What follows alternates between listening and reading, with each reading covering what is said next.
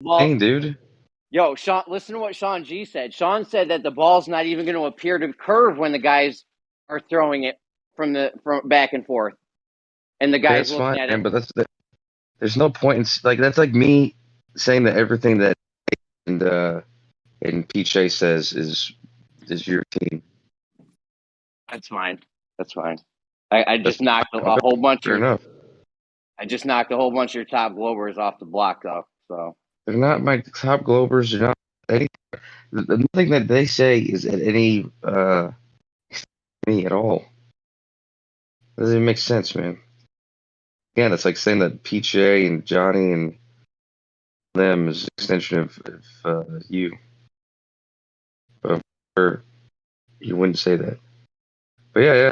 I mean, this is an example of where somebody says something wrong, and you were right. Yeah, that's true. I've said wrong things that you were right about before. Can't remember what. you're Sure, some. usually wrong. It's fine though. Okay, I was right about this one. Yes, because you picked my side, which was the winning How do you side. know what your side was? You literally, you asked me. You said you just described it. Asked me, and I was like, yeah, it's from that reference. I mean, observed reference frame. That's what I've always said. You said Rocket agreed with you too. It just didn't. He just didn't end up He agreeing with me. agreed, then disagreed. Now he agrees. Yeah, but that's more of a personal thing. It's just like him not wanting. He'd rather agree with Bob than you, which is a personal thing. It's a personal flaw. Yes, me because uh, yeah. I mean, sometimes it's hard though. You know, sometimes people on your side wrong about something. You know, well, it's not hard for me, not usually, but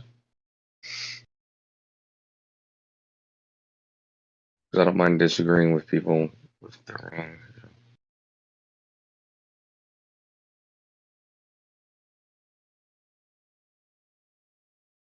Oh, they gave us mad free lunches. Bet that. They gave you free lunches. Bet that. Yeah, left over from the school.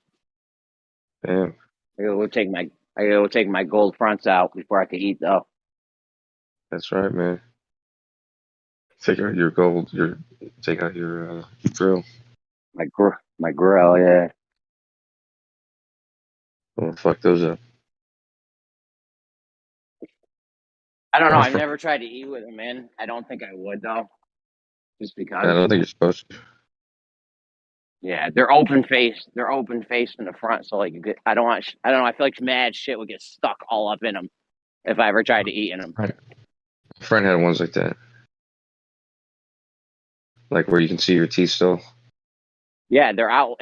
They outline my teeth. They're dope as fuck. My wife Yeah, hates it. She's like, "Don't. I won't yeah, go with you anywhere in public if you're wearing those." yeah, man. Respect that. Yeah, my friend, he had the same ones. Yeah, one time. Can't remember how long ago it was.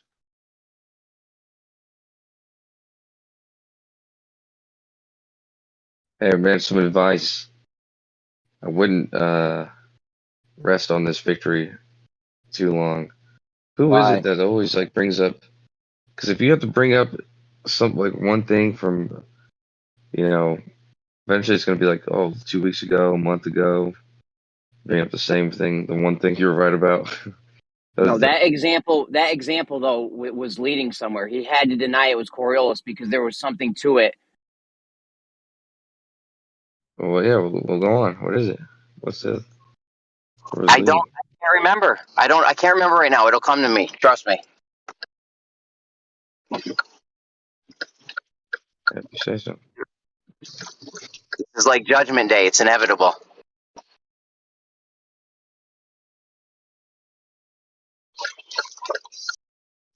Yeah. People were so adamant and just fighting for that not to be the Coriolis effect. Though that's weird, isn't it? Uh, not like I said. So I've seen that a few times. Like when they're arguing against you, that they'll all agree with each other, or people agree with each other. Like I said, it's a mistake to do that sometimes.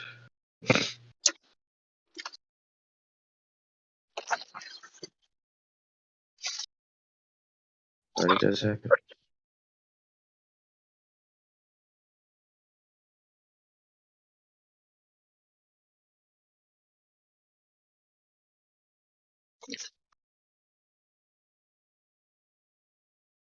Where's everyone at tonight, man?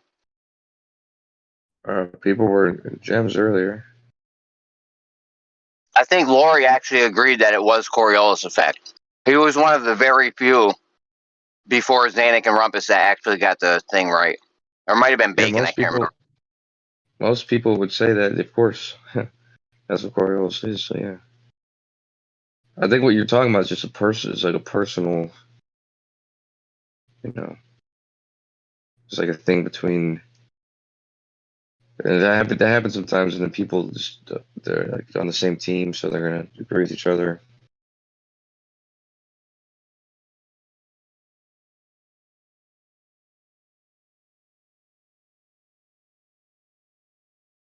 I mean, I was practically screaming at Bob the other night over this. This was some intense shit, dude. You have no idea. Bob was saying a couple wrong things. I can't remember why he was saying them. What was he saying? He kept saying something to you, because sometimes he wants you to explain things. Huh? What's up? You said the Rumpus said wrong things? No, Bob. But sometimes they do the same thing, like this. They want to explain something.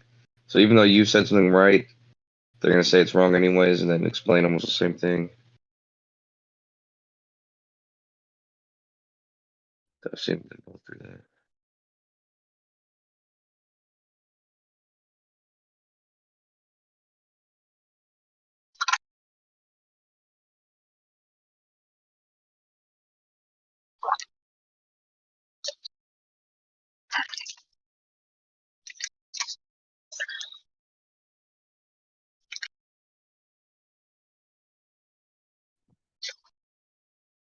Okay.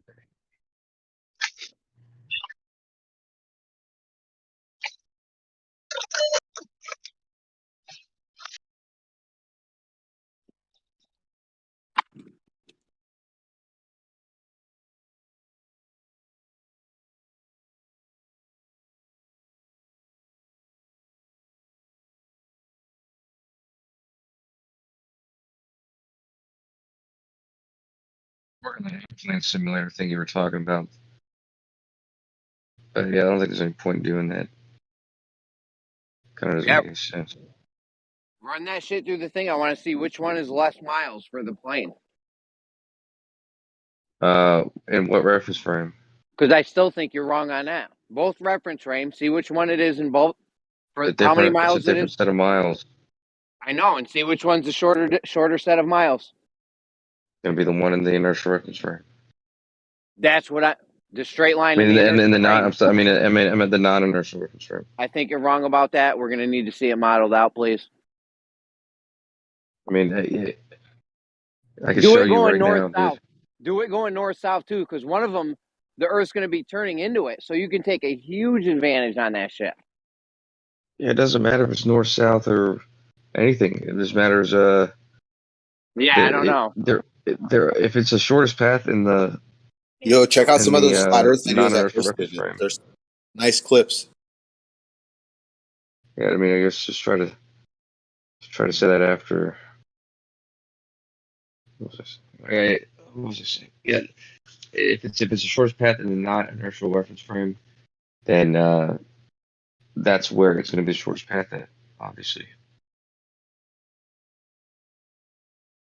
I'll make for you. I saw actually a video the other day, and I'll just take a clip from that video.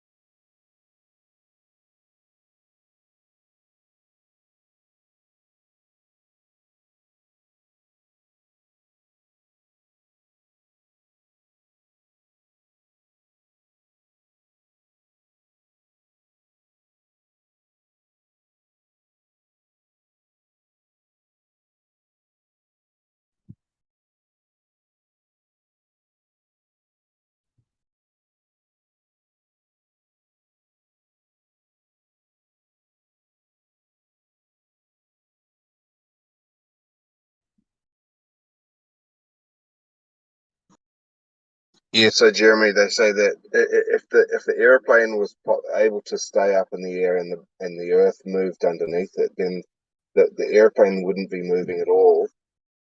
But it would get to where it's going because the Earth's moving under it. Therefore, the inertial reference frame would be the shortest distance. But we know it's not moving, so the shortest distance is the inertial, non-inertial reference frame, straight path.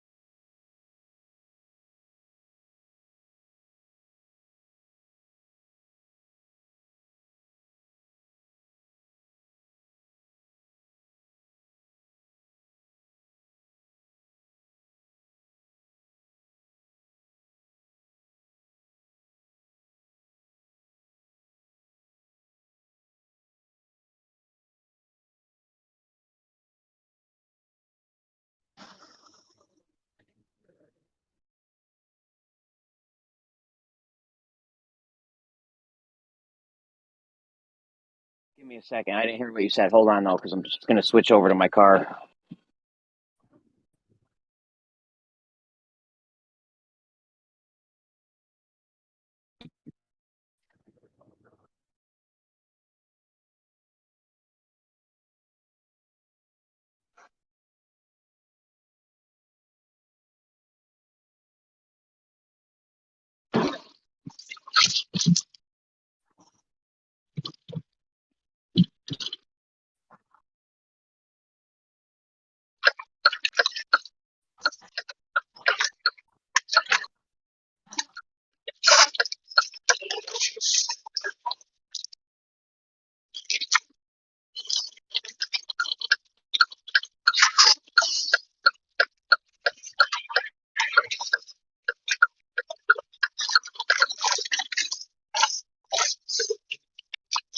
All right, dude. I'll be back in 3 minutes. So I'll have your video.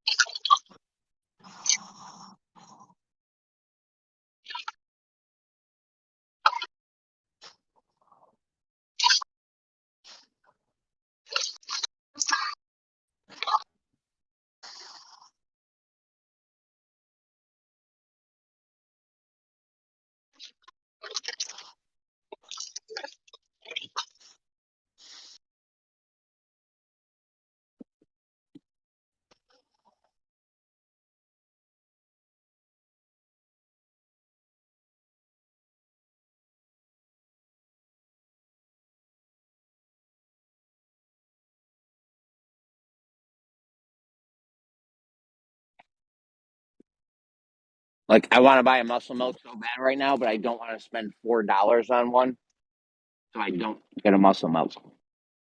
I could spend $4 on one. I just don't want to. You ever fired one of those kids' guns, which is like it's got like a foam, like a solid foam sort of a dowel with a plastic thing on the end? What are they called? A Nerf gun? Yeah. Yeah. So when you fire one of those and they go straight and they go fast, but when they start losing momentum near to the end of their travel and before they start dipping down to hit the ground, they veer off either to the left or the right. That's what they think Coriolis is. But it's you can't have Coriolis in a room that's 10 foot long. What you're gonna have is just the momentum of your little bullet slowing down, and it just veers off to the left or the right, just simply because of the way that the bullet's designed. It's not perfect, and that's what they think Coriolis is when they're firing a long range missile or whatever. It's just losing momentum, and it's gonna choose a direction left or right as it loses momentum near the end of its travel.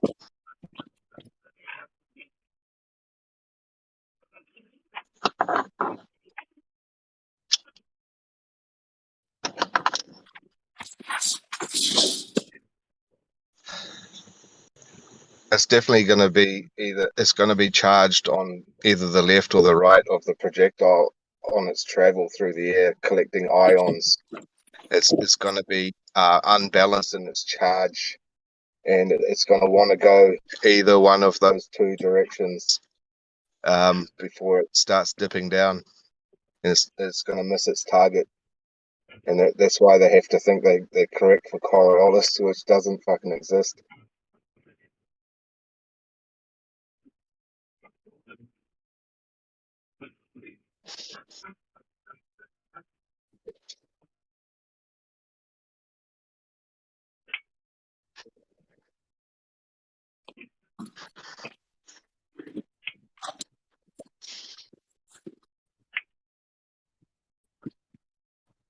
You think about something traveling such a long distance, it's going to build up a bias on one side of the projectile before it reaches its target, and that's going to put it off balance. Just simply friction itself, collecting ions, anything that's going to make it slightly more weighted to one side.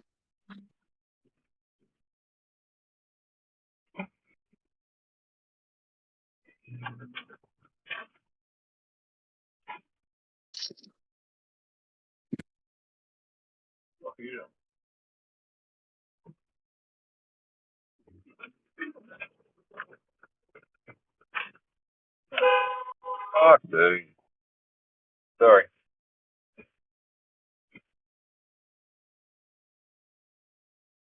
What are you doing, Ruhi, if you're getting in a car accident? Oh, he changed into my lane. He probably just wasn't adjusting. He probably just wasn't adjusting for the Coriolis effect. That's all. Hey, Ruhi, did you hear there's been a disruption in the Global Earth Society efforts?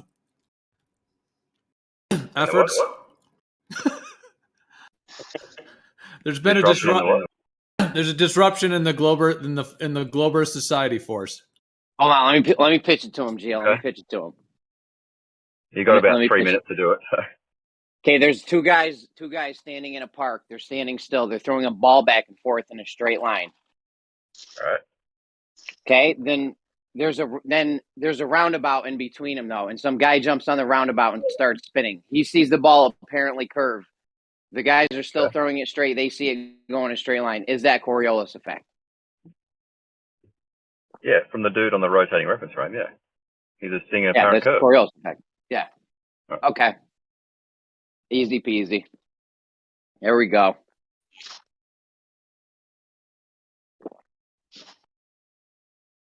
A lot of people were confused about that for a minute. What were the? They even had me. The opposing. They even had me.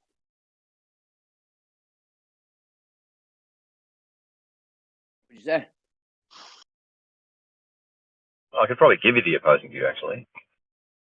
No, I don't need the equation. It's not. It was a qualitative thing, not quantitative. Yeah, why someone would say it's not. I mean, it's almost like we see the stars move in a circle. Is that Coriolis? Someone would say no, right? Are the stars moving in a straight line in the inertial they're frame? not really moving at all. Okay, so it's not Coriolis then. Well, no, the ball is moving, right? The ball is actually moving with respect to the inertial reference frame. You need to have motion. There needs to be something moving, though, for there to be Coriolis. I know. I'm giving you what I think would be the opposing viewpoint. Yeah, I'm saying, though, the stars... I might say, no, it's not. The star thing is not Coriolis. No, I agree it's not Coriolis. Yeah. But I'm trying to give you the opposing viewpoint. Anyway, I'll be back in a few minutes. Okay.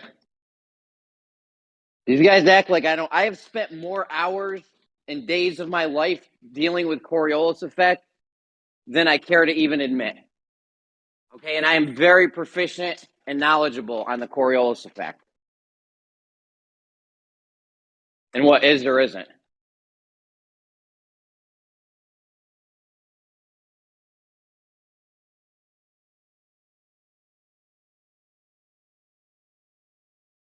Heads act like I don't know what's going on and shit.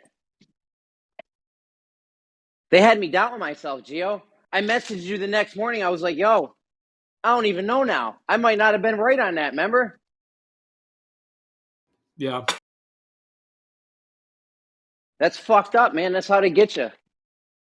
I'm wondering how many other times that's happened where I was right on something and they managed to change my mind.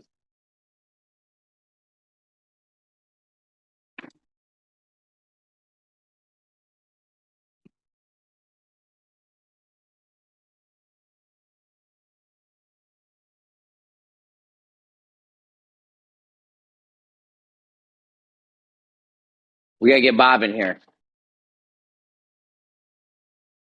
Where's Bandsaw at?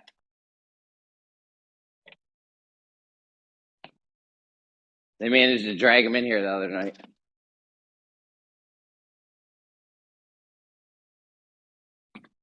Don't even get me started with Sean. Holy shit, bro. He said it wouldn't even be curving.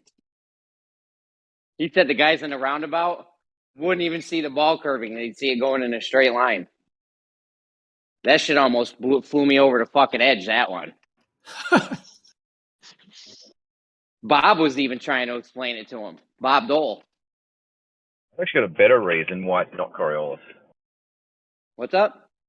I've got a better reason, like a better opposing reason for why someone would say it's not Coriolis. Yeah, who cares why they would say it's not? It is, right? Well, I think it is, all right? Well, but it is. Could say that it didn't have any momentum from the rotating or from the rotation, so it's like it's completely separate to it. Yeah, but Coriolis doesn't have nothing to do with it.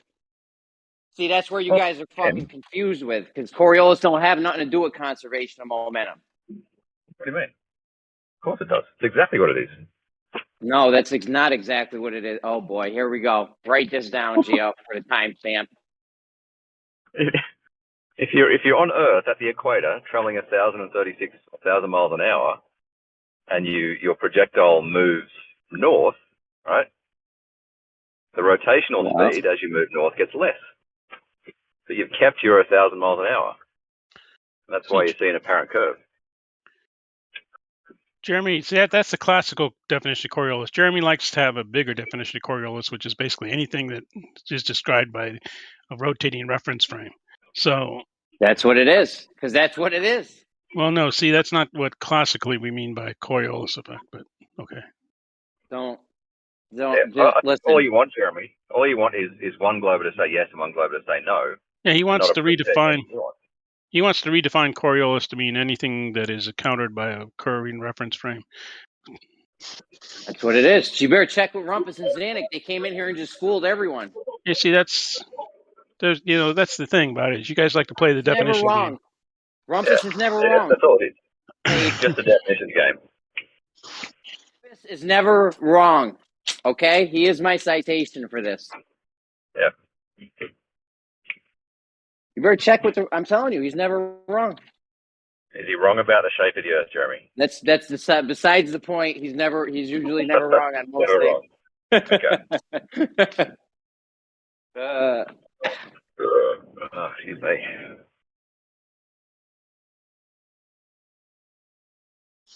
Yeah, so if you fired a cannonball straight up into the air and you could manage to have a powerful enough gun to fire it 1 kilometer straight up, is it going to come back down in the same spot, or is it going to move according to the way that the Earth is spinning against it? It's going to come down in the same spot, even if it was on Earth. Won't. Even if you said no.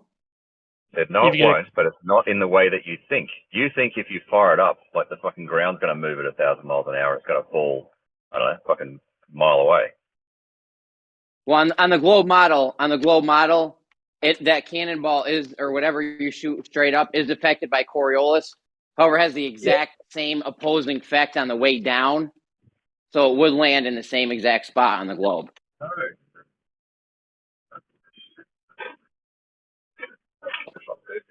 Bad. I know your guys' bullshit better than some of you guys do. That's the funny thing, the janitor. Keep talking shit how I'm a janitor. It makes you guys look even worse. Well, Jeremy, if you actually had studied any physics, you'd realize that you're quite wrong in a lot of areas. But well, maybe not. Why don't you name something? Why don't you name something? Shape of the Earth. Shape of the Earth, yeah. There we go. Other than that, name something else. That's debatable.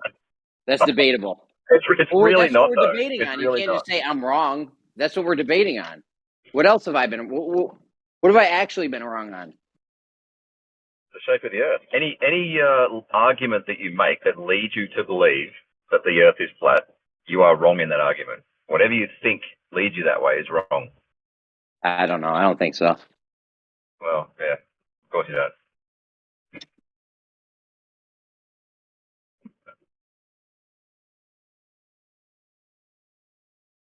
But listen, I need to concentrate. I'm trying to think of where that fucking conversation with Bob was going at one night.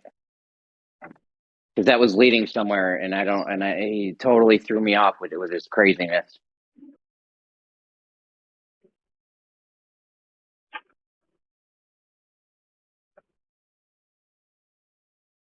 I might have to go back and listen to that shit, honestly. I can't remember.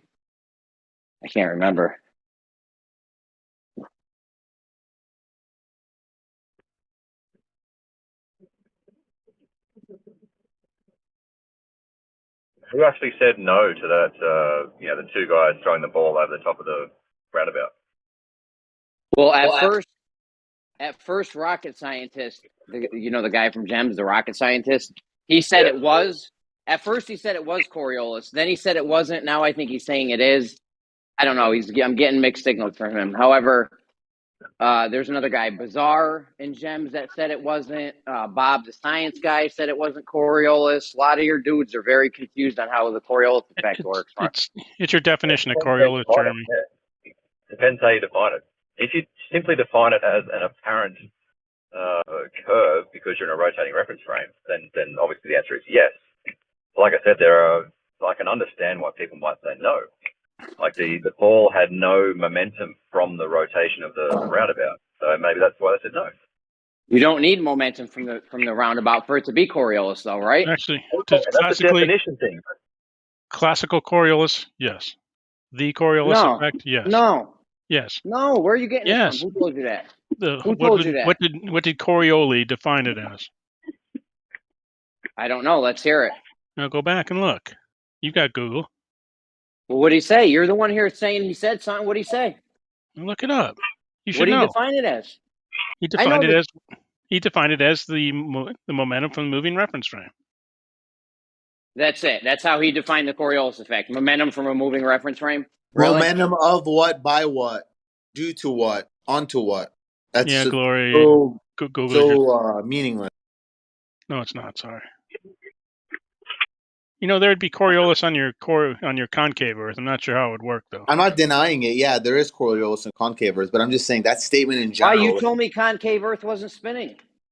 It's not spinning. Everything's How within. is It's there a spin. Coriolis? It's an effect of the fucking spin within. It's an effect of the spin of the ether within it. Oh Well, God. that's not Coriolis. That's actual. I thought- That's actual deviation, not apparent. Whatever, That it's wouldn't in be there. Coriolis. It's in there, It's not and Coriolis. the correct spin is So in there there's as well. aether in the concave Earth.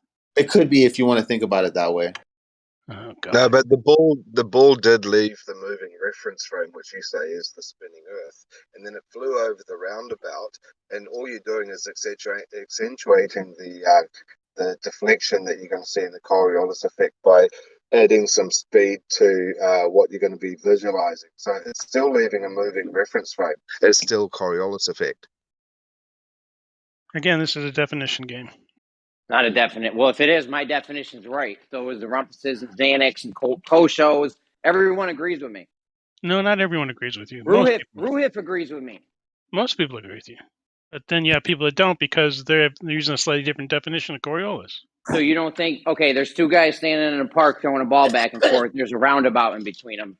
The guy I know your stupid roundabout. I know your stupid merry-go-round thing. Please don't go over it again. Is that Coriolis? I've agreed Is with that you the that Coriolis? you could call it a Coriolis effect because it depends on the rotating reference frame. You could, because it is. Thank you. No, it's one of the definitions of Coriolis. Dude, it's Coriolis effect. There's no way around it. Well, see, the problem is that you start off and look at the Coriolis effect. The first thing it defines is, a mass moving in a rotating frame, which is, the original. So if you want to, all right. See, now you also define the focal pendulum as Coriolis effect, which it really is not. But okay. I didn't define it as that. That's what your people in mainstream science Again, define there's it as the Coriolis effect. There's a difference between the Coriolis effect and things. See, the Coriolis effect has been broadened to mean anything caused by the rotating reference frame. And if you're going to use that definition, then yes, it is. Jeremy, look at the video I posted. Coriolis effect. I can't. That's for I'm at work. Fuck. I'm at work. I can't. But if you have ether, Glory, if you have ether that's actually making things deviate, that's not Coriolis. No, just look at it. Look at it. This is for the model at least. Look at it and see. Don't let my shitty explanation. You can't have Coriolis if your shit's not rotating or spinning. Look at the moving. after you can watch the video. I'll send it again. Listen, is the concave Earth, DM it to me. Is the concave Earth rotating or spinning or moving at all? No, it's stationary. Then there's no Coriolis effect. There is. It's inside. There's no Earth-based Coriolis effect. You got the wrong idea of what Coriolis effect is. I think I think you got something's wrong with Coriolis effect within it, man. Nobody should go straight 4 days about it like this, in my opinion, man. Well, we're trying to get this shit straight, bro. This ain't easy. Yeah, I have respect for that. Nothing wrong with that, but it's just like nonstop. Like, I don't know. Well, what do you want to talk about? We can switch it up. What do you want to talk about? No. But I'll DM you that video. Anything but concave Earth. That's cool. Yo, I'll DM you that video. Yeah, I got that GIF I was talking about when you said. What GIF? Well, you said you wanted to see if which path was longer. Yeah, which one's longer? Well, depending on the reference frame, as I told you. Then when it draws, you're telling me when it draws a straight line on the non-inertial reference frame, that's the shortest path. What? Oh, yeah, in the non-inertial reference frame, it's the shortest path.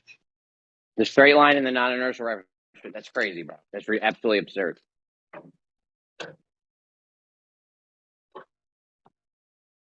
You're telling me a curved path shorter than a straight path, bro. That's ridiculous. I'm telling you, in the non-inertial reference frame, that's the shortest path. Which is what the plane's actually doing. The plane's actually going in a straight line in the non-inertial reference frame. No, I know it's you doing think a there's straight no line. actual. Yeah, it's doing a straight line in the non-inertial reference frame. Yeah, that's why it's shorter. Yeah, but that means the plane is actually doing a curved path. The plane's doing a great circle route. Get over it, Jeremy. That's the shortest path over a sphere. We're not talking about up or down. I'm fine with calling it a great circle route. The point is left. We're talking about left to right curve. Yeah, it's flying that ground path. Once you set the ground path, you fly the ground path. If it's a straight line on the ground, then it's definitely curving in the air, right? No one gives No, a it's not two curving. hoots about this air path of yours. Nobody cares. Yeah, it's not curving in the air. It's curving if you're talking about the inertial reference frame. Well, he's getting some sort of doesn't matter if magic it's an plane air. has to be. moving air path that nobody gives a shit about. The same is true for a person, or not a person, but something traveling along the surface of the Earth. If it were like a ballistic traveling on the ground or something. Are people walking on Earth affected by Coriolis? Yeah. Yes.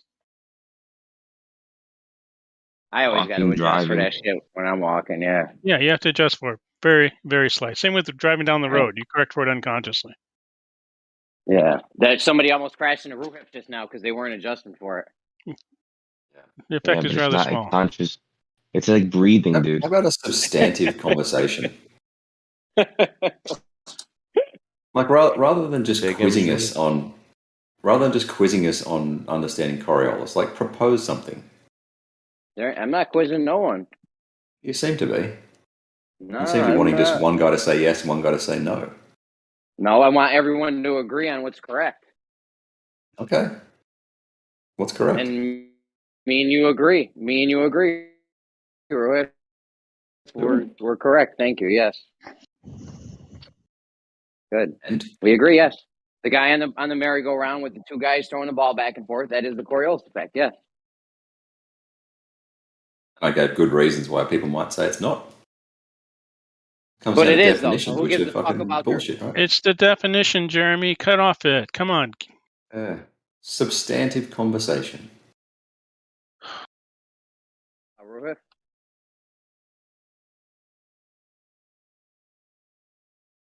Does anyone have a topic they wanted to bring up? Not particularly. Not all at once, guys. Not all at once, please.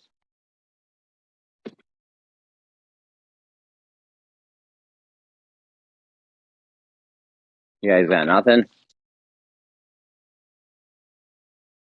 How Why do about you dark think the Earth is energy? flat? Does it impact on the shape of the Earth, really? Dark energy? I mean, not really, I guess. I don't know. It has to do with the bullshit pseudoscience they pitch, but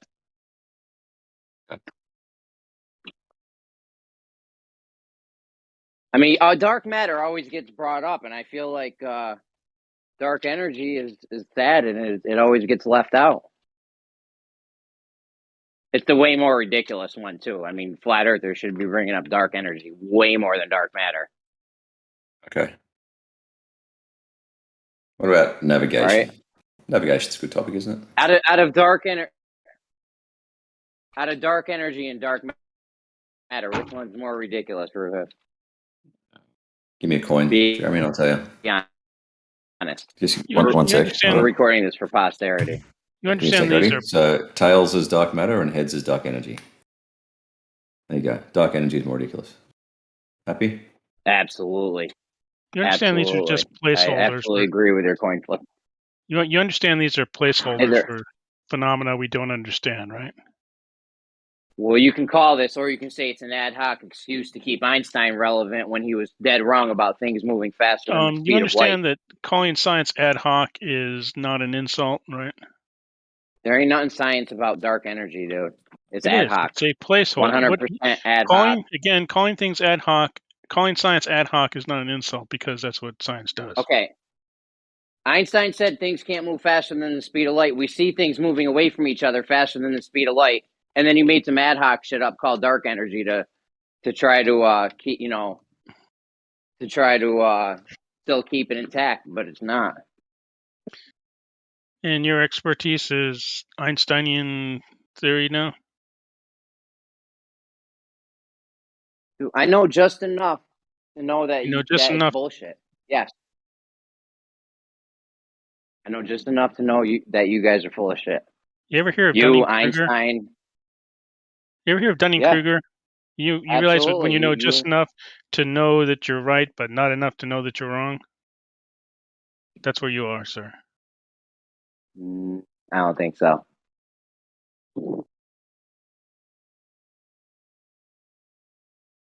I don't think so, Paige.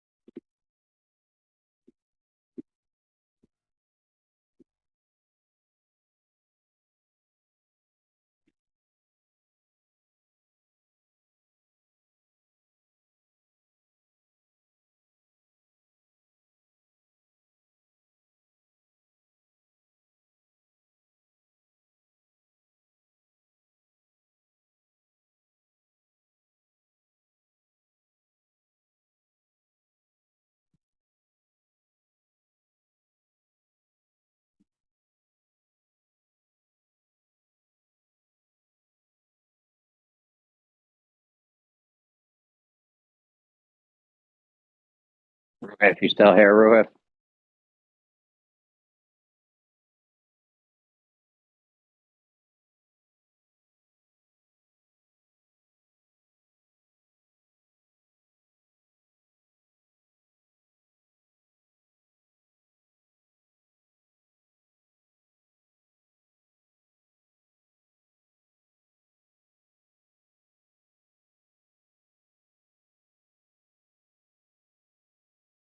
Yo, if anybody finds that clip from me and Bob the other night, will you send it to me with a timestamp? I don't have a lot of time to be like rehashing ridiculousness.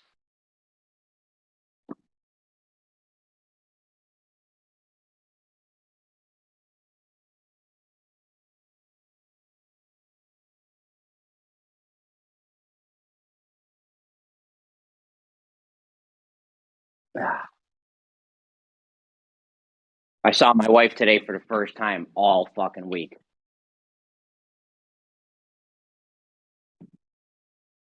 And it was for about 30 seconds.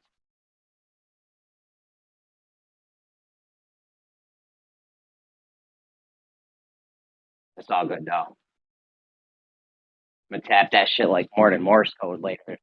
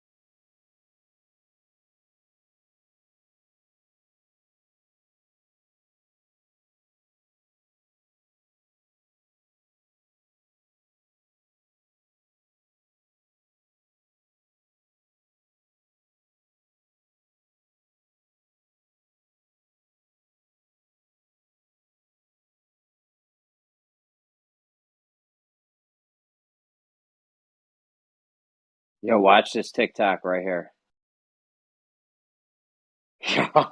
Everyone's going to rocket scientists for this fucking merry-go-round ball thing. Yo, watch this TikTok right here. This shit is sad. It's really sad. It's a mom pretending to talk to a newborn baby.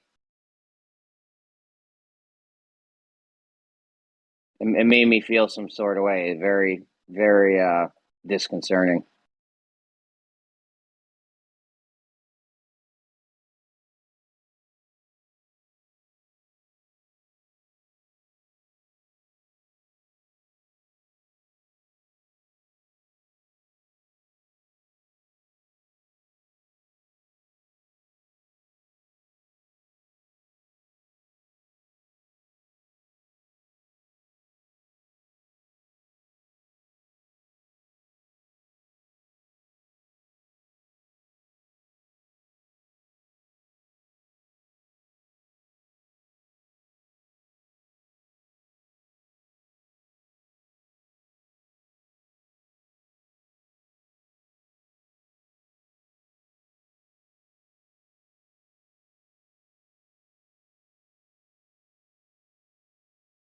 Zanuck came into this probably thinking he was probably ready for a fight, not knowing that he was going to agree with me. Fucking awesome.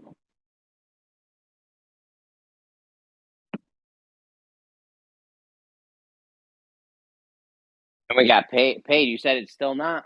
Are you here, paid?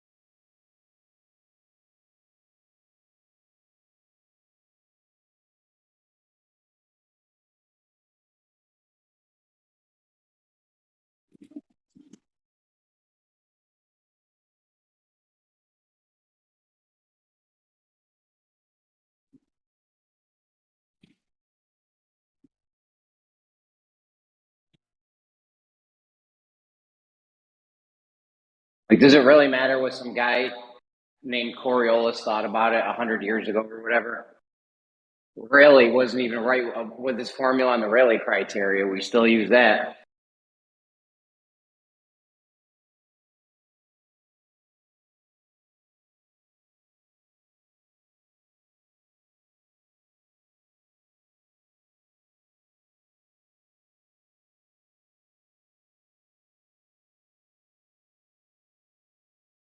Am I still connected to this? Hello? Oh, damn. No one's even in here.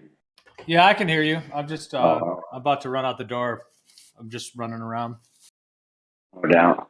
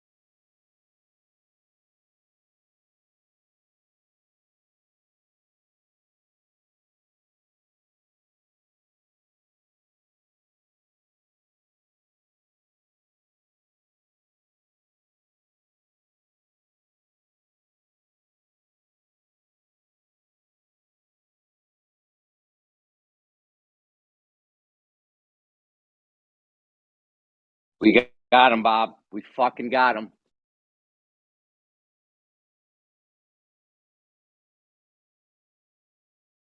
What do you mean? I just feel like this past cut, like it's at least since Bob said that's not Coriolis, we've had a victory here. Maybe a minor one, and maybe a minor victory, yet a victory nonetheless. And those don't come often in this arena. I don't know if you've noticed. I wonder what he's going to say when, like, it seems like there's quite a few that are against him. I wonder what they're going to say when, or what he's going to say when they get to him and let him know that, they disagree. Will he say, "Oh, I was wrong, my bad"? Unlikely.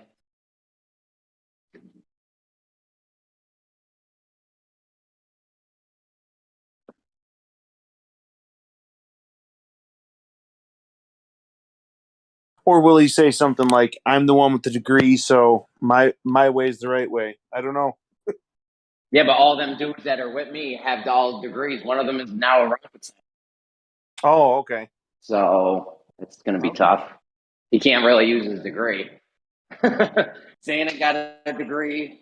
A rocket scientist got a degree. I don't know if Rumpus got a degree.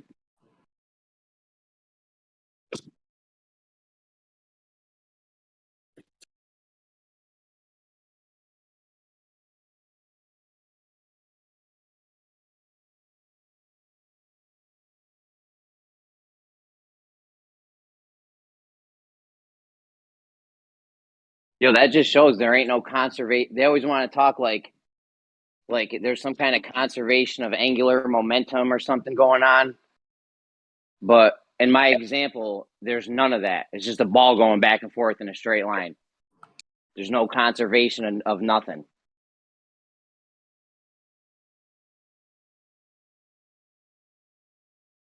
No, it's just a ball going over a roundabout or whatever, maybe. I think that's why they try to deny that examples for so long, because it rules out their whole conservation momentum thing they got going on.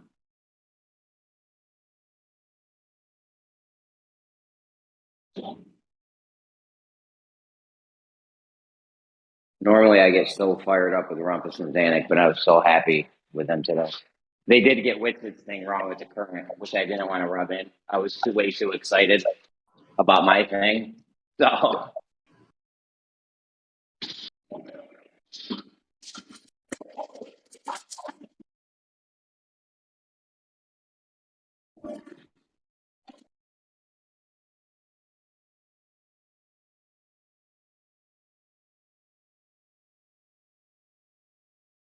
I feel bad for some of these kids. There's really people eating lunch in the bathroom, like in the bathroom stall. It's so sad.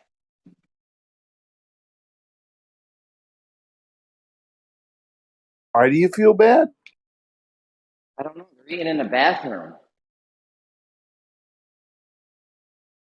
Like, are they getting picked on or something? I don't know. It makes me feel bad that kids are eating lunch in the bathroom. I realize it's their own choice, but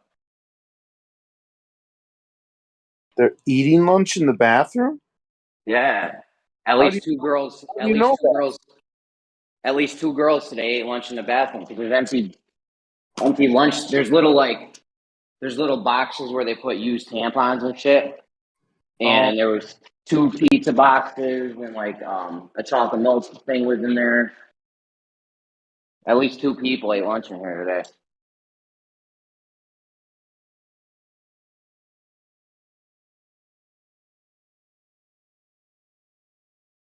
Yo, check that last TikTok I posted in chat. That thing you posted was dope as fuck earlier, bro.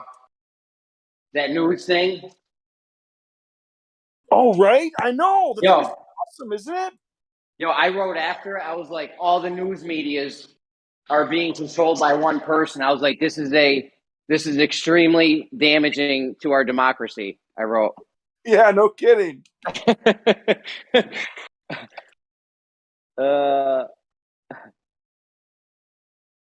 That's extremely damaging. That's damaging to your democracy. If you have all the news outlets controlled by one person, come on. Right. It's ridiculous. They don't even change it up. Is the thing that kills me is they don't even switch it up and like put it in their own words and say like, Right. this is harmful to our democracy. This isn't good for our democracy. Like literally the same words over and over again because they're trying to brainwash them. If you keep saying the same thing enough, you can brainwash someone. Maybe. But yeah, it's like just like plants like some seeds of doubt in people's mind, but no, they just like word for word basically right down the line. And this is dangerous to our democracy. And this is dangerous to our democracy. And yeah, that was fucking great, bro. And fantastic. Watch the one I just posted. It's a mom pretending to like a newborn baby. It's pretty good. It's a TikTok and it's a mom pretending to talk to a newborn baby. You got to hear what she says. Oh boy. Oh boy. It's pretty good. One of my coworkers just showed me that shit. Is the person who posted it originally on TikTok being serious, or are they making a joke? I don't know. That shit seemed pretty serious to me. Okay, so it's probably gonna be something real bad, huh? It could be a joke. It kind of was like jokey. I don't know. You have to see it.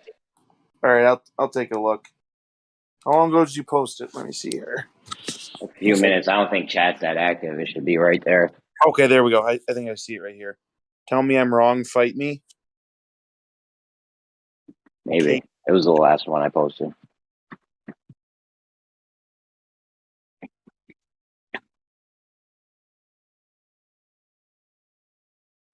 Here's your registered number, and here's how it's going to go.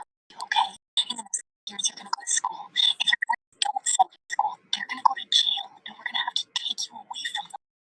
We'll teach you how to be very obedient and everything we want you to know about. And if you do it in school, then you're not going to have a paying job when you leave school, and you won't be a productive member of society. Oh, learning disabilities are listed hours a day because if you do, we're going to have to medicate you because if you're not like every other slave and you can't follow along, then you're not that useful. So we need to drug you to make sure that you will be. And I do hope that you keep up because you're going to go back for more schooling. And you're going to give us a lot for that. But if you don't, you're toilets for the rest of your life. Or working a very physically painful job. And even though it isn't glamorous, you're going to get paid the least. Hey, Bob, your mic is open. We promise you at least 30 Oh. Exact same thing every day. I'm watching that. Come on, why isn't it letting me?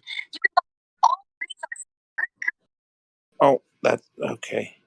So apparently I can't get back to the thing to mute it while I'm watching this thing. What the heck?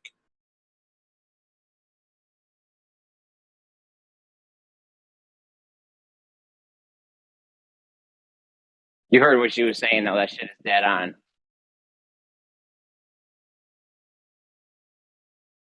Yeah, I didn't finish it, but like I get the idea, and I think she's not being like. It depends on like how you're looking at it, but I think what she's doing is she's trying to make a point about how ridiculous it is. She's not. I don't think she's making fun of people who think that it's all ridiculous. I think she's saying this is how ridiculous it all is. Yeah. Like, it's so ridiculous. If you were to explain it to a newborn baby, they'd be like, "What the fuck?" Right? Are Like, you kidding me? When you say This it out sucks. loud, Yeah, they'd be like, "That's dumb." whenever you start like just actually saying the words, like it sounds completely ridiculous, but then it's like, oh yeah, that's actually kind of what's going on, isn't it? Yeah.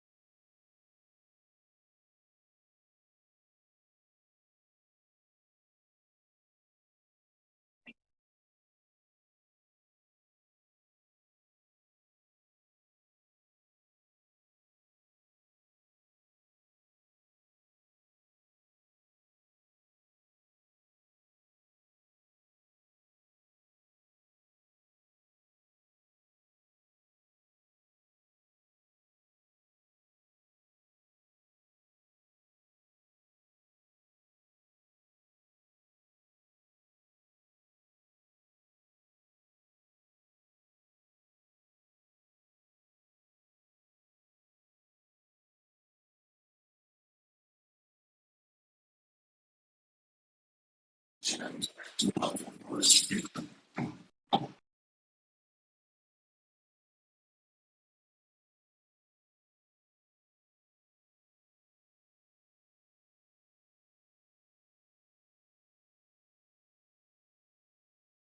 we really need a new topic for next week, or like fucking right now, because if we don't have something else to talk about, I feel like I'm going to constantly keep bringing up Coriolis, and I really do not want to.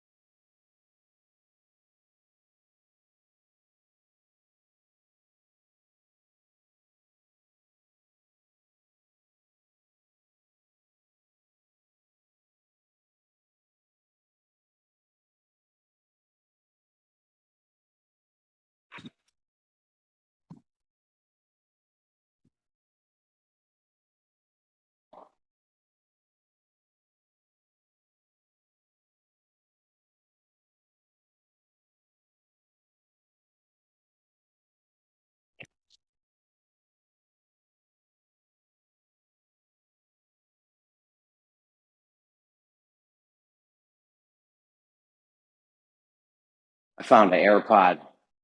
I think it was the left one. Might have been the right one. I don't know. I found an AirPod on the ground yesterday. I found $1 earlier. Right, Bob? Right after we talked about that earlier?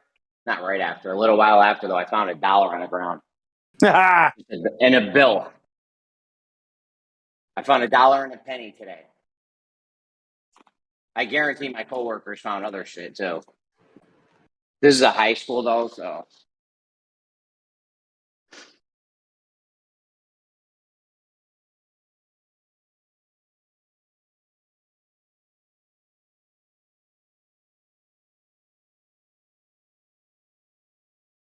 It doesn't matter because I'm fucking starving. I'm going to go buy a bag of chips with it later at the vending machine.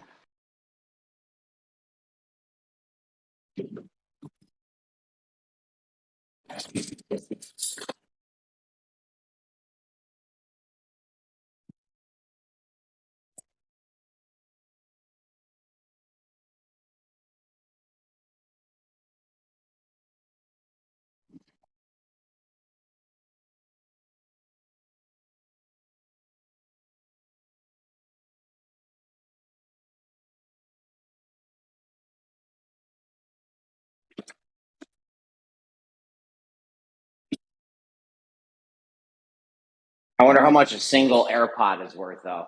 I want to be that guy that trades like a paperclip into a house. You ever see that? Or he has like a pencil or something. He has some like little rinky-dink thing that's like basically worthless. What? Oh, wait, what? Yeah, you've never seen the guy that like traded a paperclip into a fucking ended up having a house at the end? Oh, I think I read like a story, but I don't think I ever like saw a video or anything. Yeah. Like traded something for something else, and then like traded something for a snowmobile, and then trade. Yeah, I think I heard about it or read about it, but I don't think I like saw a video or anything online. Maybe. Yeah, that's fucking awesome, dude, to be able to do that.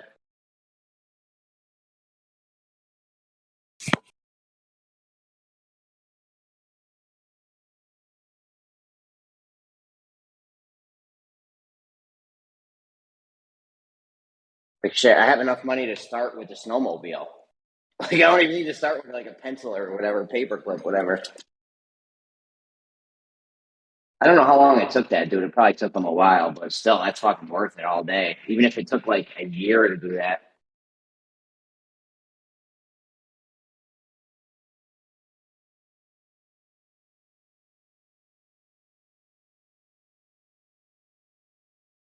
Somebody was doing it on TikTok the other day. I mean, it didn't show the whole progression, but it just started with a, I don't know what, the pencil or something, some stupid shit.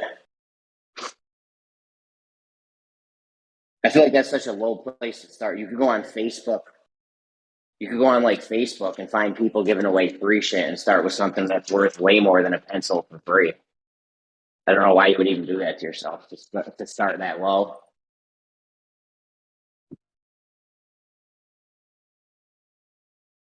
You could easily go like on now, like I don't know how long ago it was, but it might have been before like stuff like that was big. So like nowadays you might be able to start with more than that or whatever. Yeah. That's what I mean. Well, somebody just did it. They were doing it again on TikTok. It wasn't the same. I don't know if it was the same guy or not, but I don't think it was the same thing. But he started with like some ridiculous thing. I'm like, why? Yeah, like if you had like grandparents that were, going to be gone soon or already were and, had stuff to go through, like you might be able to find something that you could, trade for something decent or whatever, maybe. Yeah. But like I said, you could go to a garage sale and buy something for like $1 and it'd be worth like 100 times more than the paperclip. You know what I mean? I just feel like it's a bad place to start from, a paperclip or a pencil or something. That's tough. Well, maybe that's part of the fun, Jeremy. No, no having fun. I always tell my kid that because my wife's like, don't jump on the couch. So then a little while later, I'm like, Adam, no jumping on the couch, no smiling, no laughing, no having fun. My wife will just give me the look. Yeah. Nice. Like that, the Calvin and Hobbes. Calvin, go do something you hate. It builds character. I used to love Calvin and Hobbes. The show was that strip was great. That was good stuff. That was one of the good ones. Yeah, hell yeah. My boy had all the books. I used to go read them. The real deal, like books he used to put out.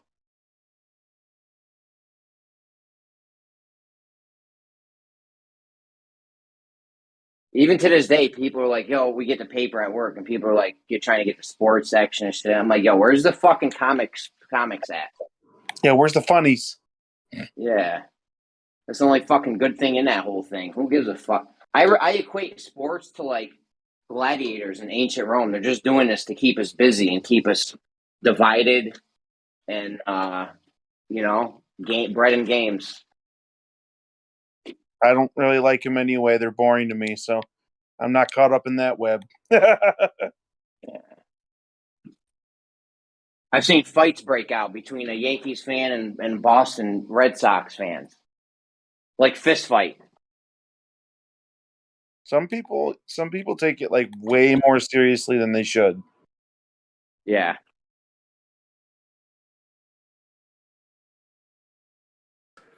Yeah, too many dudes walking around with Boston hats feeling comfortable in New York these days, though. He's a nose. That shit is no joke. Boston and the Yankees. Oh, fucking Heads for will real. fight you. Yeah, heads will fight you. Oh, yeah. No doubt. Snatching caps up in New York.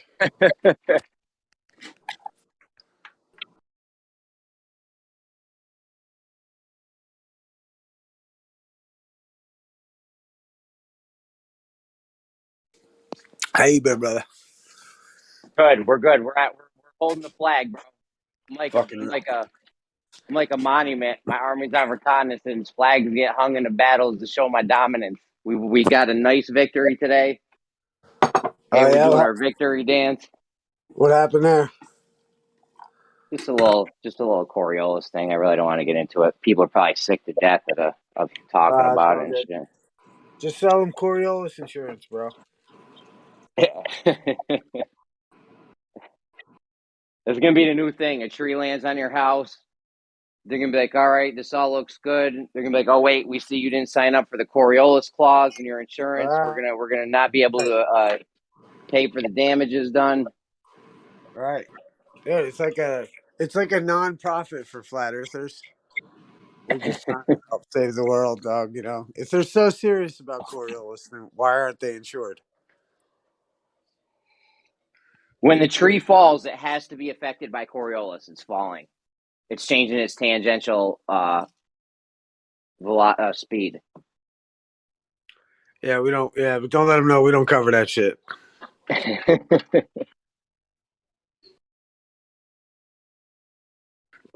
Yeah, it was just $90 a month to your local flat earther.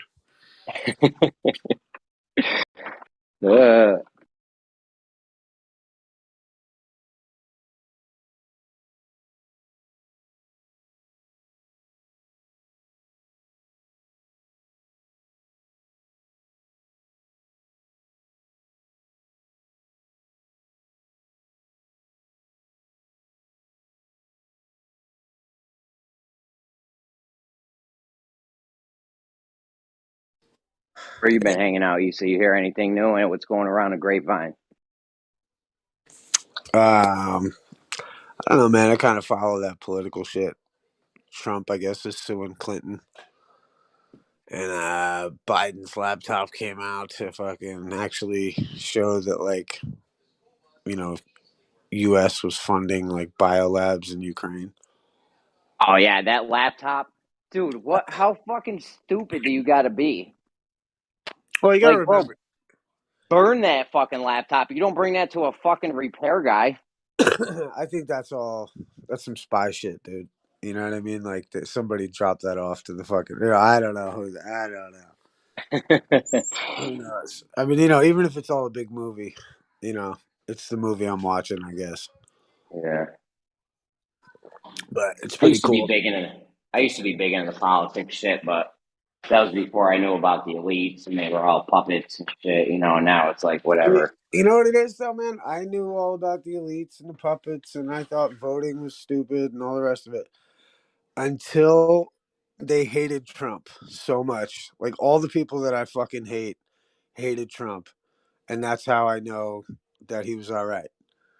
At least that's what made me pay attention anyway, is the idea that all these dickheads that we've been railing against for 20 years since fucking 9/11, they all Oh went yeah, up. I feel like Trump wasn't like in their boys club or whatever you want to call it. I'd like to think that's the storyline. I mean, I don't know. I'm not that naive to think that it's just that. But at the same time, I'm really rooting for it, man. Because how interesting that, like, what's interesting was, like, I was thinking about Nancy Pelosi's been around since JFK's inauguration. Wow.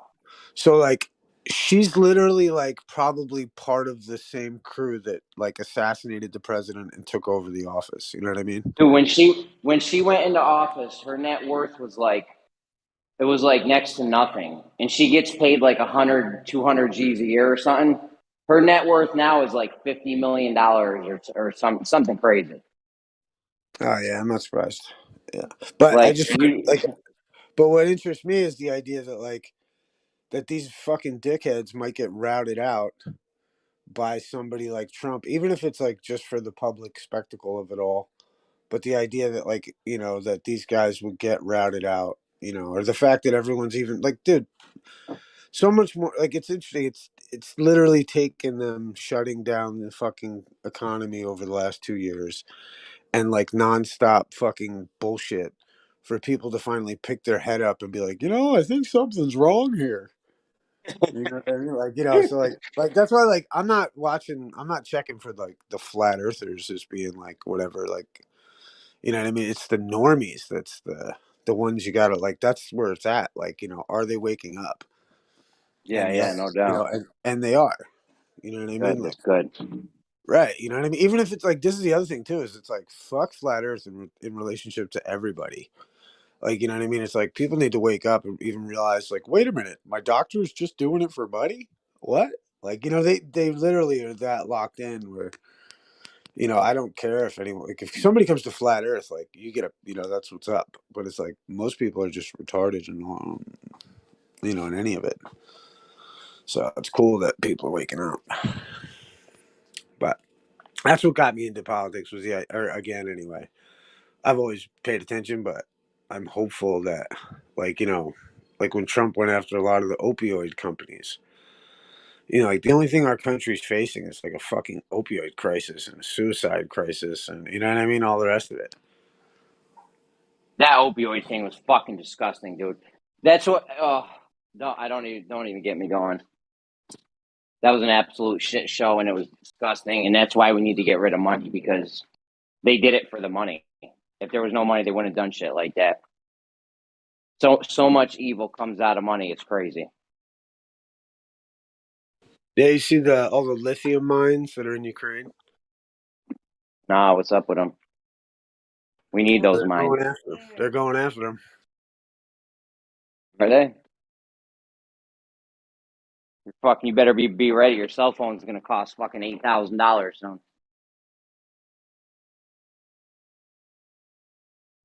That's just going to be inflation.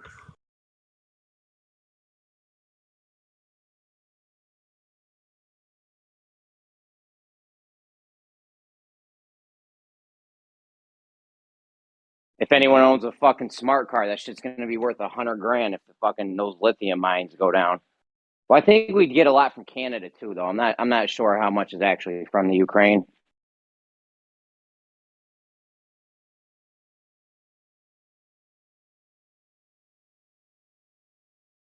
Well, it's about to be a lot more, probably. From Ukraine, that is.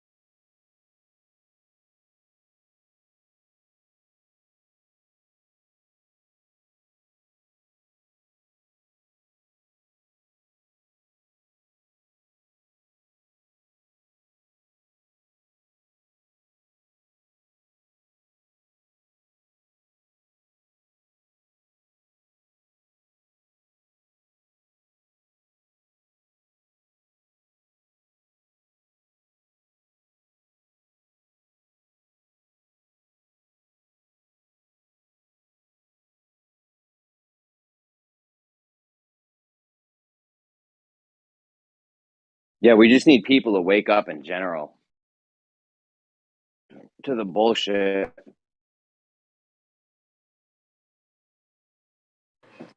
You know, that's what's cool. It's like even like a lot of the, or rather, some of the like people that are conscious of flat Earth, even if they're not flat Earthers, are like take like I love Grimm. Grimm is Yeah, Grim. Yeah. Grimm is fucking classic, man. Like he's not a flat earther, but he's so on point and knows all this shit already. Like flat Earth is the least of my, least of the hills that you'd want to fight on. Like unless it's specifically flat Earth, but like ultimately, like with normies, man, like they just got to wake up, step by step. And then if you throw a flat Earth in their face, they close up. So you gotta be careful. But I just think because right now it's like people just need to wake up, incrementally. I think it'll hurt somebody if it happened too fast. There was a Killer Bees album back in the day, obviously, and it had this song called. It might have been Killer Army. I'm not sure if it was Killer Army or Killer Bees. It was one of them people. And they had a song that was named. It went "Wake the fuck up" or "Get woke the fuck up." I need to go back and re-listen to that song. There might be some hidden gems in there. Wu-Tang were big time heliocentrists, though. Well, Like you gotta RZA has remember this. the thing with Wu-Tang, man, was that shit was like put together. Some producer put together that group of guys, and that shit wasn't like them kids grew up all together. If I'm like, you know what I mean? Like, Yeah. they were all like, like what's crazy is you ever heard about there was like a secret meeting or some shit in the hip hop community where they all had to like go to this building in Cali, and this was in like the late '80s, and like fucking either you had to sign a non-disclosure if you wanted to go into the meeting, and it's like all the people that went into the meeting are performed at this year's Super Bowl fucking festival. Like they all made it. They Like all those, basically right. they It sold their was soul. right, and like it's interesting. I don't know if you know who, what's his name?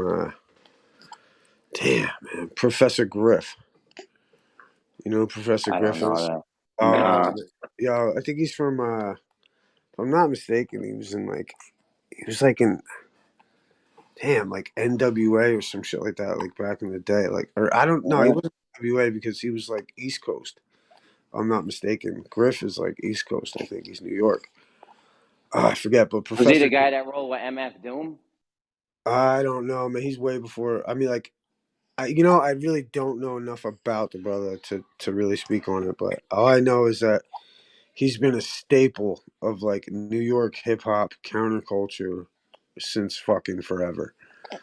And he gets into he talks about that meeting, and like this whole idea was like the whole orchestration of like Biggie and fucking Tupac and like creating division, man. Like the idea that like all the gangs, like each red and each blue are like, parts of like this Rothschild house shit. So like everybody's like, take like masonry, like you have like a black version of masonry, right? You know about that? No, I heard Jay-Z is a Freemason. No, he bought his way in or something. Well, you have Prince Hall Masonry, which is for black people, and then you have like whatever Masonry for white people. Is kind of how it breaks down. That's fucked up, bro. What the fuck?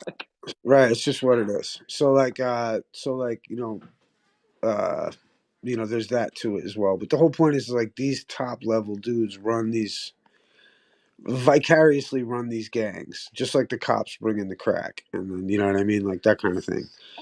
And like so like the whole idea is that like the whole East Coast West Coast thing was manufactured, and and then it was manufactured in the like late '80s. They put it together, and then things came together, and they picked those artists. Like it's like they played it by ear, kind of thing. And along came Biggie, and along came Tupac, kind of thing. It's interesting. That's That was why a it's big like, thing, that East Coast, West Coast beef back in the day. They made songs, East Coast Killer, West Coast Killer. Remember that? oh no, I mean it was like even just all the gang shit. I mean like. It's funny. Like I went to high school in like the '90s, and like we had metal detectors because motherfuckers were getting stabbed and shit. Like, what I mean? Yeah. Fucking all that kind of crap, and like just all that shit, dude. And There was a lot of days I had to run back out to the parking lot because my school, the school I went to, would do it randomly. So like you never knew. right. Oh, we had them fucking every day. Yeah. Fucking yeah, like but I just think of how manufactured it was, and like that whole like even the whole notion of I mean, I don't know, like the whole destruction of the idea of like Americanism. Like nobody taught me that like black people were Republicans when they were given the right to be in office. You know what I mean? Like, it was like the Republican Party was the abolitionists. And like I never learned that shit growing up. Like nobody ever taught you that. It was all about like, social welfare kind of bullshit.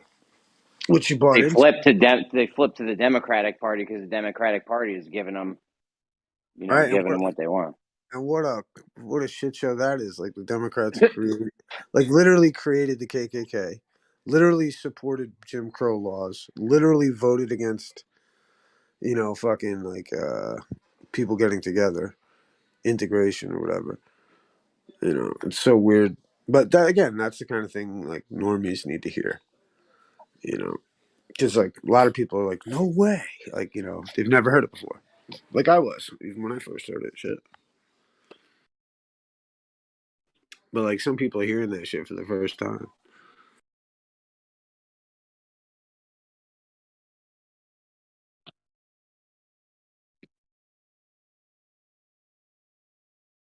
I used to be big in. I used to watch or not watch, but I used to listen to Rush Limbaugh and Hannity, and then there was another guy that came on after them that was real good. Old guy, he retired since, and some hillbilly from Texas took his spot. But I used to listen to politics radio for fucking like 8 hours a day, dude. I was Just never. have it on. I was never. I used to listen to Alex Jones a little bit, but I was always like like you said, like anti-political, and that's why the only thing that got me intrigued was when Trump got in, and all the dickhead losers of the world started popping their head up and giving their 2 cents about whatever about him. And that's when it was like, this is interesting. Like, you know what I mean? Like, this is interesting. Like, you know, and think about what, like, right now, like, I'm so convinced it's like this Biden admin, like, the whole shit is like an FBI sting operation. Because, like, they had to get all these dickheads to pop their head up. You know what I mean? Like, here comes Fauci. And, like, you know, Biden can't run to another country when the charges drop. He's the fucking president. He's got a meeting to be at. You know what I mean? Like, how fucking interesting. And right in the spotlight of it all. They got to eat crow in front of everybody. Oh, Like, I thought it was great when they caught Fauci out there for funding the gain of function for right, COVID. bro? But think about it. That was fire right there. And think about it like this. You could have never taken these people down without the drama of the last 2 years. Like, these that people. Was fucking amazing. And the way he was, oh my God, bro. That was a work of art. Well, I mean, think about it like this. Like, they literally drew out the swamp. And now you can, like, you have the public figures. And, like, you know, they're all available, you know, to be hemmed up. Because, like, you know, there's nowhere for them to run. Like I said, they got a public meeting at fucking whatever time.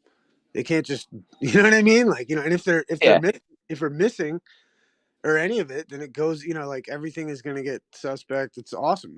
It's like perfect because like they were like, oh, you want to be the president too? Cool. Here you go. Like they were like, you know, just give it to like, you know, oh yeah, no, that's cool. You're going to steal it and everything. That's fine.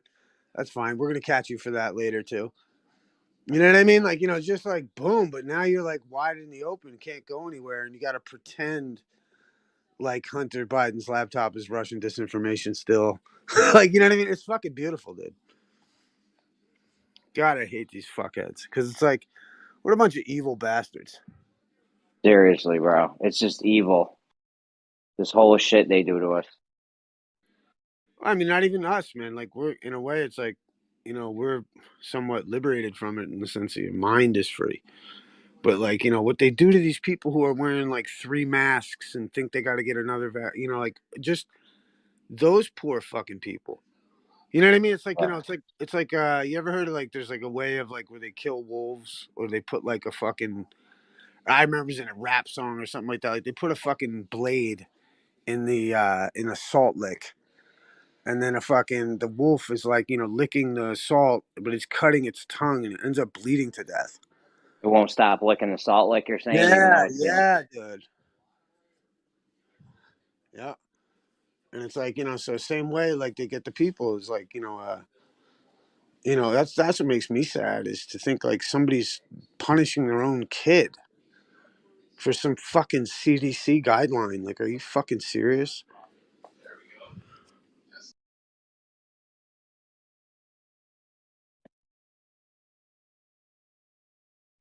Or like, you know, think of all the parents putting their kids on like ADHD medication because they won't sit still. Like, are you fucking retarded? Dude, you need to go watch that last TikTok I posted in the live stream on text chat. Go watch that, bro. It's fire. You're going to love that, especially after what you just said. I'll check it out. I'm zoned out right now. I'm a little busy over here. My hands are full. No doubt. Plus, I can't hear anything when I'm on the calls. No doubt. Yeah, but it's like a mom. It's like a mom pretending she's talking to like a newborn baby and explaining how the world works. It's just sad, bro. It's just sad. Yeah.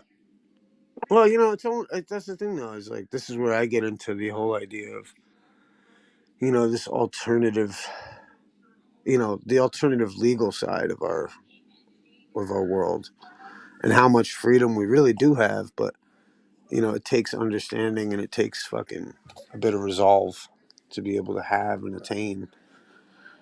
You know, and it's not until we fucking, you know how to do it, or you know how to be free in our own head, then you can be free in the real world. Because I'm so interested by the nature of our legal system in the sense that the very fucking code that people says enslaves them also has like the remedy in it. It has the remedy like interwoven in it. And we just, you know, for whatever reason, you know, it's complicated, but I think it's, you know, it's like a transmission, like an engine. It's like how it has to be. I don't know.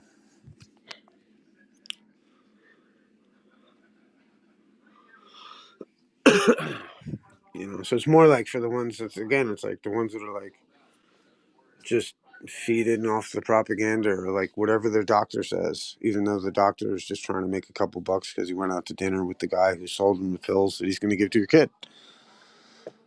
Fucking, you know. And then like some poor mother doesn't know that there's an ulterior motive. That's just fucking, that's what pisses me off.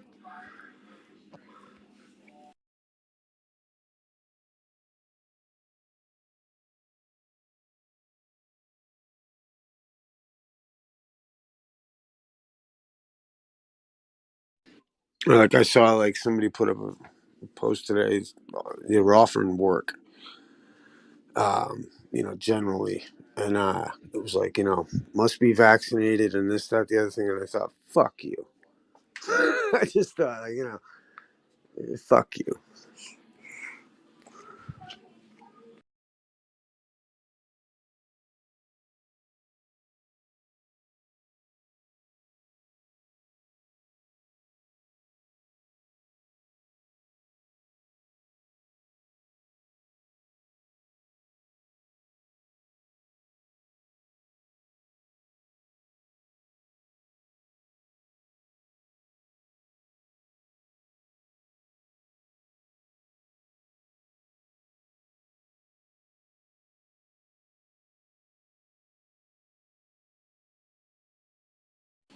Yeah, I'll be back in a little bit, brother.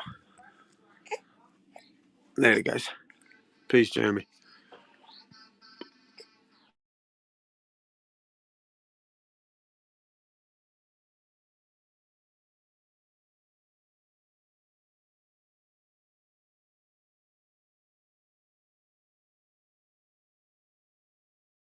Later, Issa.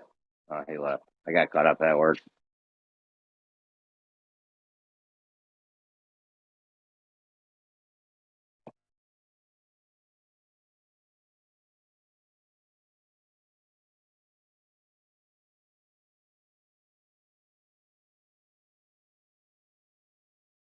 Branch, don't be talking to new people like that. Can you fucking hear me?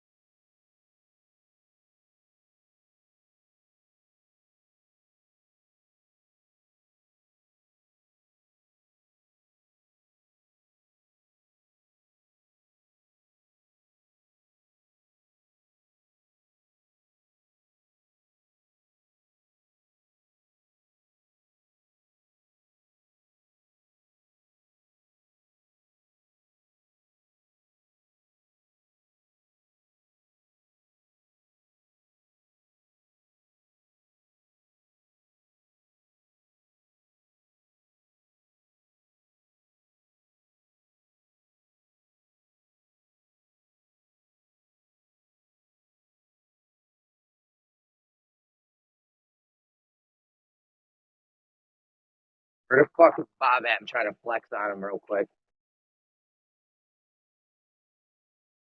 You talking about me, Bob, or different or other Bob? The not real Bob Dole. Oh, okay. All right.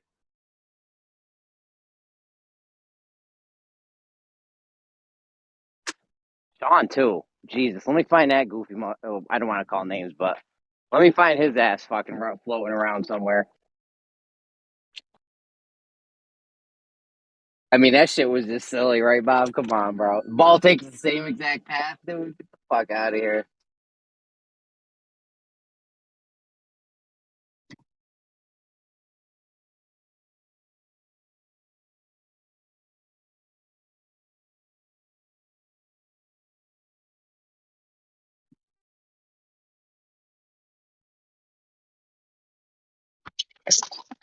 Yeah, that thing you posted though was gold. That's fucking liquid gold right there. What you posted. Literally all the different news stations saying the same exact thing. Like, not even that one phrase about it's a threat to our democracy or whatever. Right. Like, even before that, they said like a whole speech that was verbatim. Yeah.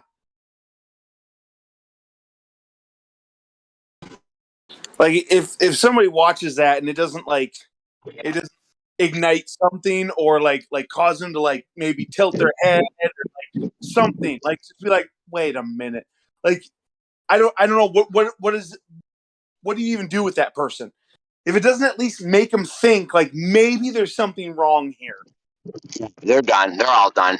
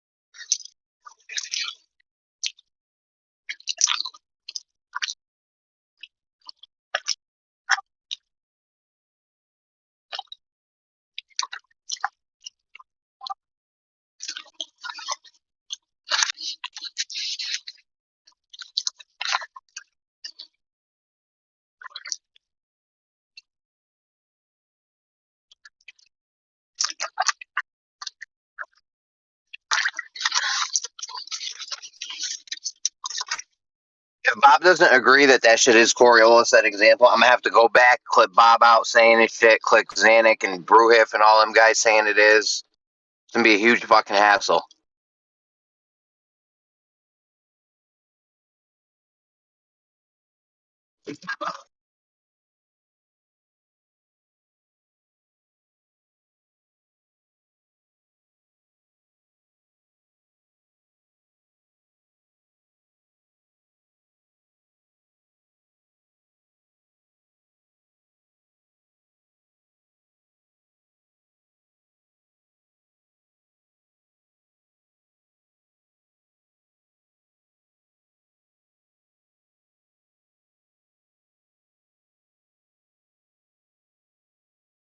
What up, Car? How we doing?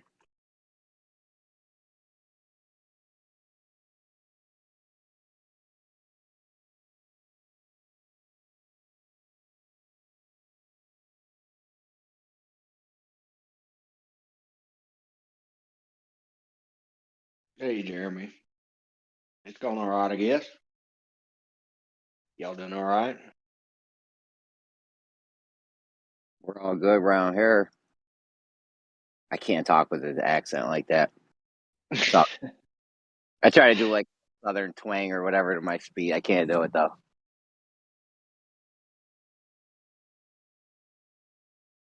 Yeah, I just can't help it.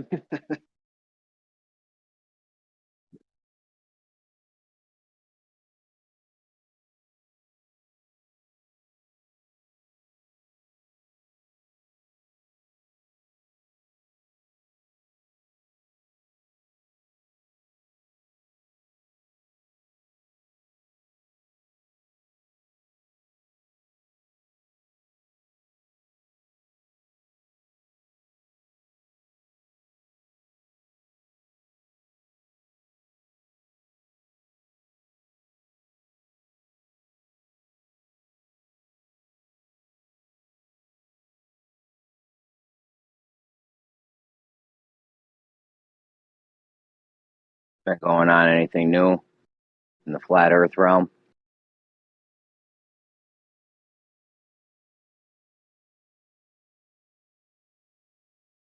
How's the crypto going, man? Doing good?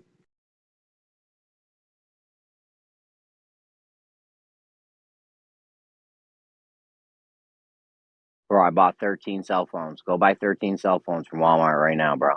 The $50, $60 ones. That's an easy $5 a day. Takes like 10 minutes. 20 minutes tops.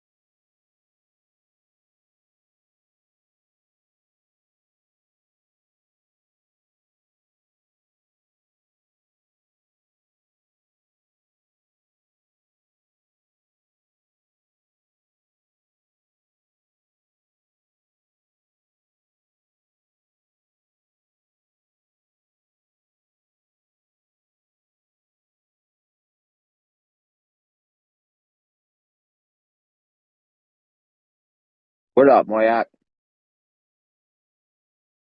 Yellow. Nothing much. I went out bullet hunting again today. Holy crap, is the ammunition going up in price? I used to hate that. I remember when I first bought a 22. It was so hard to find 22 ammo anywhere. I was looking at 44 Magnum. They wanted $80 a brick for that. $80 for 50. 50, yeah. And 410 shot shells was $59 for 20. Well, that's almost $2 a shot for the mag. Yeah. It's like, son of a bitch. The 9mm I got for 21 for 50. But that should be 14. Yeah, it's expensive. That's why when I bought a gun, I specifically bought a 22 because you get 550, I think, come in a box, and it's like, whatever. Who cares how much it is at that point? Right. Yeah. My best price I ever got on the 22 was a brick is 500, and they had mislabeled the bricks. The outside of the brick was the same UPC as the individual boxes of 50. So when you scanned it, it was 10 cents for 500. Sorry, 96 cents for 500. Oh my God! How many did you buy? I bought two. I was thinking about buying like all their cases and just like having enough for life, but then I started feeling guilty about it, and I was like, Yeah. Nah, I don't want to do that. Yeah, it's probably like most guns and ammo stores are like little mom and pop type things. So if it was Walmart, if it was like Walmart, I'd be like, fuck, I'll buy them all right now. Fuck Walmart, but. So I didn't do it. I went back like one more time after that. I told him that you should be paying more attention to this. So I ruined it for everybody.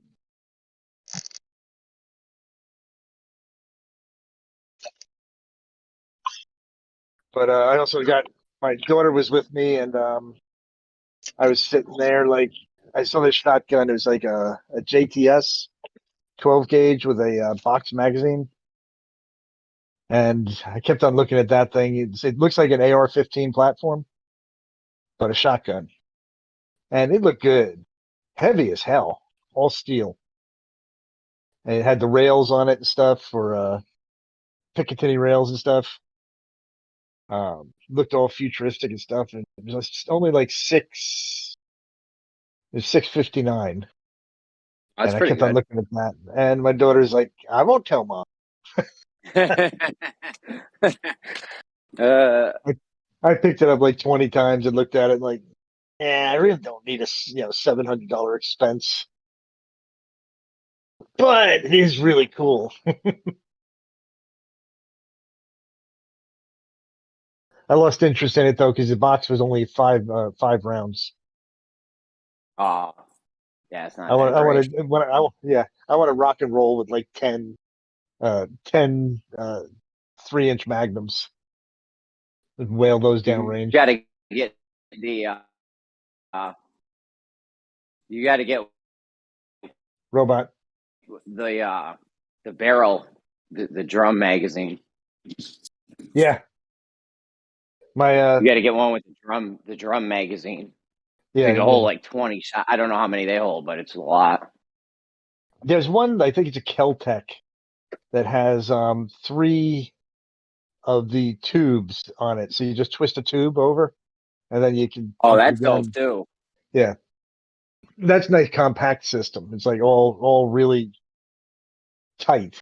Close, yeah. That's better than the. Well, I mean the drum though you can reload in seconds. Yeah. So. Yeah, no, once you're done with this one, I think the reason I didn't like the Kel-Tec, though, is every time I've used it, I don't know if it's user error or what, but I've had more misfires with that, where you don't quite pull it tight enough, and then it just clicks and it doesn't do anything. I've probably had, playing with that thing, I probably had like 10 misfires in and out with my buddies. That's a lot. Yeah, like Yeah, if it was one, okay, but it could have been ignorance. Like I may have just had to slam the pump harder. yeah. But it's like I Caltex, feel Caltex stupid. aren't Caltex aren't great. But they have one of them Heard. that's 24 shots. Oh damn. Oh, and more than that, it's something like 56 if you use the little shorties. I don't know if you've ever seen the shotgun shells that are like half length. No, I've never seen those. You know what my favorite Yeah. shotgun shell is? They're called bolo rounds. Right You ever shoot them, inside. actually? What's up? Did you ever shoot them? No. Why have Yeah, you? I thought they were no, I thought they were cool. I looked at them. I went to one gun shop. They had all sorts of weird shotgun shells, and I saw My those. I friend was like, damn, my friend was telling me there's some kind of dragon fire or hellfire ones, and dragon's it breath. spits up dragon's breath. Yeah, that's it. He said those We are tried crazy. those. We set the woods on fire with those. Something fierce. My my nephew, or sorry, my son-in-law was trying to we had a bonfire there, so he figured, okay, I'm gonna just unload a magazine of them on the fire and get it started. And he's shooting at it like the sparks never started the fire near us, but they would go off into the woods and set the pine needles and leaves on fire. So it's like every time you fire, it's like, okay, run over and stamp on the ground. Yeah, It started a fire every shot in the woods. yeah, it's crazy. Yeah, And those that was like, bolo rounds are.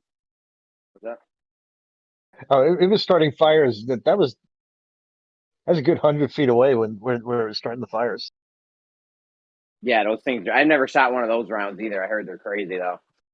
I've never shot one at night. It probably really was blinding at night. Oh, I bet.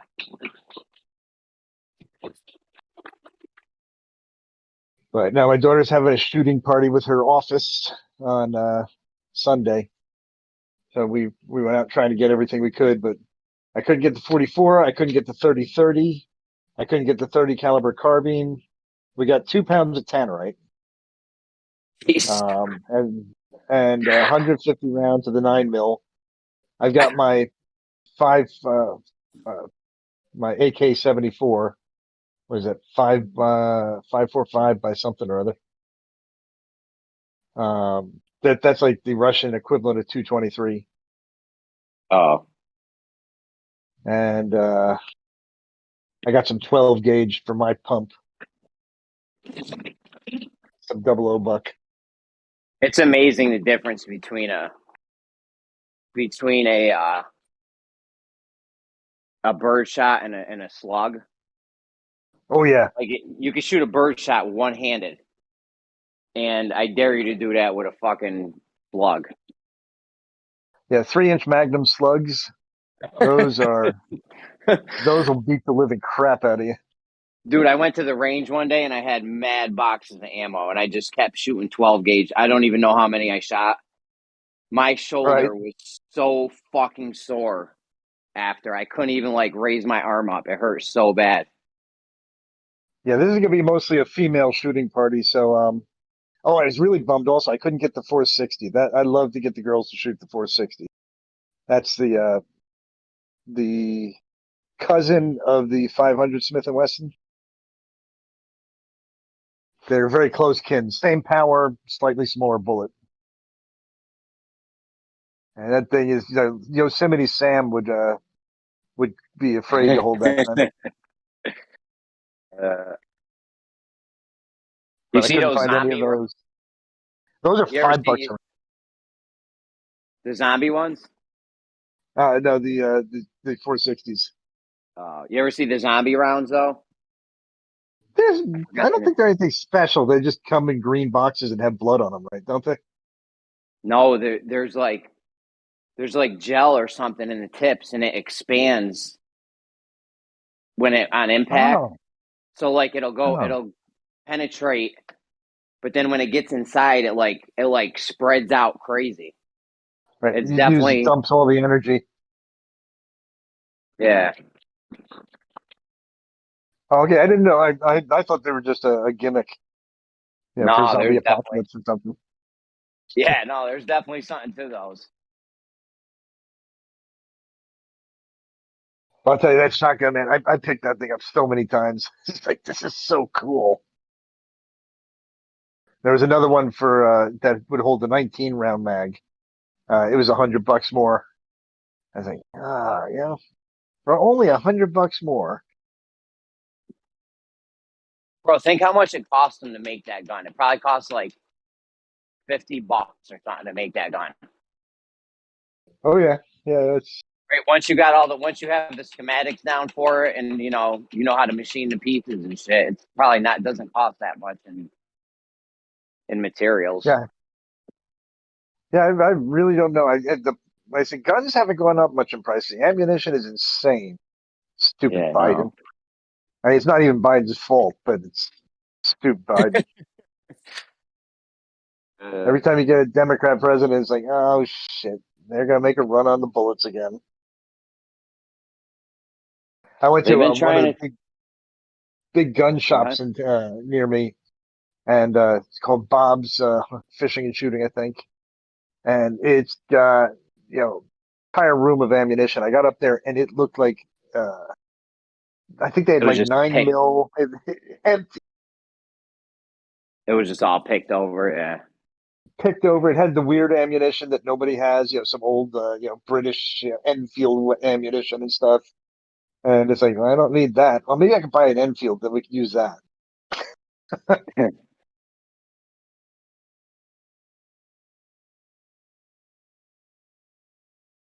I mean, honestly, the worst gun now, even if you were to have like a single shot shotgun, that's way better than a fucking musket or some bullshit.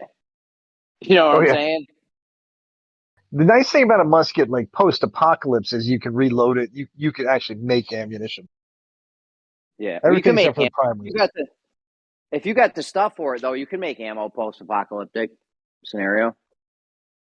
Yeah, I guess same problem though. It's like the flintlock is the only one that you could go all Stone Age. Yeah. After that, the primers are not exactly easy. I'd be terrified to make primers.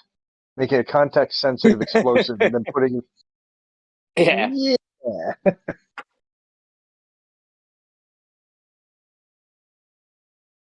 That'd be like making fuses.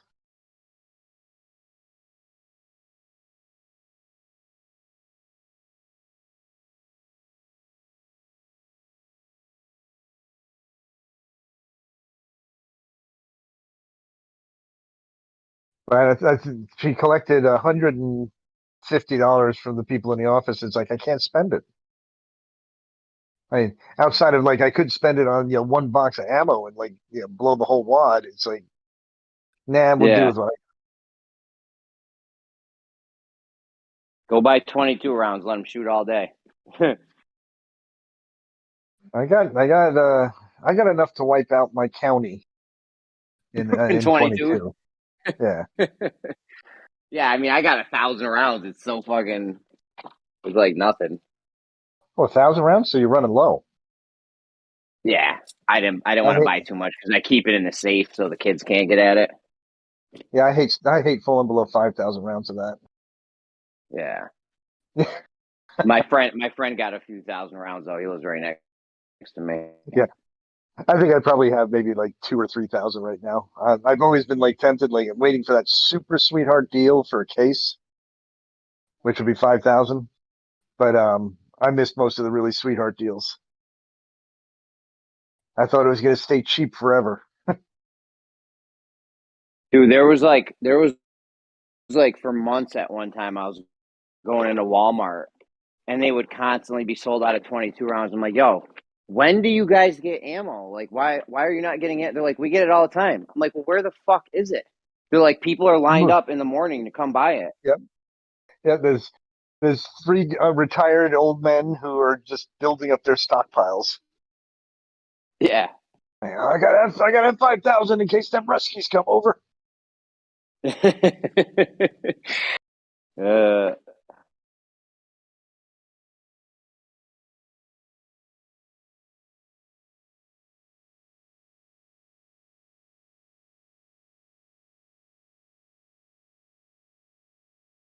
Then I realized that I'd taken all my milk jugs and everything, all my recycling, which I have a giant bin that I put that in. My daughter told me the day after I took that out, because I love shooting About water. the shooting party? Yeah, you shoot water. Yeah, oh yeah. Yeah, when you shoot water bottles, they explode, especially when you start using the bigger ammo. It's Yeah. always impressive. It's much better than a paper target. The Tannerite's really Oh good, yeah, but paper. it's expensive. Yeah, paper targets suck because it's like, oh, it's just a hole. It's better to like blow up a soda bottle or a watermelon or something. They had a cool thing that you basically take a soda bottle and you put a tire valve on it. You inflate the thing to like 100 psi, and when you shoot that, it's like a reactive target. Sounds like an M80 when you hit Oh, it. that's pretty neat. Yeah, that's pretty neat. But those were going for like $18. It's like, yeah, I'll just drill a hole in a soda bottle and put a Schrader valve in it. $2.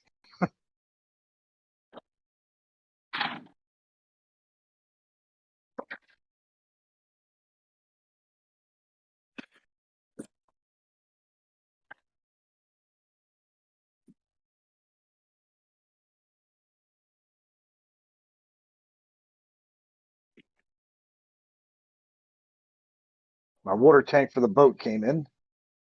So I got this giant plastic container on my front porch. $600. What did you say is the water? Water tank. Your water 600. tank? Yeah, $600 for a How many fucking water gallons? tank. That's like a How many 50 gallons gallon. is it? 50 gallons. That's it? Yeah. You got a shower on there? And a toilet and everything? I got a bathtub on there. What do you gotta get it pumped like a septic tank every once in a while? I have a poo tank on there, which is also off the boat, sitting in my yard. I'm trying to figure out how to get the stink out of it. Dude, you're never gonna get the stink out of it. Well, what's funny is it seems to have permeated the plastic, but I seem to have gotten an edge on it by leaving it out in the sun for a few days. It seems to have started taking the edge off of the plastic But stink. why are you trying to get the poo smell out of it? It just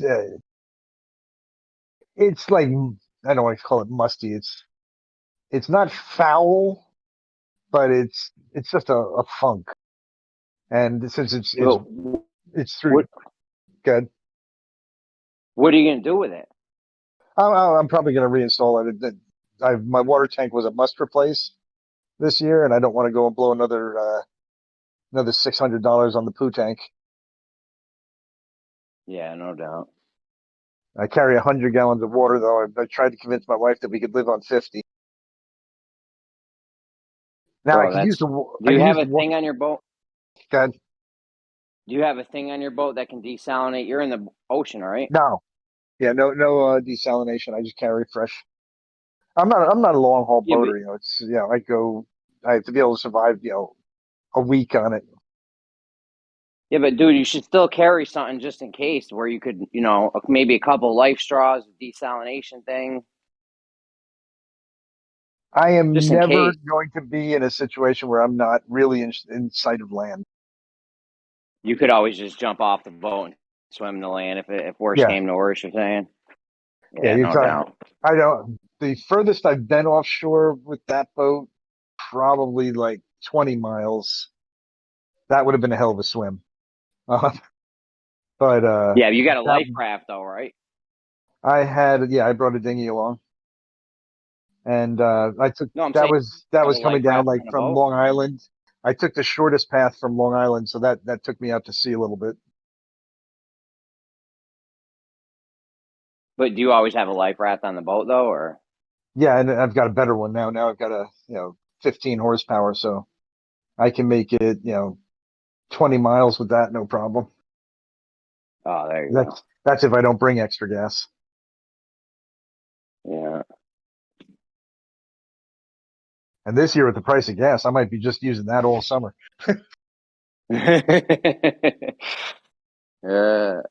We'll get one or two fun trips, and then okay, enough of that. And it's just every year I'm getting bankrupt in the repairs. There's just certain things that you have to take on. And this year when I hauled out to keep it from freezing over the winter, putting it on land cost you $3,000. which that's expected. But then on top of that, you have to. I maintained my slip where I was in my marina, because they're limited on slip. So I spent another couple of grand on that. So that got really expensive. Then I had them do some work on it that like turned out to be everything they touched was 40-year-old problems. So I was like, God. we couldn't get that bolt out. It took us 15 hours. Oh God, why didn't you call me? I would have fixed it myself. Could have fixed that shit in 5 minutes. Yeah. Because I mean, I had the work done because it was a little bit beyond my skill level, or at least my knowledge level, to take the prop shafts out and replace the packing, the whole packing assemblies. But they couldn't get the bolts off to release the prop shafts. And then they gave me a cock and bull story about, well, we smelled gasoline in the bilge, so we didn't want to use the grinder. So it's like, dude, again. Well, they were probably sitting there smoking weed the whole time. Yeah.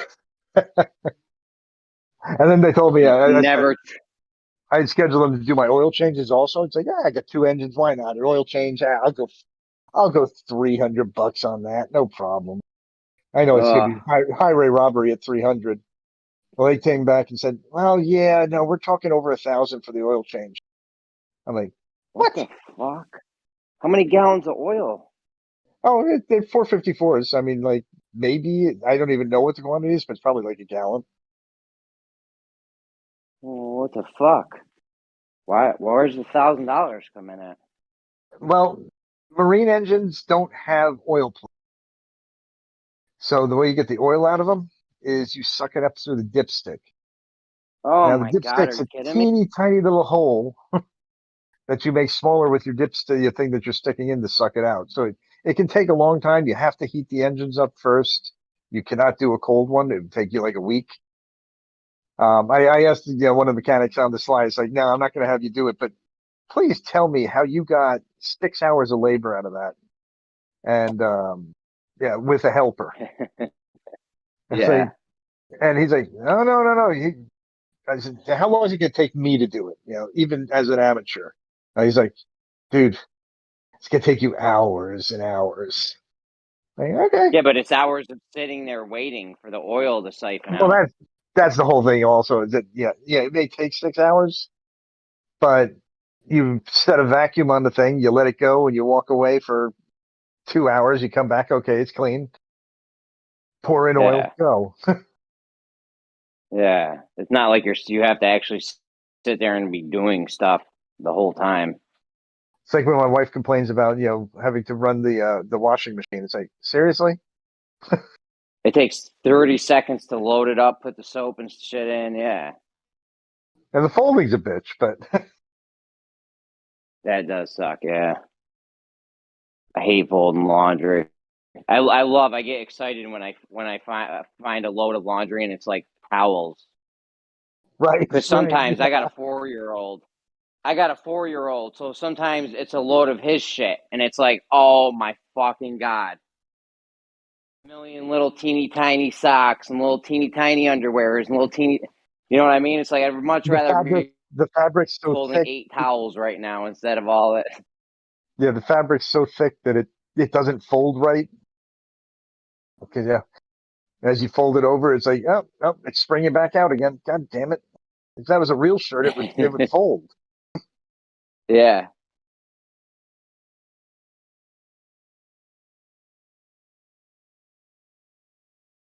So I went over to my neighbor's house, my sister, and we got avid beer drinkers over there. So I got myself some beer cans as my targets. I love to shoot glass. There you go. Literally anything.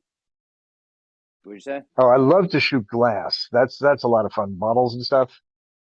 But yeah, anything's better than a paper target. Like literally anything. Paper targets just suck. It's no fun shooting at paper.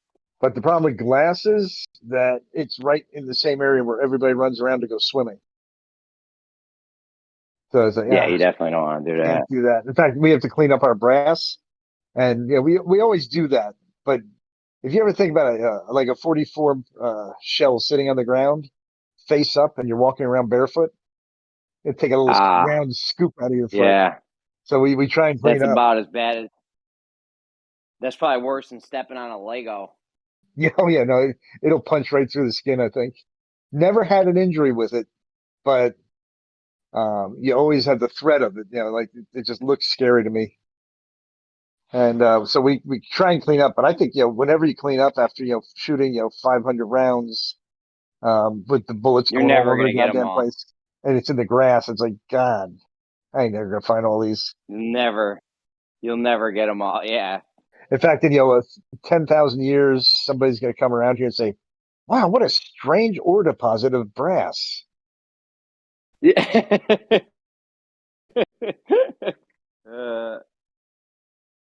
And then the lead in the range, the actual backstop, there has to be 1,000 pounds of lead in that. You think so? I'm Pull it thinking out. We'll do a Cavendish. 20 years of shooting, sometimes with groups of like 30.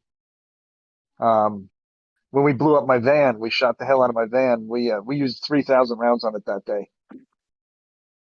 Oh, damn. That's a few pounds right there. Yeah.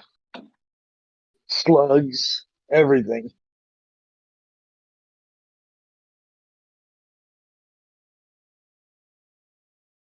I hope I have some 44 Magnum. I like, since my daughter's bringing her friends, like, I like to, always like to put the hog leg in somebody's hand. Get them to shoot It's that like once. breaking out the fine china. Yeah.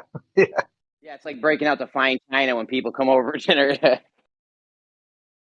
And that 460, my nephew owns that. And when you shoot that thing, I've taken pictures of it and or videos of it with really high frame rate videos. And for one frame, your hand, everything is engulfed in a fireball. It is so cool. That thing's the 460 is a scary ass weapon. You can feel the compression wave in your teeth.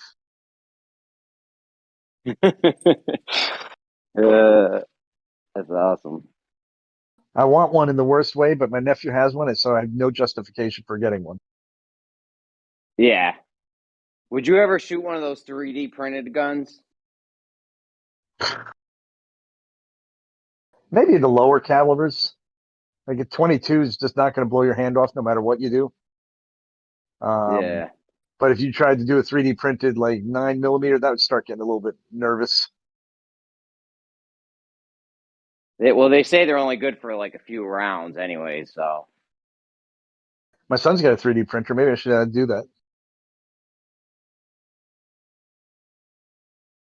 You might want to check with your local legislation or whatever first. I don't know if that's Well, fucking... actually, I don't know what the laws are, but a lot of that stuff, you can do it. You can't sell it.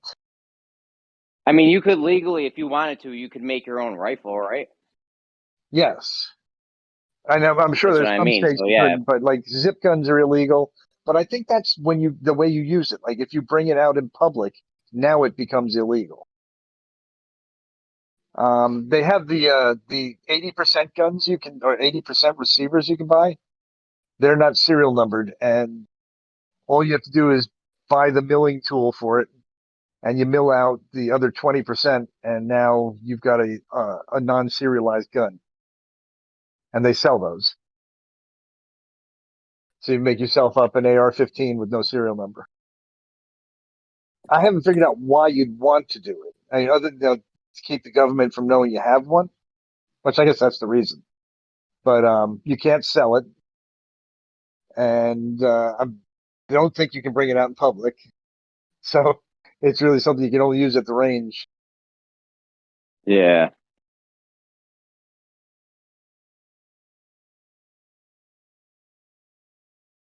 My buddy did one of those, and he put in, oh God, he put $1,800 in the trigger. To just put it in perspective, he did everything on that gun.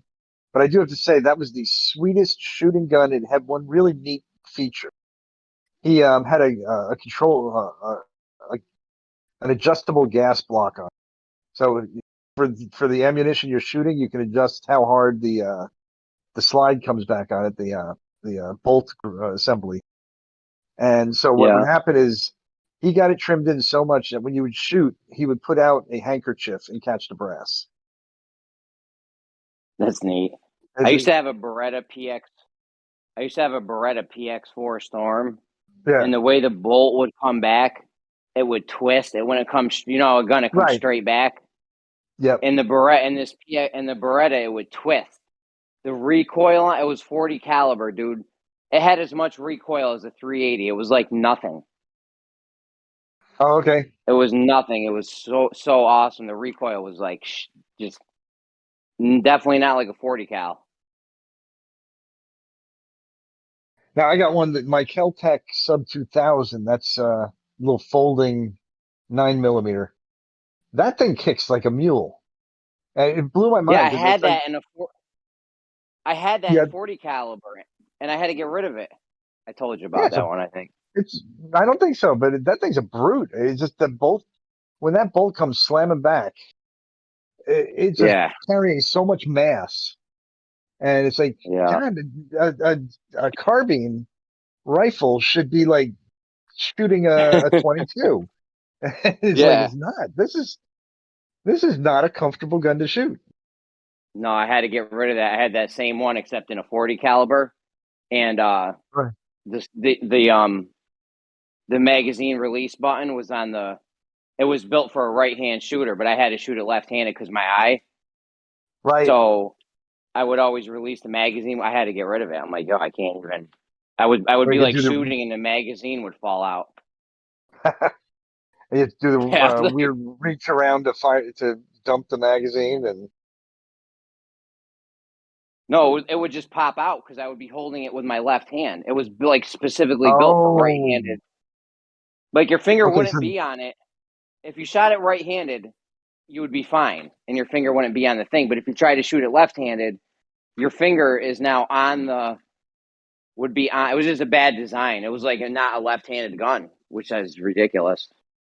Did you have the 30-round mags for it, or just the 17 that came with it? I think it only came with a 10-round mag. Oh, okay. Yeah, mine came with a 15. Oh, yeah, 15. Yeah, I think 15. Mine was a 40 caliber though, so yeah, a little bit bigger. It might have been 12. I don't know how big I can't remember. It was fucking probably 20 years ago. I had that gun.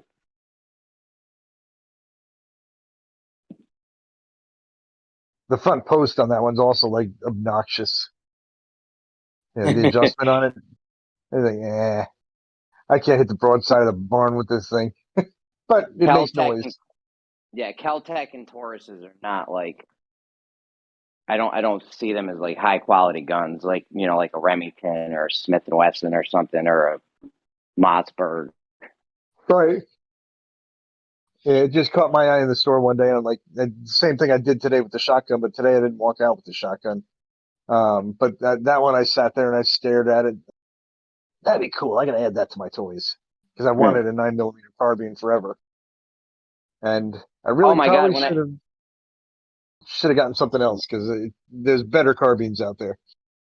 Yeah, when I bought a 9mm. I had a 9mm high point once, and oh, okay.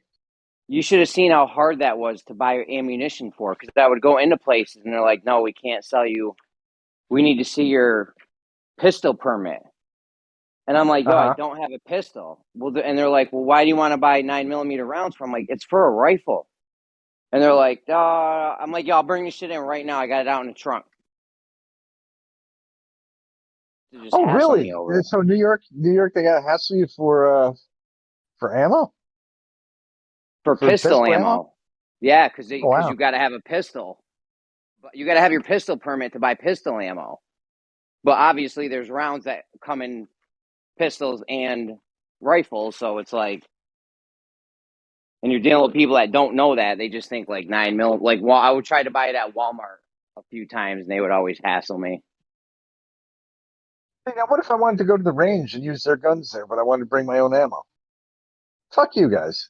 You don't have the right to ask me. I have a completely legit reason for it. Yeah. And of course, the rifle. There's no way that you could use that for criminal activity. Yeah, you could. Why not? Because handguns are dangerous and rifles are safe. And that's Yeah, the whole pistol permit. Like, I can go buy a rifle right now if I wanted to. Well, maybe not now because it's 10 p.m. But you can go in a store and just buy a rifle, and it's like, why do I need a permit to buy a pistol? When the rifle's way more dangerous than a pistol. I mean, not Way only more. can You I can do. I can Yeah. shoot people close quarters with it, and I can actually hit them at a long range too. Yeah, I think it's the concealability or whatever of a pistol, It but is. still It is. bullshit. But I can buy a long coat. Didn't Dylan and Cletus or whatever his name was, the Columbine shooters, they had these big leather coats that they wore. Yeah, I've seen people stuff them down their pant legs and shit. Like, you can definitely conceal They make guns so small. You ever see the one they sell at Dick's? It's a little 22. It literally looks like it's made for toddlers, bro. This is the smallest rifle I've ever seen in my life. I think it's like a single Oh, the shot. cricket. It might have had a clip. Like, I can't remember if it they was a come in single pink. shot. Yeah, one of them, they have them for boys and girls. So one was black, one was pink. Yeah, I like that little Tiniest, gun. tiny. I thought about getting that for the kids, but then I said, nah, suffer through carrying the big gun. We'll prop it up on the table and you squeeze the trigger there.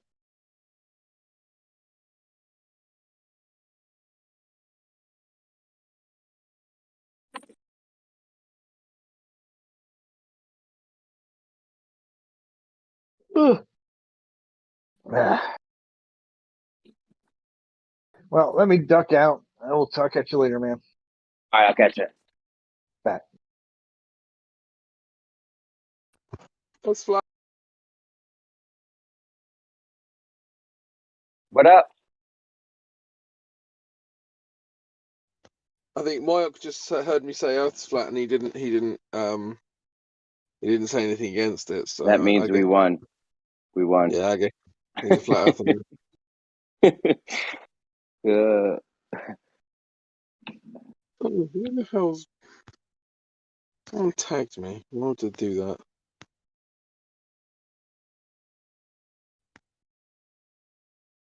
that? Oh, there's no straw manners in the chat. That's a shame. I was hoping maybe paid NASA shill could deliberately misrepresent my position again. All you gotta do is wait.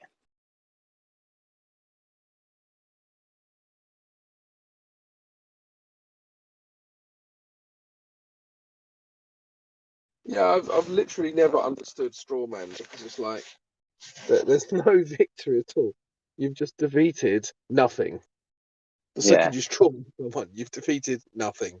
Like there's no victory there.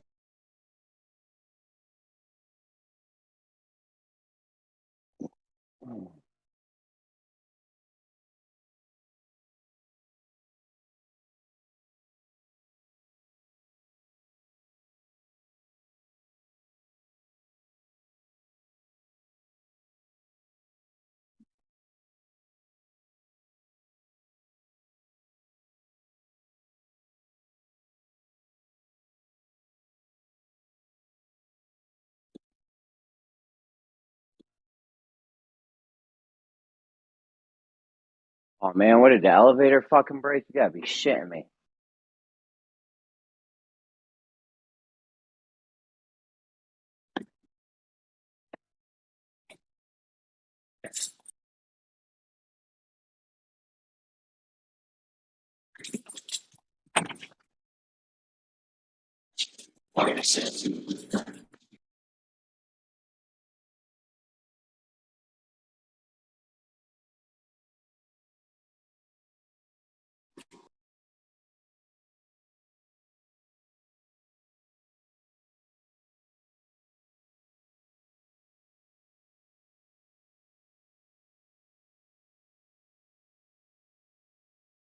Yo, is the elevator broke?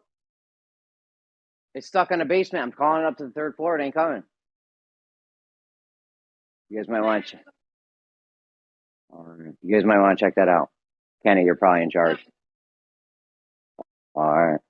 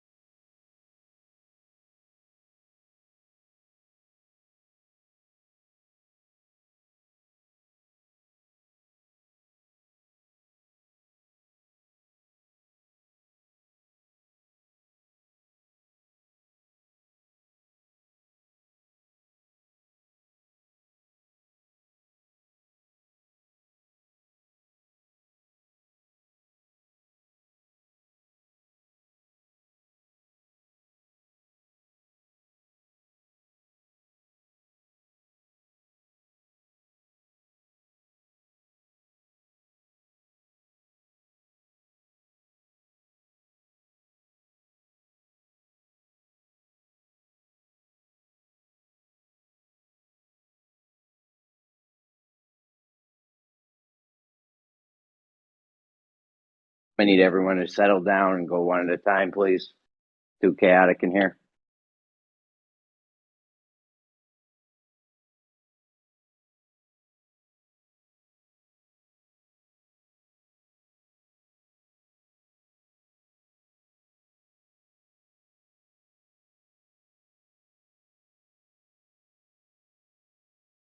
Earth is glob.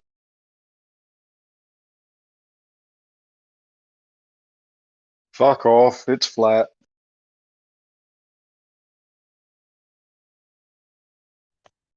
But I'm a scientist.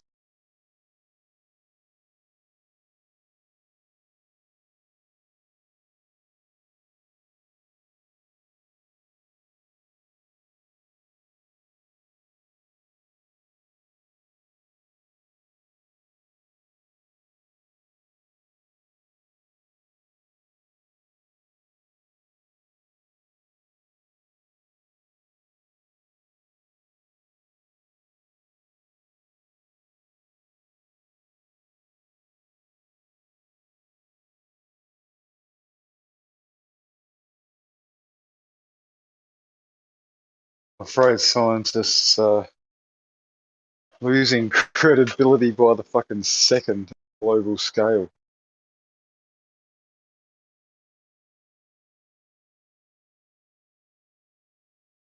Bought and paid for.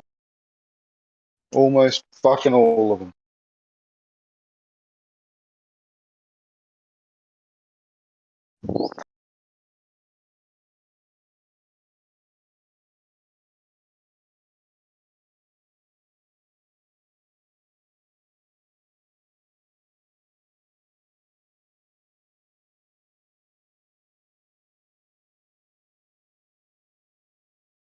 But yeah, if everyone could just go one at a time, this is just getting fucking.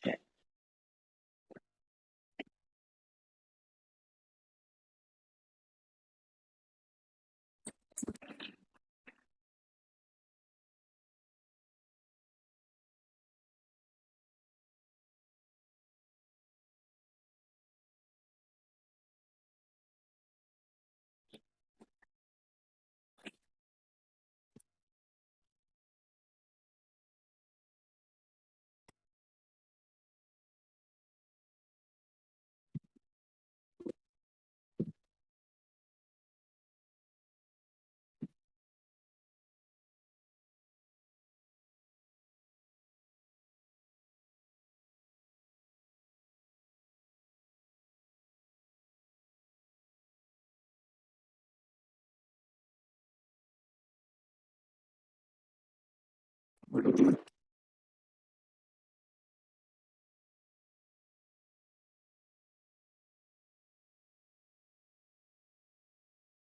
can't believe fucking NASA Shieldbot is fucking still trying to claim that the ball doesn't go in a straight line when it goes in a fucking straight line in terms of the roundabout and the Coriolis, situation. When you throw the ball, which reference frame? No, what's it fucking doing in 3D space? Oh, it depends which reference frame. Nah, he just won't concede that it's actually fucking going straight. Oh, what's actual? Ugh. I wonder how he fucking mentally deals with that after he hangs up from these fucking calls and goes fucking Jesus. How do I even fucking how do I move on from there?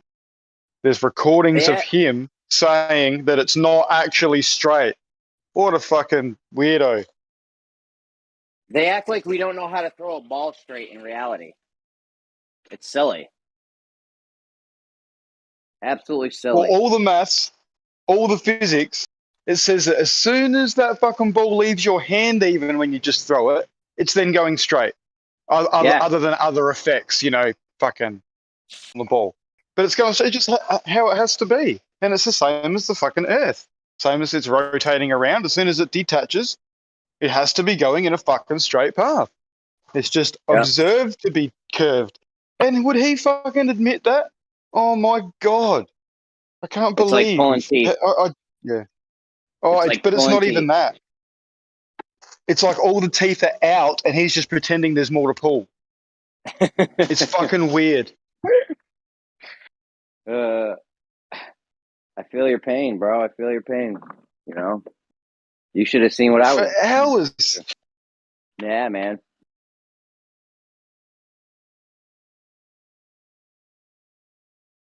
Curved. What about linear? Is linear curved? And then they just don't even want to re-mention the word. Oh, as soon as we bring that word into it, you're being too specific. Oh, sorry. Yeah, they want to keep shit as confusing as possible. That's one of their tactics. We were talking about this last night.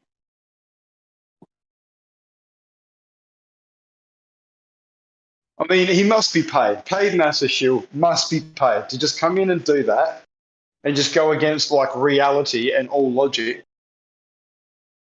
He's either lying to himself or he's paid. He's paid to just come in and do what he does. Some of these guys are just confused, I think. Or maybe they're here that just try. Everyone's got their different motives for being here, right? I think some people are here to debate. Debating's fun. Maybe they like to debate. Obviously, you want to win if you're in a debate. Some people are here just to start trouble and trigger people. So everyone's got their own reasons for being here. I don't know how many people are actually paid to be here. I'm guessing it's very few, but there probably are some. If he's in here to trigger people, he's probably loving hearing this. Because I get triggered when I hear him in his bullshit for about fucking 10 minutes. I'm just like, oh my God, are we really going to allow this guy to just do all of this shit again for another fucking day? And I get really triggered for about 10 minutes. And then I just think, nah, he's either paid or he's like deliberately lying to himself for some fucking. But anyway. He's not here to defend himself, but we should invite him in. Show us your fucking tax fucking write-offs. I'll bet you're there to do with fucking Discord.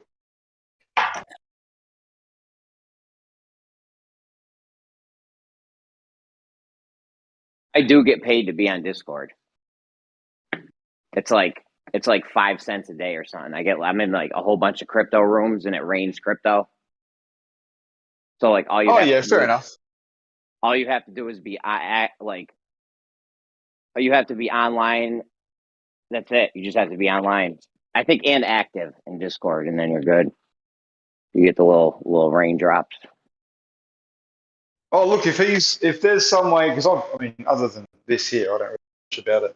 If there's some way that he's earning money by fucking just like opening his mic and talking, he might have found a perfect place to do that. Like, is there an option per fucking minute that you're actually speaking or not?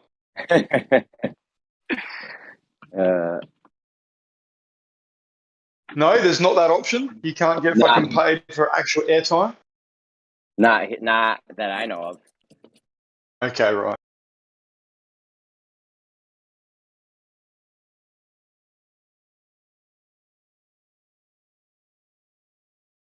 A few other people that I'd start to question while they're here. If that was a motive, if you could be paid for airtime, fucking hell. Some people go on about all sorts of shit for ages before they take.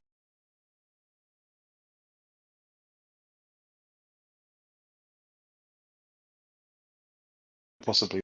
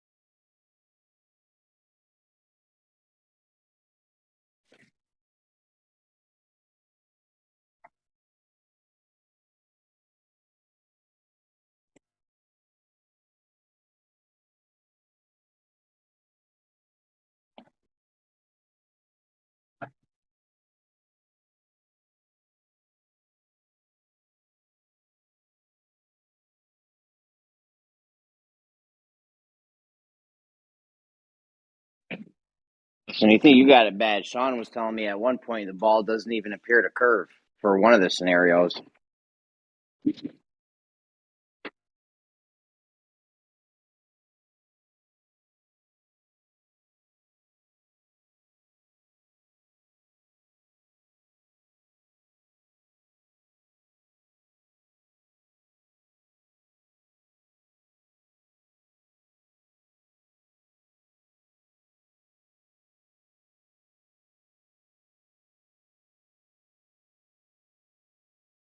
Not even optically. Fucking hell.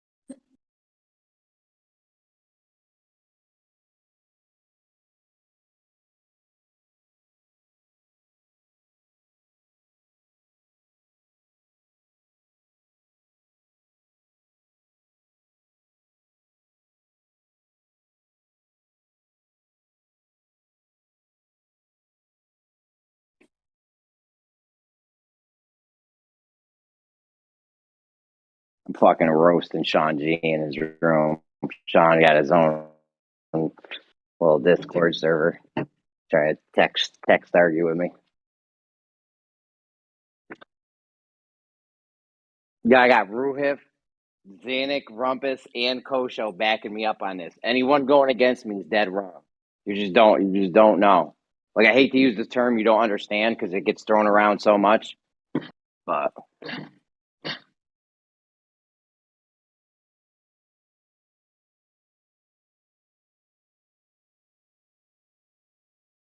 I could see how it could be confusing at first because most of the examples we use have the guy on the merry-go-round throwing the ball off. So not having the guy in the merry-go-round throw the ball throws a little monkey wrench into the situation, but it's Coriolis.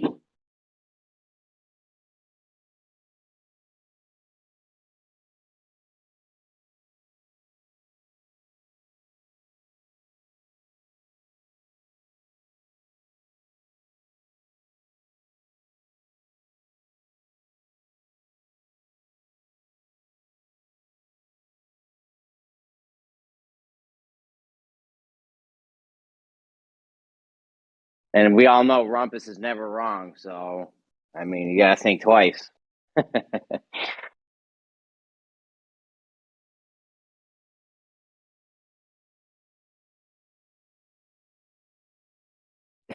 That shit cracks me up every time he says that. He says it so arrogantly and like so sure. It doesn't even sound like he's joking when he says it. Like, I might say that shit once in a while, like just joking around, but like he's like dead ass serious with it. Fuck, you guys killing me. This shit can't be real, man. This shit can't be real. I feel like sometimes, like, is this all a big thing? Like, is everyone NPCs and is this some kind of game where they're trying to like fuck with me or something? I don't know. Something doesn't feel right now.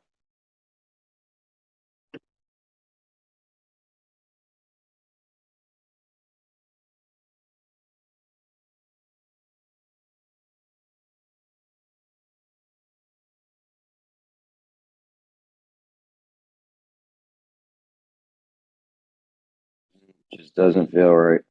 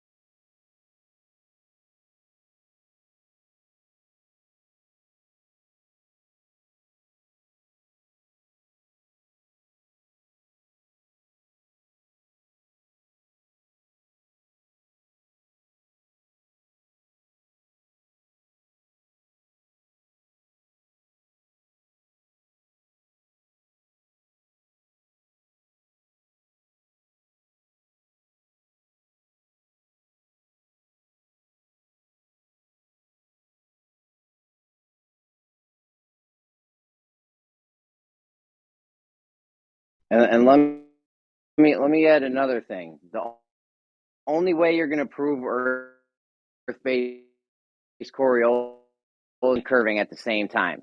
Otherwise, I'm not going to know if it's actually curving or just appearing to curve. So that's the only fucking way you'll prove that the Earth's spinning to me. I'm not buying none of this bullet shit, fucking airplane routes, ISS shit. That shit's pointless. You need to show me it in both frames.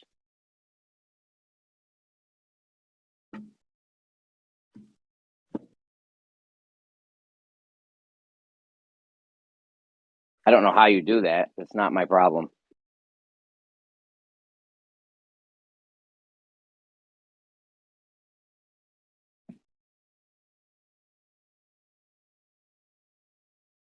I've seen space footage where the Earth just wasn't spinning for like a few seconds, and then it caught, and then like something happened and it started spinning. Like, I'm not believing none of their fake space story bullshit. They've been fronting the whole time, showing us fake space, with not giving us an accurate representation of what's going on in space. Fuck that.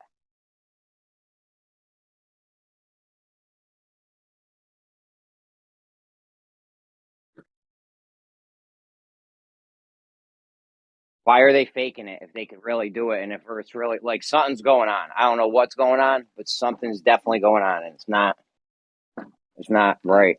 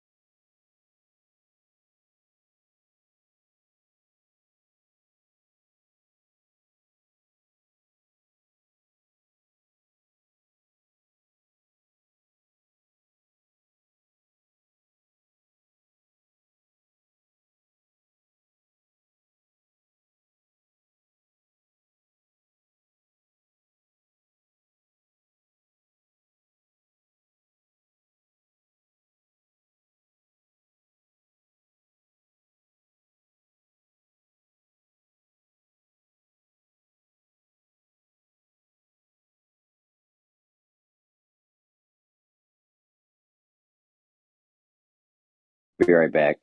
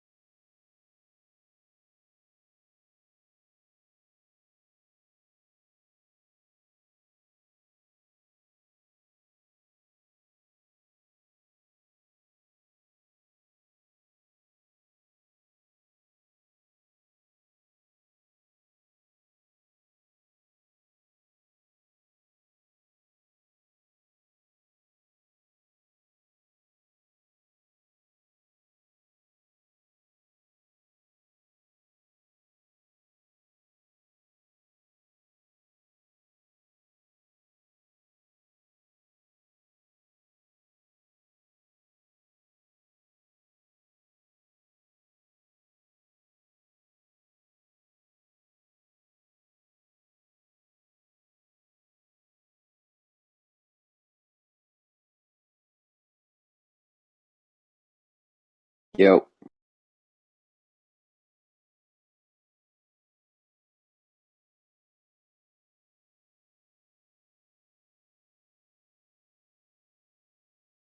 Went in gems for a second. I was in a glow over my victory, but no one was even in there.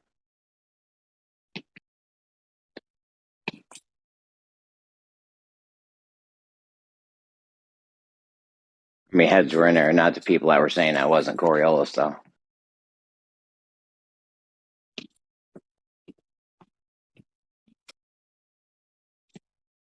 It was like crickets over there, though. No one was talking. I know these people ain't all out partying. These are the biggest group of nerds I've ever fucking seen in my life. So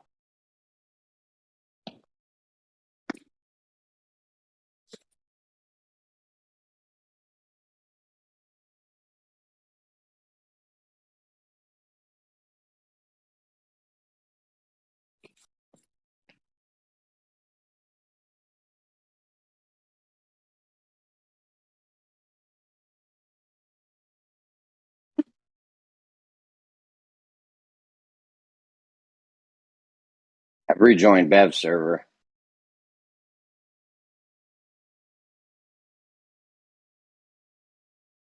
I guess they don't fuck with Right the Hand anymore. I just can't be around. That dude's too crazy for me.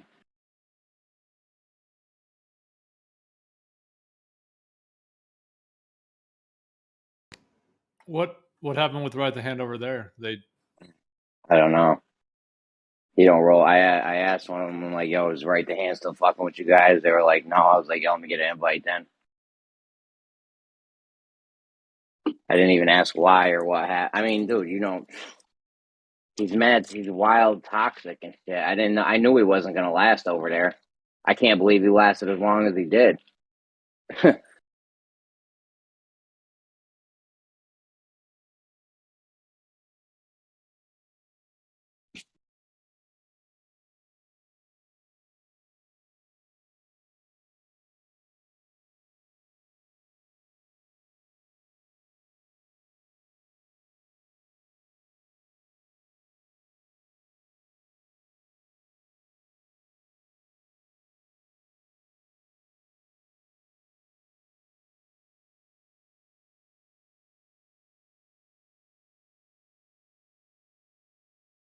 $29 billion a year on lawn care, dude. Lawn care. You know how fucking ridiculous that is? Heads are out there starving. We're struggling. We're worried about grass.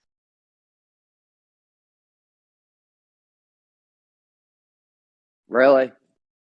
That's crazy, bro. That makes me sick. All the struggling people. You know what I'm saying? Oh. I hear you. Yeah, it is one of many travesties in today's world. Just add them all up.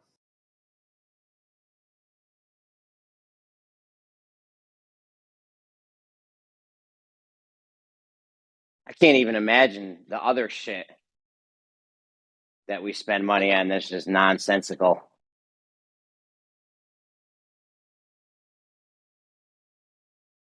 Like how much money we spend on cologne and perfume a year. I bet you it's more than a lawn care.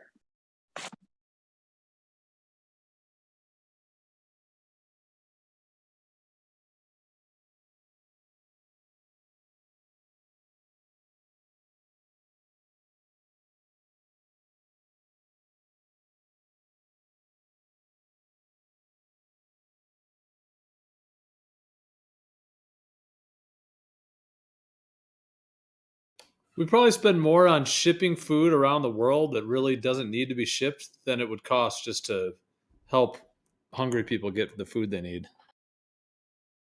Like you're saying, we're probably spending more to ship fancy cheeses from France over to the United States or whatever, even though we got our own cheese here. If we just redirected that money to actually giving people food, that probably would solve it right there.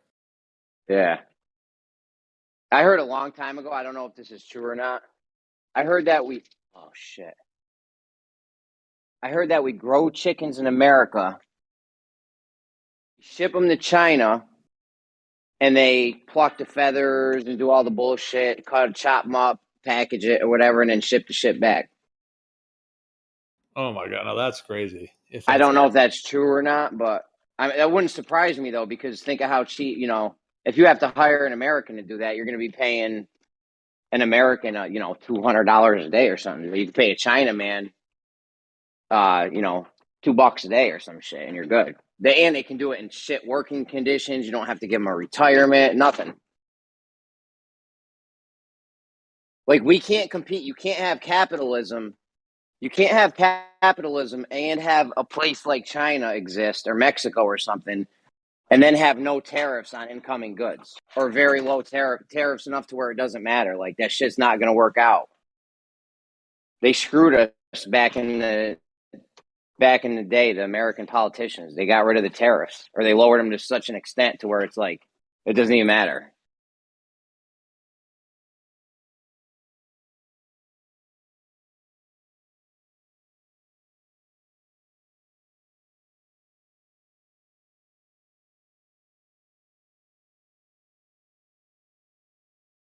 Like, how much did the top box office movie rake in last year, or something? I bet you it's in the billions.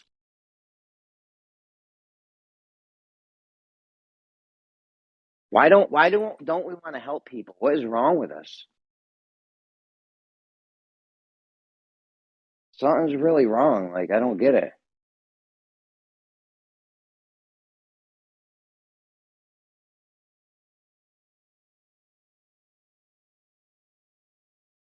Well, I think a lot of people would want to if they were able to.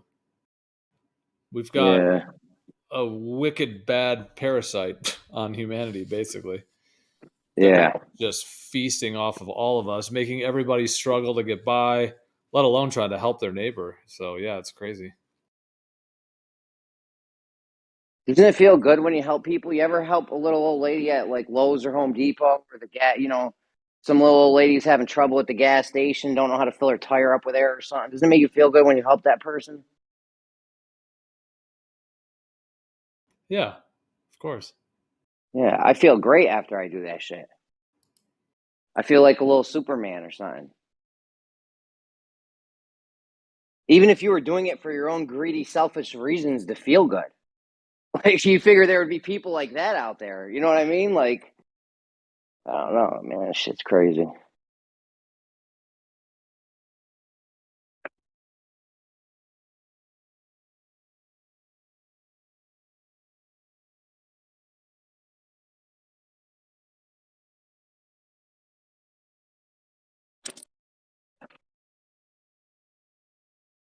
Fucking slow night tonight, though.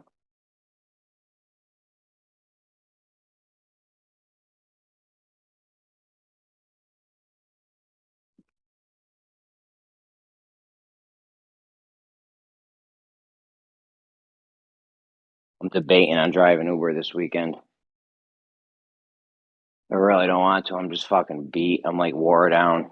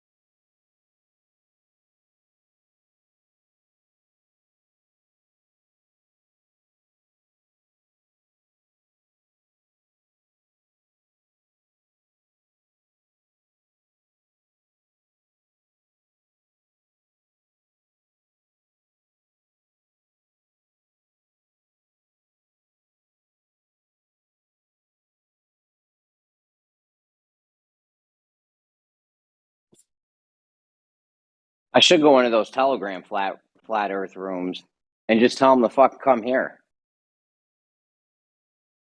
I'm gonna do that this weekend. Maybe get a few new people, new faces.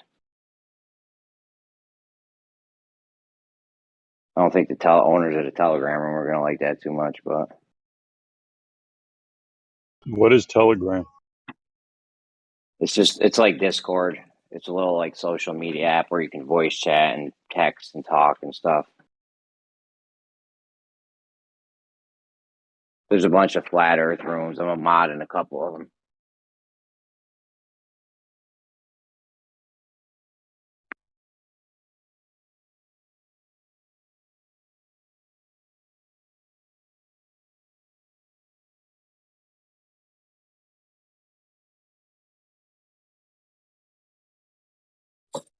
I used to type all day in there to those people.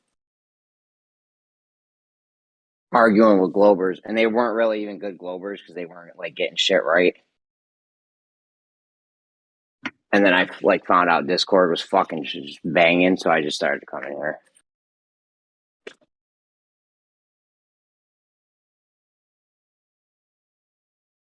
Like, I can't argue with people when if you're getting your own shit wrong. I can't even argue with you at that point because it's like you're not even getting your own script right or whatever. Yeah. And what's even crazier is like if I tell them something that is what the mainstream science says, and they start laughing at it, like where do I go from there? Dude, this is what the science says. Yeah. Like, what do you want me to say, man? And then they're just laughing, and it's like, all right, thanks for stopping by, bro.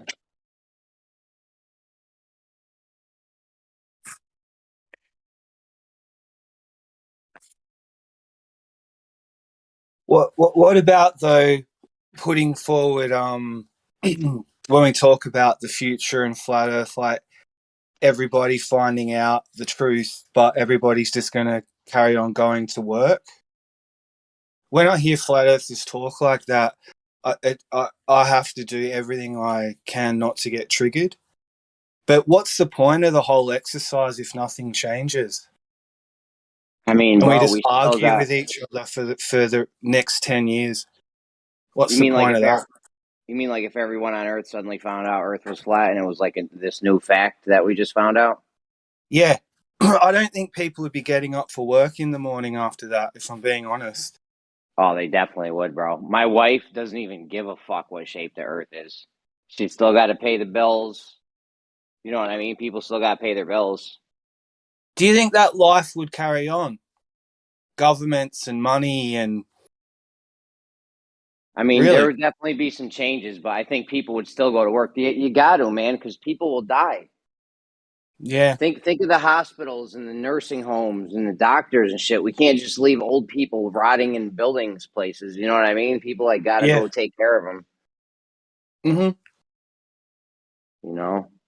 Yeah. I mean, if you had any vacation time, that'd probably be a good time to use it. But I think it would carry on. You know, there would definitely be some major paradigm changes, shifts, and shit happening, though. No question. You wonder if people would do that, Jeremy, out of the kindness of their heart, you know? Well, they would like also you were do saying it because they before. need to pay the bills, though. They also need to pay the bills, you know? Yeah. Like, we got kids and shit, so we're not going to let them repo the house or whatever. Like, we still got to buy food. Mm-hmm. Yeah. Shit might get crazy, though. I'm not going to lie. Like, there would be a lot of people on the lawn, NASA's front lawn asking for quite demanding answers. Yeah. You know what I mean? That would be an outrage. People would be outraged over this, no question. Mm-hmm. Be nice to know where some of that money went to. Maybe maybe you guys could get some of that back. That's unlikely, but yeah.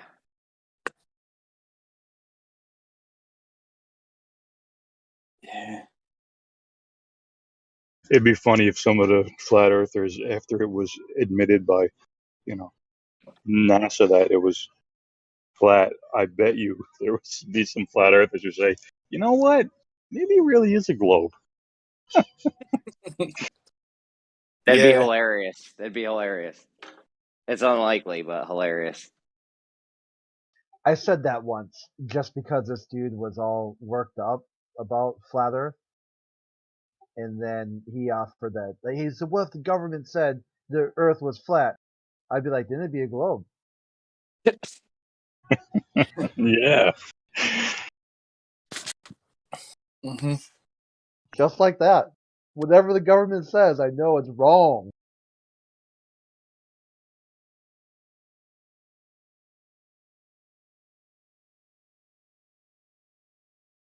Like if NASA came out and was like, "We never went to the moon," we'd be arguing for the moon. They did go to the moon. Guys, the retro reflectors, man, come on. They put all the gas in there. What do you think? They're going to the Wiggly Piggly or whatever the fuck he said? Yeah, it's like they calculate that, that's more than the gas that you. Oh, I can't remember the exact quote, but it was something like, "That's more gas than you need to go to the Piggly Wiggly." Are those still around? They must be, right? Like, What does that even mean? it's a That's a grocery thing? store down. Yeah, it's a grocery store chain that was around in like the 90s, the 80s. I'm not sure if it's still a thing though. I don't think that shit was on the East Coast, homie. Yeah, it was like the deep south. Oh, that sounds like some southern shit. Yeah, they're still around. Is it? Yeah. What is it? Is it a grocery market? You said? Yeah, it's kind of like about like kind of like a gas station, supermarket, kind of all in one store. Like you have Super America, or like Never heard of that. how about what's Quick Trip? No. Okay, it's like a gas station where you can buy clothing or just like regular produce and things like that. It's like a giant fucking gas station with like a small supermarket inside. Yeah, they like were a called small Walmart. Yeah, kind of like a convenience store or something like that. You could go there and get laundry detergent or something, and they were open 24 hours. So when other stores were closed, like if your Kmart or Walmart, like kind of like a mini thing that kept high demand items. Like Yeah. you'd have cough medicine, stuff like that. Yeah. You guys remember James Way? Did you guys ever have James Ways? That was some shit right out of the 80s, bro. It might have been East Coast shit. Yeah, here. I just saw Piggly Wiggly. So yeah, Piggly Wiggly is nationwide, but 80% of their stores are in Alabama. Yeah. And another 20% are spread out through America. I've never even seen one, dude. Never seen it.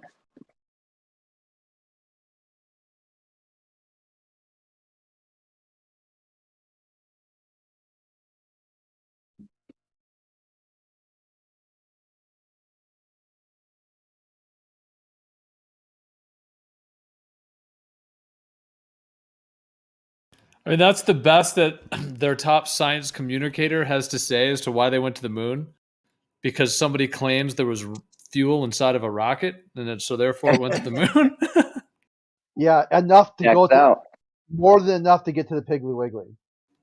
That's like saying, dude, I got 5,000 gallons of gas. Of course I went to Antarctica.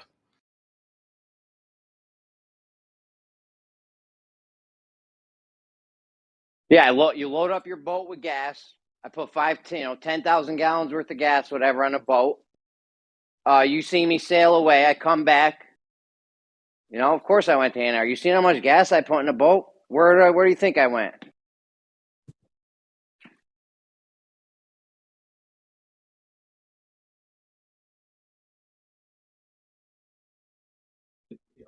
The elevator's broke. The elevator's broke. You want help with that?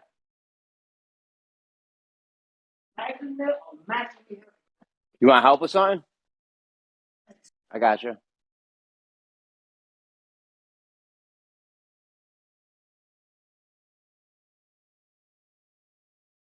Jesus Christ.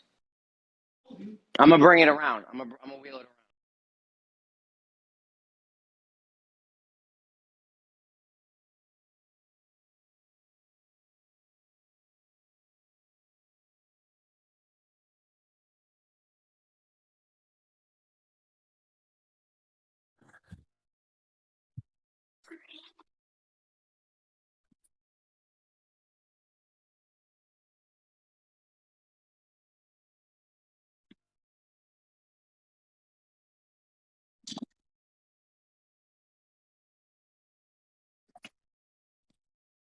Uh-oh, here's some new discovery.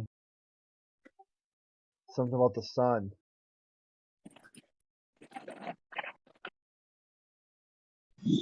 It's bigger than what they thought. Yeah, apparently there's some object that got their attention. I'm not sure if I want to waste a click.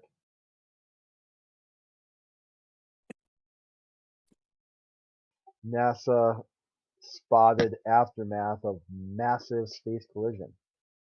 The resulting dust cloud was big enough to block light from a nearby star. Recycling shit earlier.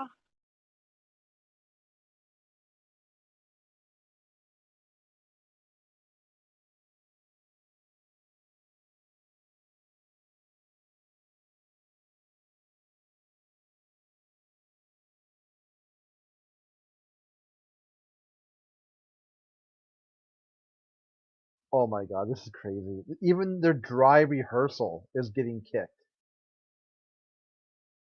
They're supposedly dry, wet rehearsal for the moon mission. Scheduling problems along with,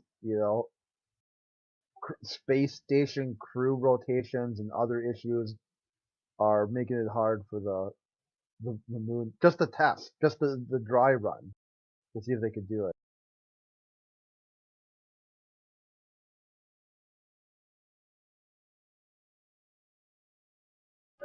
Well, they're not going to go there just to prove a bunch of flat earthers wrong. You got to give them time. Why are they even It's important. Oh, go ahead. Sorry. No, I'm saying it's important stuff that that they're doing. You just demand things, especially not for a bunch of flat earthers. Go ahead. Here we go. Elon Musk makes a prediction about the future. Yo, I'm gonna live stream Flight Simulator. You guys want to go for a flight anywhere around the world? Yeah, go to the North Pole. Besides that, Yeah, here's what I want you to do. we can go Sorry, to. Crit. Just do a north-south circumnavigation along one line of longitude. No, it's gonna be real-time flying, so we can see the world and stuff. You could do that though. What he said is it might take a long time. Anywhere in the world, we can go to Japan, see Mount Fuji, San Francisco, London. We can fucking see Berlin, Paris, Australia, Portugal. We can see. Ooh, I'm already here. Hi.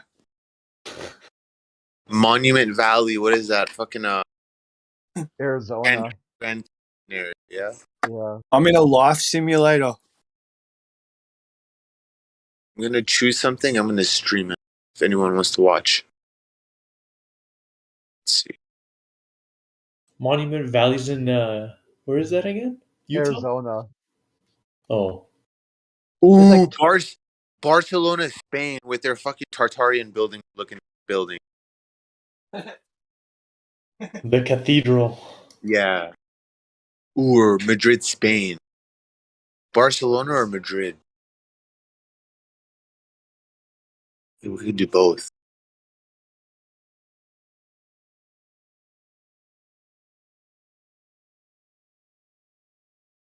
Yo, what the fuck? That looks like a tree.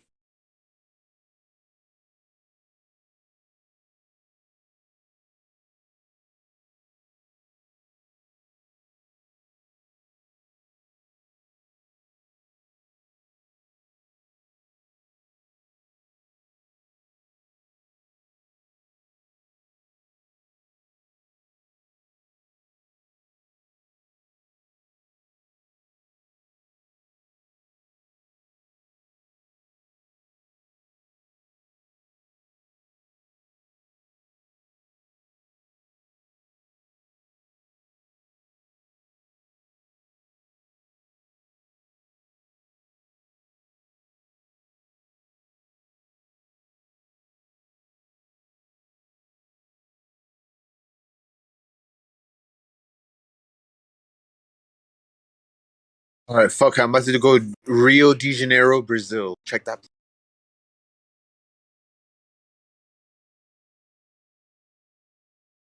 Yo, where the fuck is everyone at? No one's in Bev's. No one's in fucking I'm any here of the for you, other Jeremy. servers. Fight What's me, up, bro. Ruhif? 24/7's doing I said, ladies' fight me, night. bro. I still didn't hear you, Ruhif. I said, fight me, bro. Jesus. Ruhif, I'll fuck you up, bro. WWF, elbows, elbow drops. Yes, and I'll pretend to be knocked out as well. Leg drops, all elbows. That's word to Macho Man. 24/7's doing ladies' night. Oh yeah.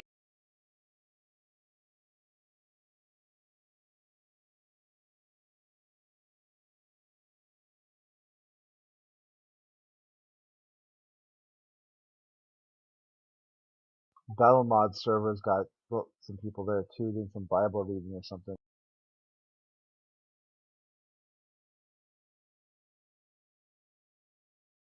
I feel Jeremy, like if. What's up, Rocky? Yeah. how about from not being able to make a horizontal line or a wall or a pipe for years? They fought that, that we couldn't do it. Now they're making them and having marbles roll to the center of them because they're long. Where'd they do that at? Well, that's the thought process, right? If you have a horizontal pipe, because it's at lower elevation to the earth than the other end of the pipe, the middle is where the water and the balls and all that's going to collect. Shout out to Ruhif and Zanuck and George. Oh, sorry, I missed that. Yeah, that's what they say. It'll all roll to the middle. How do they know? I thought for they fought us, we couldn't make a horizontal line for a long time. Wow. You can't They even told me make they were that telling line. us. They were telling us the other day that we could just ask LIGO. LIGO let us go in there with a giant water level and see what's up. Cinnamon Control. Cinnamon Control Actually, did a I don't great think video on that. LIGO would notice if you went in there. There's nobody at the guard gate, and it's like the exit is broken. I think you could just waltz right in in. there. Yeah, I'm 100 feet, 100 yards from not even that, 50 yards from the tube when I drive over there. That'd be hilarious. Oh, you go down there. There's nothing there. It's just a building in Yeah, it's all empty shell. Yeah, there's no laser. There's nothing. It's just all fake. Just With like make a work. chalkboard that says "Gotcha, bitch." Yeah, Cinnamon Control analyzed the elevation data, the accurate elevation data around LIGO. Check the chat. They do have signs that say slow, maybe in testing, and just a bunch of bullshit like that. And they're doing construction right now, so they have a laydown yard kind of right by one of the tubes. Just some material. They said they're putting another tube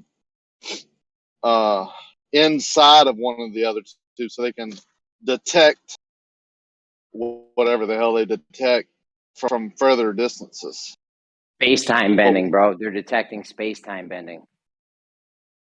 Well, the guy told me they're detecting when like two stars collide or creates this percussion. So that's what gravity wave is, like a bass drum. So two black holes explode or whatever. The percussion is what they're measuring. I've talked to the people in the control room.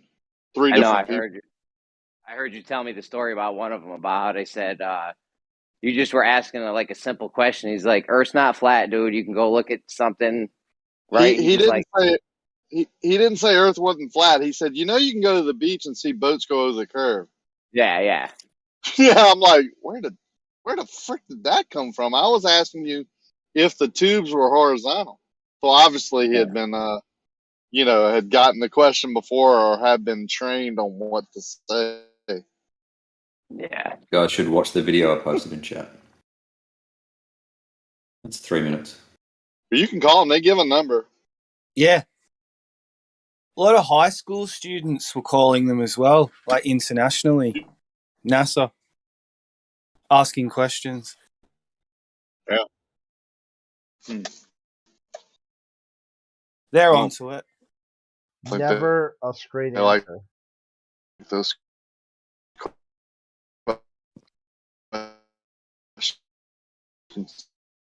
Somebody's roboting pretty bad. Is that rack, right?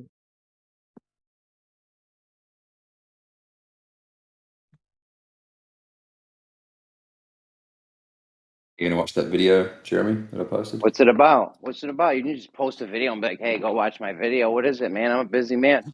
It's about LIGO. It goes for 3 minutes, and he analysed the high-res elevation data for LIGO to show that the elevation for a straight object, the elevation changes, which means the datum is curved. Oh, I saw him do it on Google Earth or some shit, and it showed that the elevation was just following the Earth curve and not Earth curve. It was just saying the same elevation. It wasn't showing a differential that it was horizontal.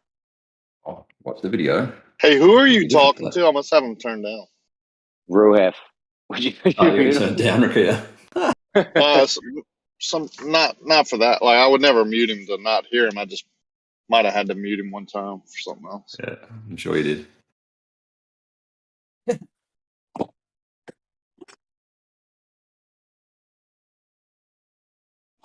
So where'd they get the elevation data from?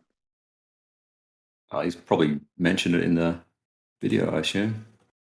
I can't. I mean, I'm at work right now. If you DM it to me, I might check it out later. I might not. I can't promise anything. All right. I'll DM I'm it very to you. busy. I got bitches to bang. Yeah. Get your mum to bang. I've got curved It's been a datums to while. discover. It's been a while since we Curved DM'd. datum through here. That's a new one. There you go. DM to you, Jeremy. It's our first DM this year. Oh. How do you get a curved datum, Ruhif? By the Earth being a sphere, well. Oh, okay. Yeah.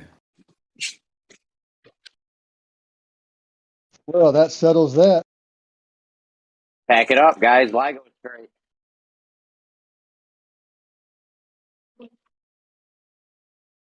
What if the Earth wasn't a sphere, Rui? Then you would have the LIGO pipe be the same elevation, or it would be a straight line at least. Mm-hmm. Rather than it being a curve, the elevation forming a curve. Yeah.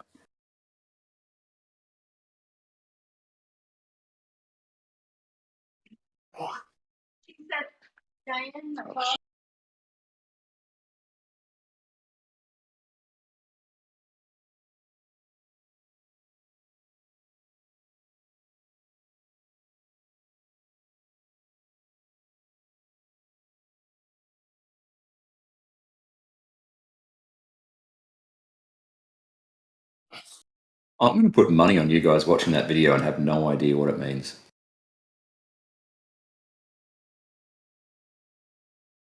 Where's this video?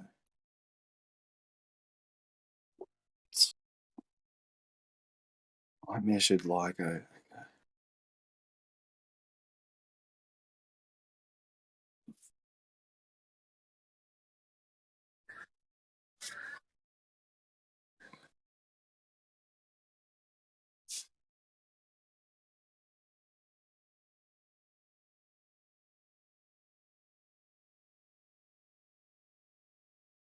Oh, Sleeping Warrior. Hello.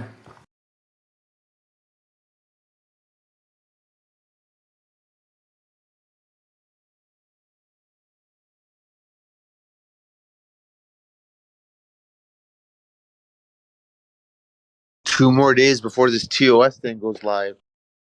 2 or 3.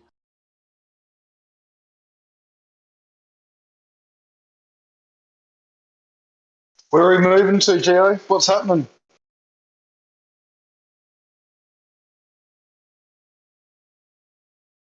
Yeah, I've been thinking about that too. Is this like the end of Discord, or is it just kind of like a cover? Like there's It's the end of what we do. What's it go? because originally it was just like for gaming. You know, people didn't use it to other stuff.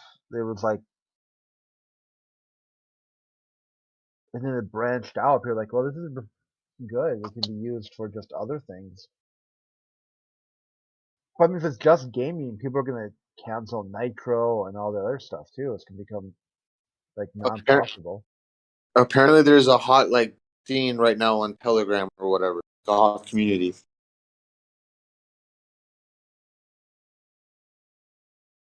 You, you can't talk mad shit to each other anymore.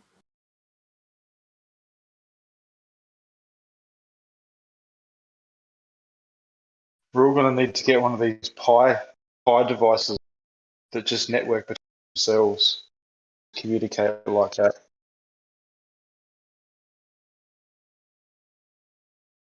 No internet. Just need to have enough of them distributed around and just connect with each other to create the network. How cool's that?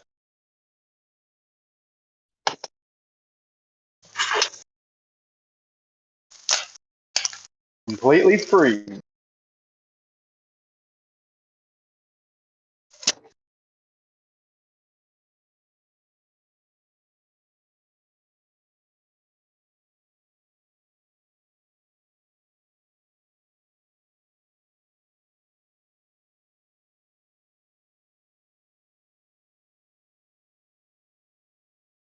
Has Geo mentioned it at all to anybody?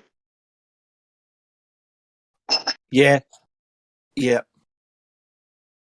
Yesterday. Does he have a plan at all as yet? They mentioned Telegram or something, but there's lots of ways you could do it.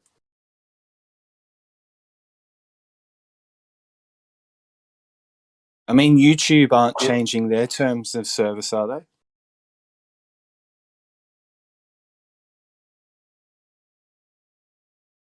I don't think it goes hand in hand, no, but still, you're already limited to what we can talk about on.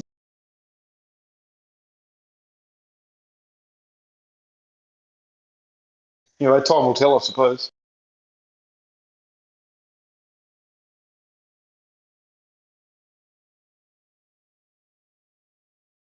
I mean, a lot of people now are doing conference calls through Zoom and things like that. There's a lot of things you can do with Zoom. Zoom's really powerful and stable.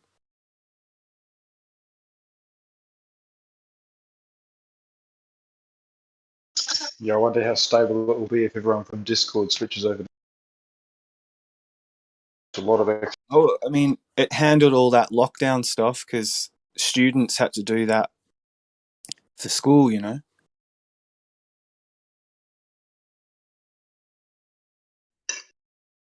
Yeah, well, they're obviously prepared for that, so I would suggest that.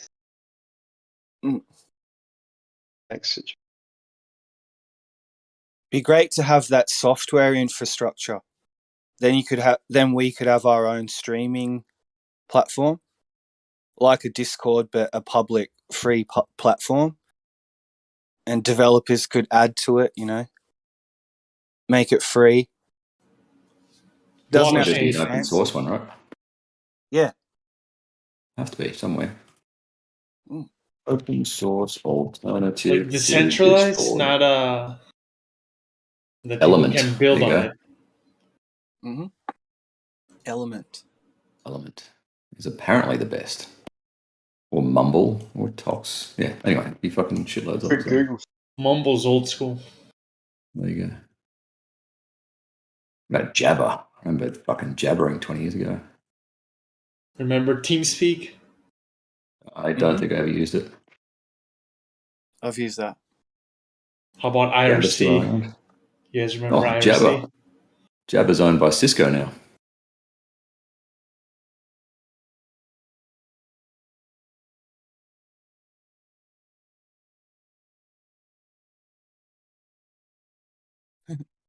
Own your conversations. Secure and independent communication connected via matrix.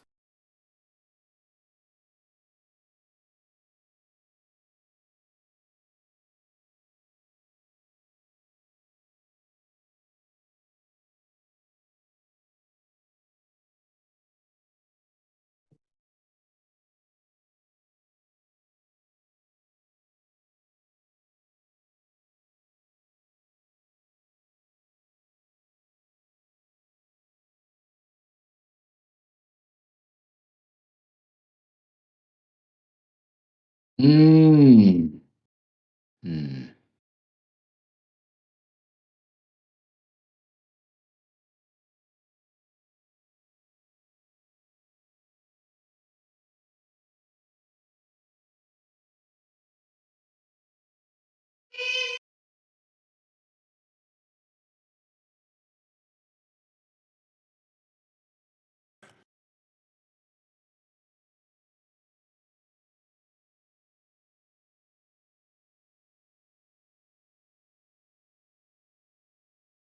I can whistle, and the Discord won't pick it up. It's impressive.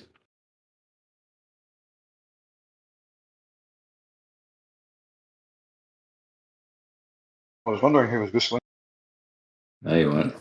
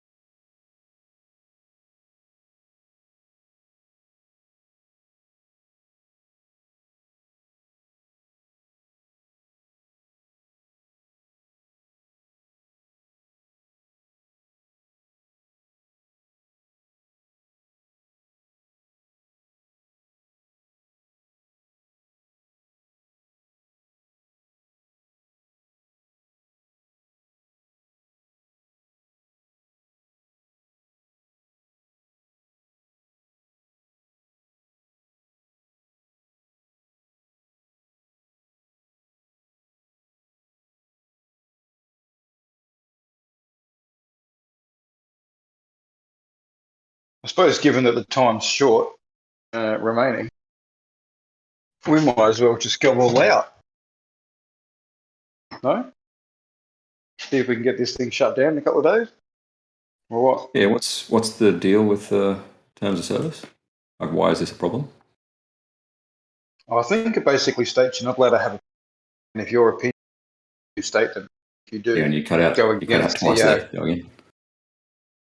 Something about opinions, mate, and if they don't go with the narrative, it's false information, and they can shut it down. Okay. Probably have to read them to be fully informed, but yeah, everyone's talking about it. March 28th. Users may not share false or misleading information on Discord that is likely to cause physical or societal harm. I think, well, I'd say Flat Earth would be safe from that, but the COVID stuff, maybe not. Yeah, but it's so general, though, isn't it? Really, that's the problem. Yeah. I'm based on that. Societal harm. Having kids in the house that are growing up with Flat Earth, that's societal potential, isn't it? It's a stretch. It's a, what's the word? A spectrum. And there has to be a line drawn somewhere. I don't think it'll be drawn. I think Flat Earth will be safe. I think anti-vax stuff will not. Discord's new policy will ban harmful medical advice taking aim at anti-vax groups. Yeah. And some people could say it's their religion. Anti-vax? No, Flat Earth. Yeah, Like they're just practicing reasonable person test. Yeah. It's no, hard. No, you could, sorry. You could. Because it's in the Bible, Yeah. right? Or you can interpret the Bible to say that. Yeah, I think in the future some people could use it to their advantage. If they want to be left alone, that is,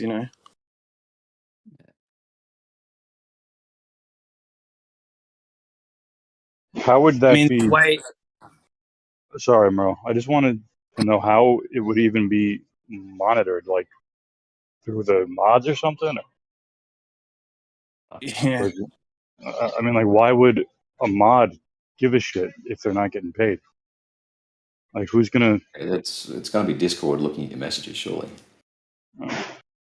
Unless that's like self-reporting stuff. Or you have people on the server reporting. Algos. Do you guys think certain keywords will trigger it? Like anything with vaccine, for example, boom, instant, it's triggered and they'll monitor it? Oh, even enchilada. They'll have enchilada in their fucking.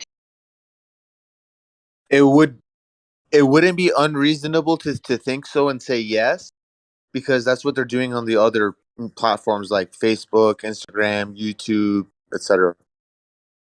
I mean, Discord is a company, right? It's not in their interest to be overly harsh on it, or everyone will leave their platform. So, there'll be a line somewhere between commercial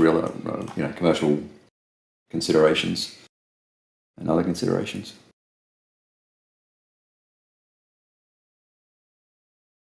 I mean, they can police the platform until they don't exist.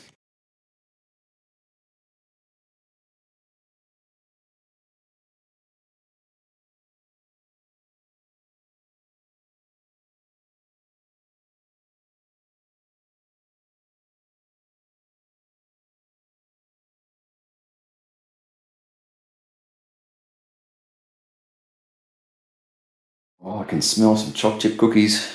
Give me 1 sec.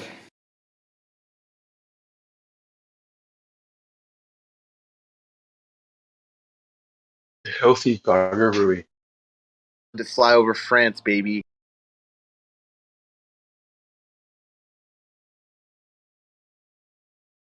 Suppose you only live once, eh?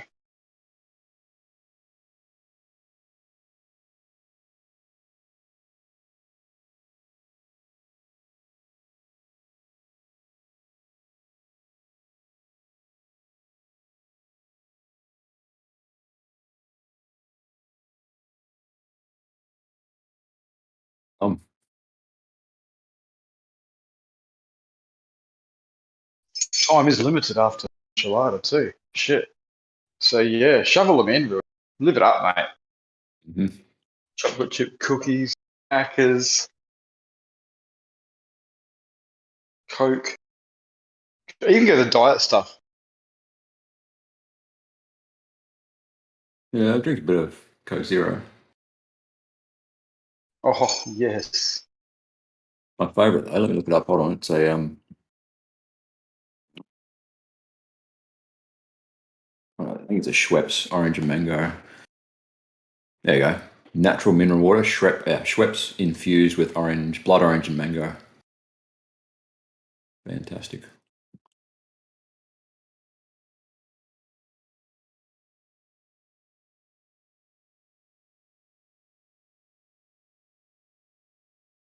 Remember those funny focus on the fucking Keep cutting out.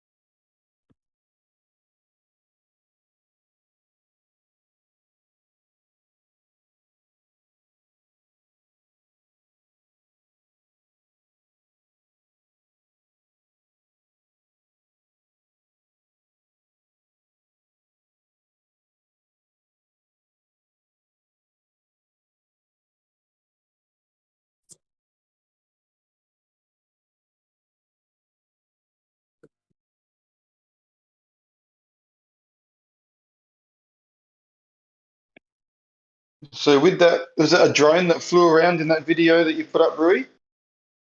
What? The LIGO one? Yeah.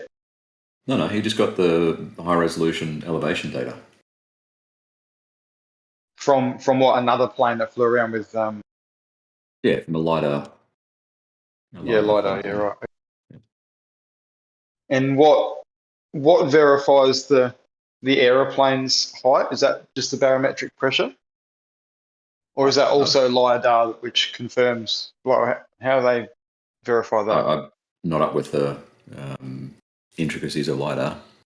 It's considered the most accurate. No, the aeroplane. Is that just barometric pressure they use? Or is there some device that they send to the ground and receive? I don't know. Okay. Not really relevant for this example.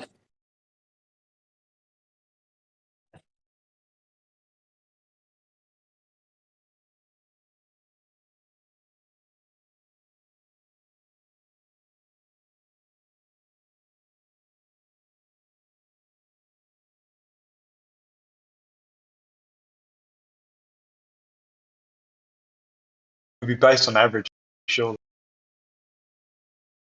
I don't know. It's considered the most accurate elevation data. So, they would, what's the word? They would have to calibrate it to something on the ground. Because like I said, if they're just flying around based on pressure, then they're not going to know exactly their altitude. There'd be some calibration.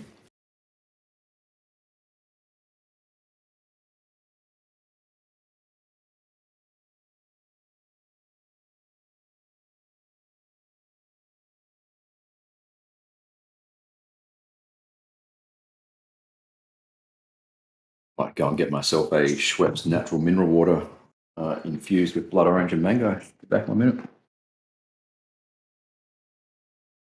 Sounds like the healthiest thing that you've got going for you. Get into it.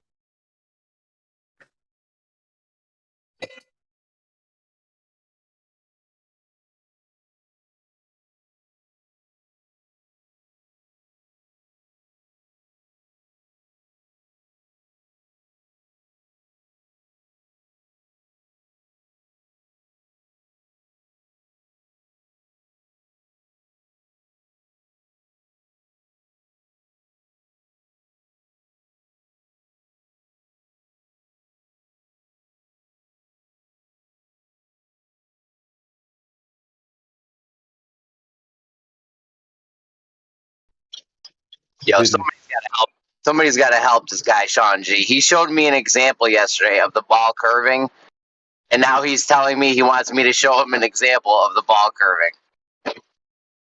So not only does he not think it's Coriolis, the thing I detailed with the two guys throwing the ball, but he doesn't even think the guy in the roundabout will see it curving, man. One of you Glober guys needs to go help him or something. Look, I thought you got it straightened out before I left today. No?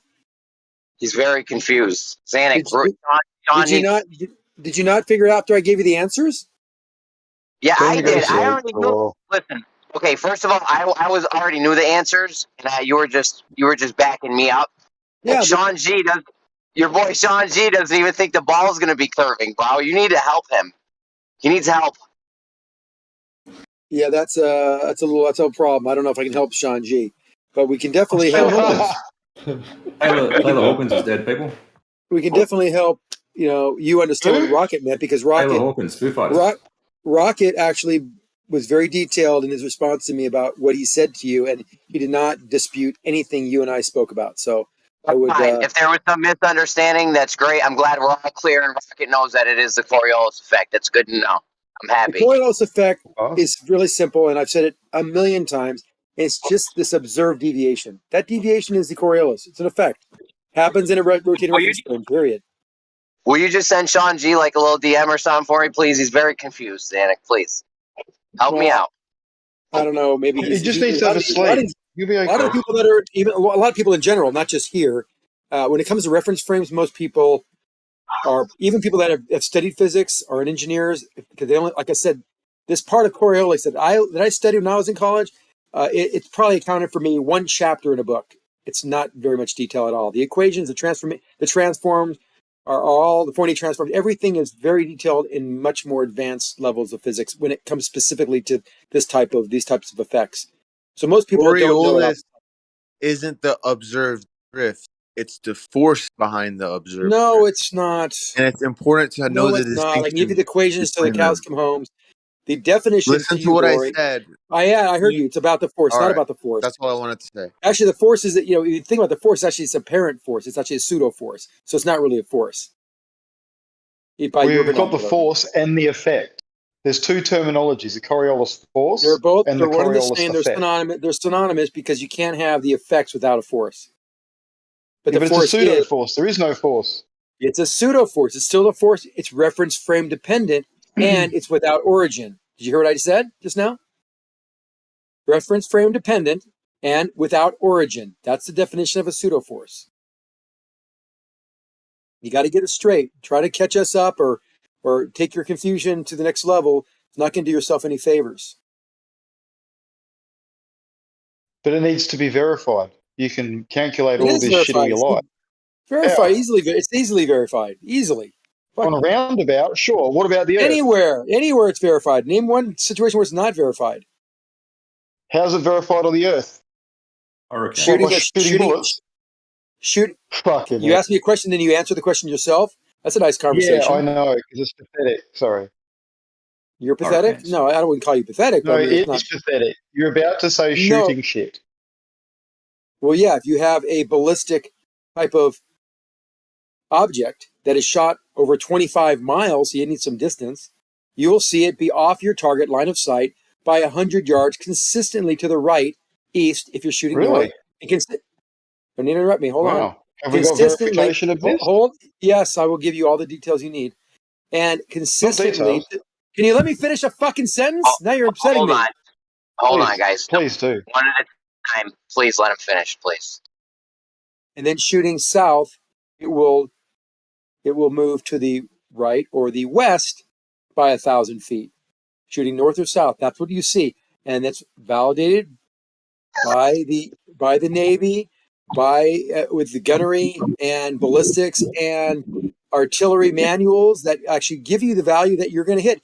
Barring any wind or anything else, it'll be pretty accurate. And even if there is wind, it always will be to the right, regardless of the wind, and it will be always to the left, regardless of the wind, shooting the other direction. So it's very consistent, very predictable, and it always happens due to Coriolis. Thank you for letting me finish, by the way. No, you're most welcome. So we've heard that before, over and over again, and we ask, has this been verified anywhere other than just in a book where it says it's been done or needs to be accounted for? Is there any verification of this?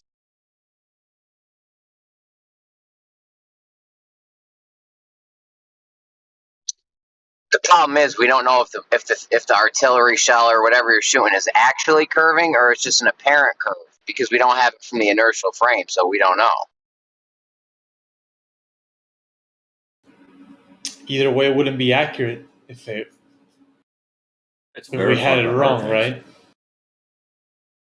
The rotation of hurricanes is what we would expect to see if the Earth is rotating, and there was Coriolis. So if I can clarify what Zanuck is saying, from the North Shore by the Pontchartrain Bridge in Covington, we're shooting at the Marriott to the South Shore.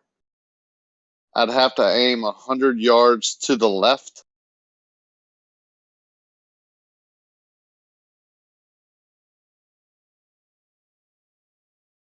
Any verification of this anywhere at all, please, someone? I think he's just posted it.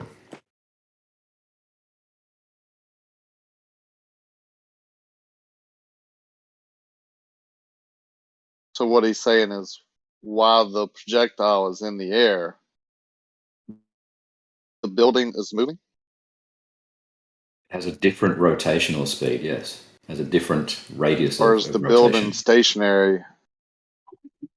It's always to the right. It always deviates to the right. Shooting north to the right, shooting south to the right. Very interesting how that's always happening with artillery because of the Coriolis. This is a known phenomena.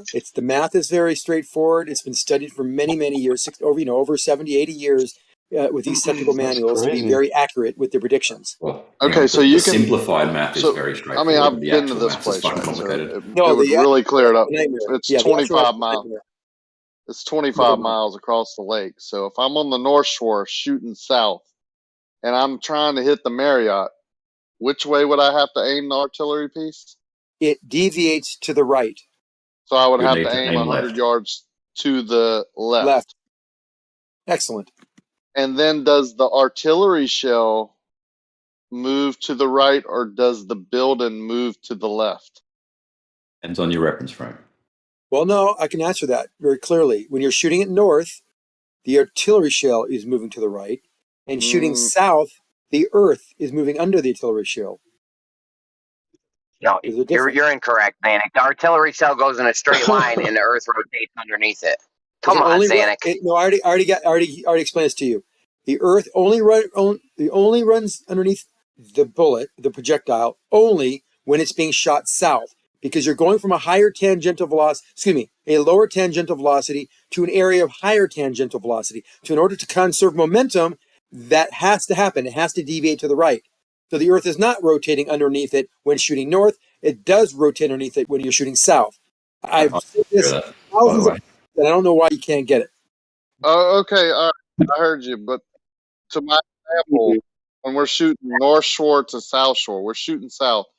You're saying the building is moving towards the east, towards the left.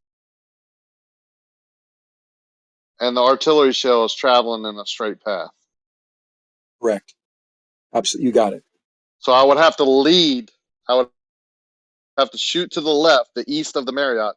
Shoot the artillery shell. It would travel in a straight line 100 yards to the left of the building when I initially got it. And as it in the air, the building would move to the left and the building would meet each other. The entire surface along the way is moving. Problem is, there's a different tangential velocity of where you shoot it from to where you're shooting it to. And those I got your theory. Those two tangential velocities are different, and that difference accounts for this 100-yard deviation. Wouldn't the speed of the bullet matter? Yes. Depends how long it takes. Because if you're shooting the same distance, but you have a bullet traveling at 5 miles an hour, and it takes 30 seconds to get there, and then you're shooting a high-powered artillery shell that takes 5 seconds to get there, the Earth's rotation would be different, right? Yes. The deviation will be different. Yes. Yep. How about do the mass So the speed of the projectile matters now. Yes. It always mattered. Yeah. Do the math. I'm fine with that, but only shooting south, north to south, does the Earth turn underneath the projectile, which is going straight. When I'm shooting south to north, I should clarify that us talking about Earth, things moving underneath certain things, these are all reference-dependent type of terminologies and descriptions. So it's a little pedantic, a little semantic to be talking like this. Artillery guy. But the accurate, but in the vernacular we're using and the way I'm speaking to you about this, yes, shooting south because of this, and all we're talking about really, put in perspective, is the change in tangential velocity, the where it's leaving and where it's ending up. There's a tangential velocity difference. That means to conserve momentum, the Earth would then move underneath it, shooting south, and the artillery shell would be moving ahead of the rotating Earth, shooting north. Now, that's not a real technical way to describe it, but it's very accurate.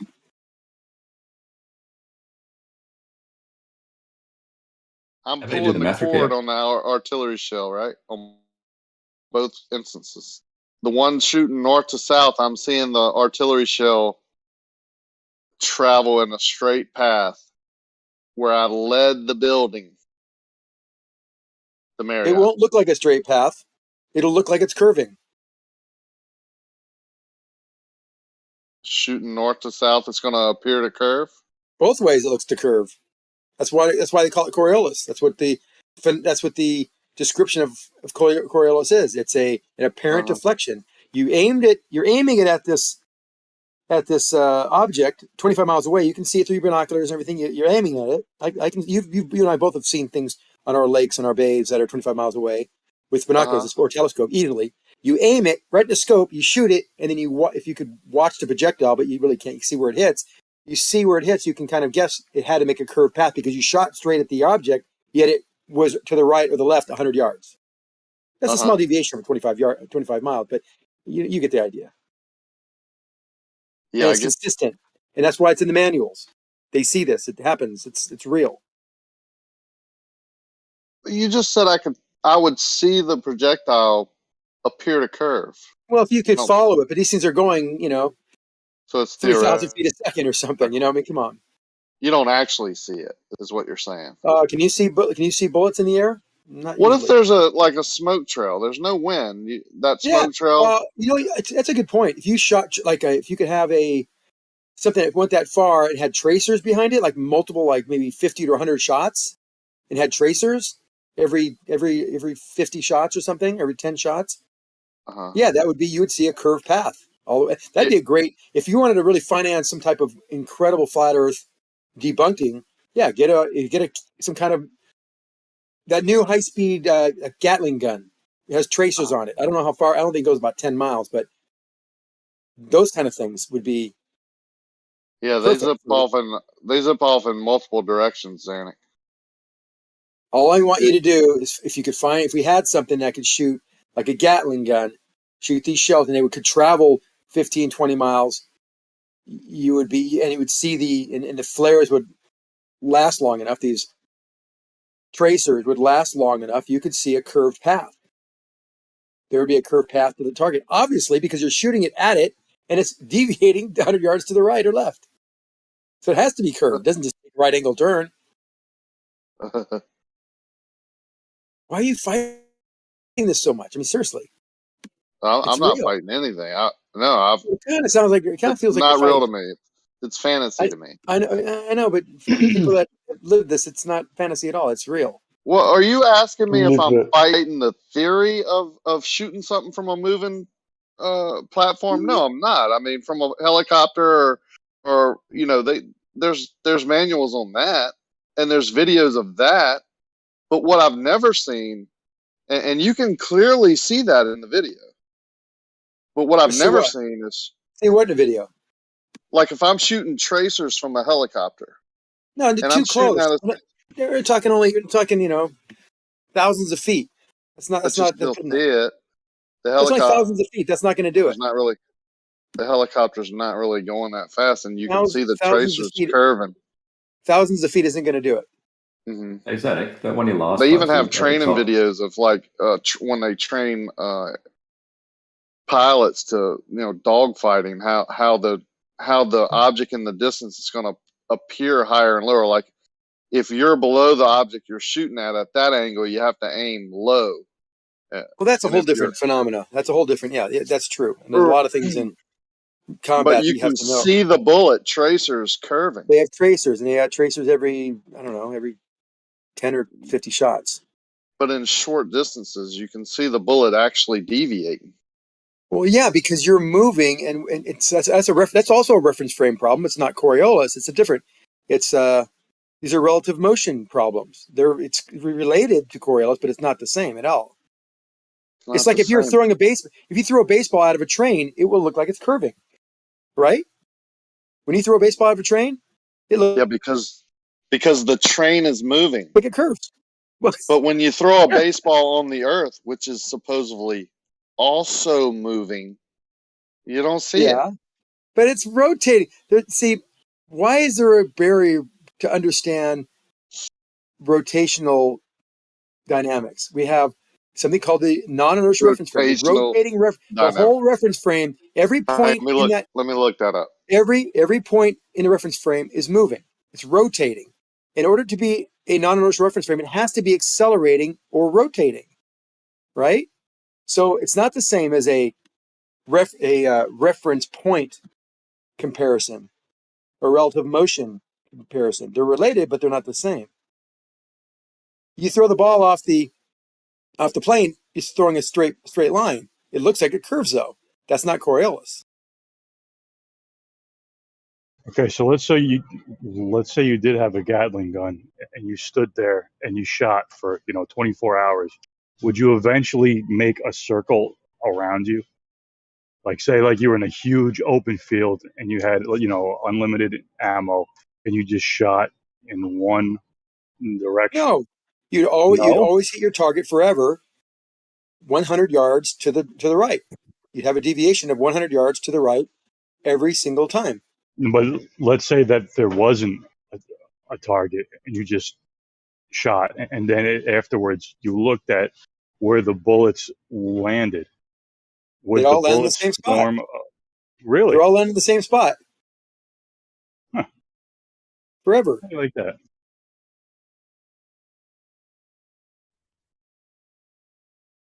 You have a problem there, Jerry? Seemed a bit dismissive of that. No, I mean, if it's always spinning and you always got to adjust. Yeah. So you adjust 100 yards to the left, and then it will hit the target all the time. Barring wind, obviously, but, you know. And why wouldn't that continue, like, throughout the day? Like, say, like, you just continued to shoot, you know, continuously. Right. As long as you're aiming 100 yards to the left, it will keep hitting the target. I don't understand why you think it would change. Yeah, picture yourself on the merry-go-round. Now go back to the rudimentary examples. You and me are on the merry-go-round, and I'm throwing the baseball to you, and it misses your head every single time by 2 inches. And I continue to throw baseball after baseball. I have a bucket of baseballs next to me, and I keep on throwing. We're spinning around forever, just continually spinning, and I keep on throwing it right at your face, and I keep on missing you by a foot. As long as I throw it, I'm going to continue to miss you by a foot. Same. It's analogous to what we're talking about as far as why it doesn't trace a path around you or do some other crazy thing. Nice going, Jerry. Yeah, I don't know, man. Whatever. There's no bad questions, right? You heard that before. Only stupid people. Yes. So not only are photos of Earth curvature from space considered acceptable and boats going over the horizon, now it's just documents. You can just pull out a document, page of a document, and say, look here, here's proof, look, it's in a book. Is there any evidence of this actually taking place anywhere? Of someone shooting a gun and watching it deviate or aiming 100 yards away from it? Hurricanes is the evidence. It is exactly what we would expect if the Earth was rotating. Is there one of someone shooting a projectile? I don't know. Video? You want to have like anyone knows YouTube? about? You want a YouTube video? These guys showing like a full-on documentary where he's like looking through the site. Hey, here's the shore. Here's this barrack. We're gonna shoot at it, and he's got the freaking gun, and he's like turning the crank to change the azimuth. Okay, we got to see we're moving this many degrees to the right. Fire in the hole, and they fire it right, and then you want to see a whole video like them doing that. Yeah, how would you control for wind in that? Yeah, I mean that they. So there's no evidence of it then. Oh yeah, there is. I'm hearing excuses. That's why. Okay. Well, no, they know even though there's a headwind, a tailwind, or a side wind either direction, they know that there's this deviation they have to account for. If they have a lot of wind, it might neutralize out in one direction and maybe enhance it in the other. They take that. They take all that into NASA. They're not idiots. These guys are not idiots. NASA know about space too. These people are not idiots. They take all these. They take all these factors into account, all of it. So now we trust the Navy. Okay. So a sniper doesn't. A sniper doesn't do it because it's not far enough. There's more other factors are well beyond on his control. It's not enough to really. No, it's not doing it. It's not. No, it's not regularly done with snipers, depending on the distance. Obviously, if you're doing I don't know what the longest hit is for what kind of target, but I know it's not much more than a mile, and that's a pretty long shot. The artillery shells that you are saying always hitting to the right, no matter what direction you shoot in, north or south. Yes, correct. The artillery shell is always hitting to the right, right? Mm-hmm. Which way is the barrel threaded? Board. The Magnus effect doesn't affect it that way. You have a net zero force on that spinning object. Is it? I thought the spin drift did make a difference because of, but yeah, the rifle and the way the barrel spins. Of course it does. If you have a it does a little because it is falling too. So it does now. Well, a little. It's small, but it's not like you think. People, it's spinning one direction.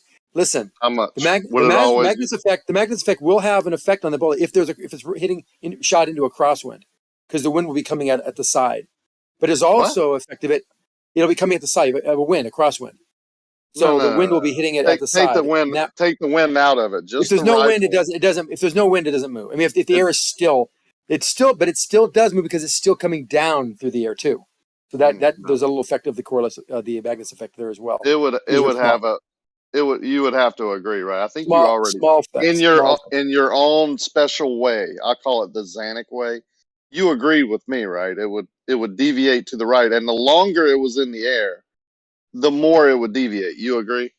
Which that with to the right because of Coriolis, not because of Magnus effect. No, just because of the rifling. I mean, the rifling. No, absolutely not. Rifling, if you don't have a rifle barrel, the bullet is going to waver, right? It's it'll float around. Yes, it will not be so the rifling, if it's left to right, it makes it fly in a straighter path than the other. Yes, they're straighter. But that left to right rifling is going to make it deviate to one way or the other.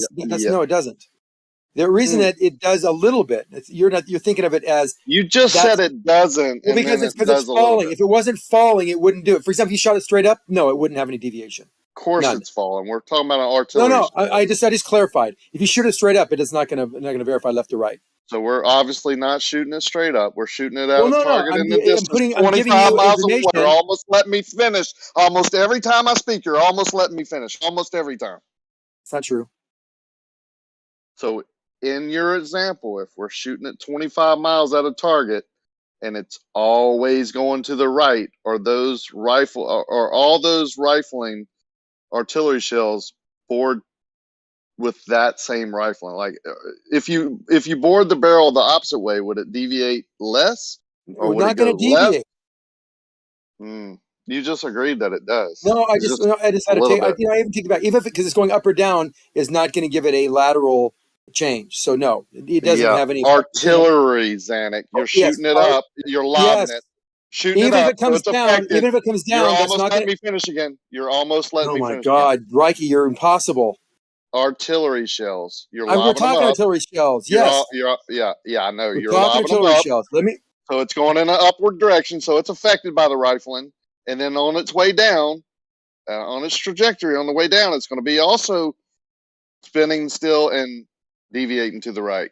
Correct? Doesn't create a movement laterally, even if it's going up or down. I take it back. What I said there, that was wrong. It was incorrect. No, I had to think about it for a second. No, the rifling is not up and down. It would make it more lofty, or it would make it sink. Up and down. Listen to me. I didn't say up and down. Left to right. Listen to me. It can make it more lofty, or it can make it sink faster, but it's not going to make it go left to right with the rifling. Okay, so that's your final answer? Yes. You've had a few.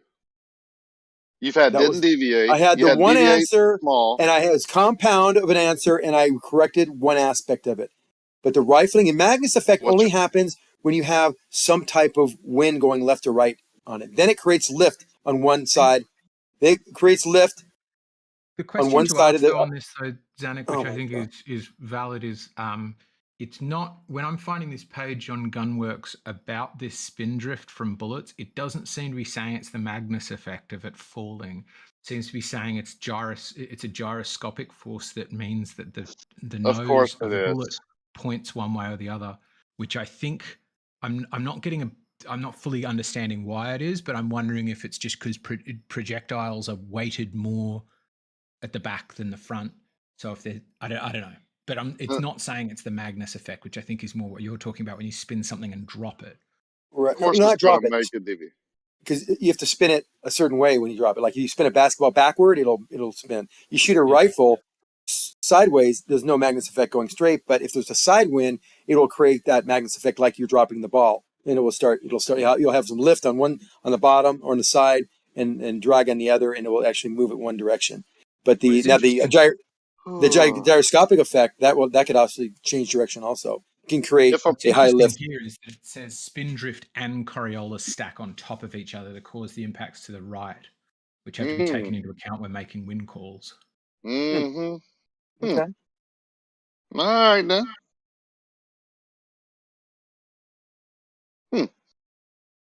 Kind of like the prop on a plane, right? If the prop is spinning clockwise, you're going to yaw to the right. Sorry, go on. You got a torque on the actual airframe due to power, the force acting on the prop. Even if you have a twin engine, if they're not counter-rotating, they're going to have the same type of... Well, single engine. If it's clockwise, it's going to torque one way. If it's counterclockwise, it's going to torque the opposite, right? Well, that's why they used to make counter-rotating props. Is that a yes? Is that a yes? Yes. They have counter-rotating props on twins, and very rare, because they got to find parts to work both multi or single, multi-directional engines. Or they have a push-me-pull-you plane like a Cessna, which has a prop in the back and a prop in the front, which are counter-rotating. So when something's rotating, it's going to show a bias towards that direction of rotation, correct?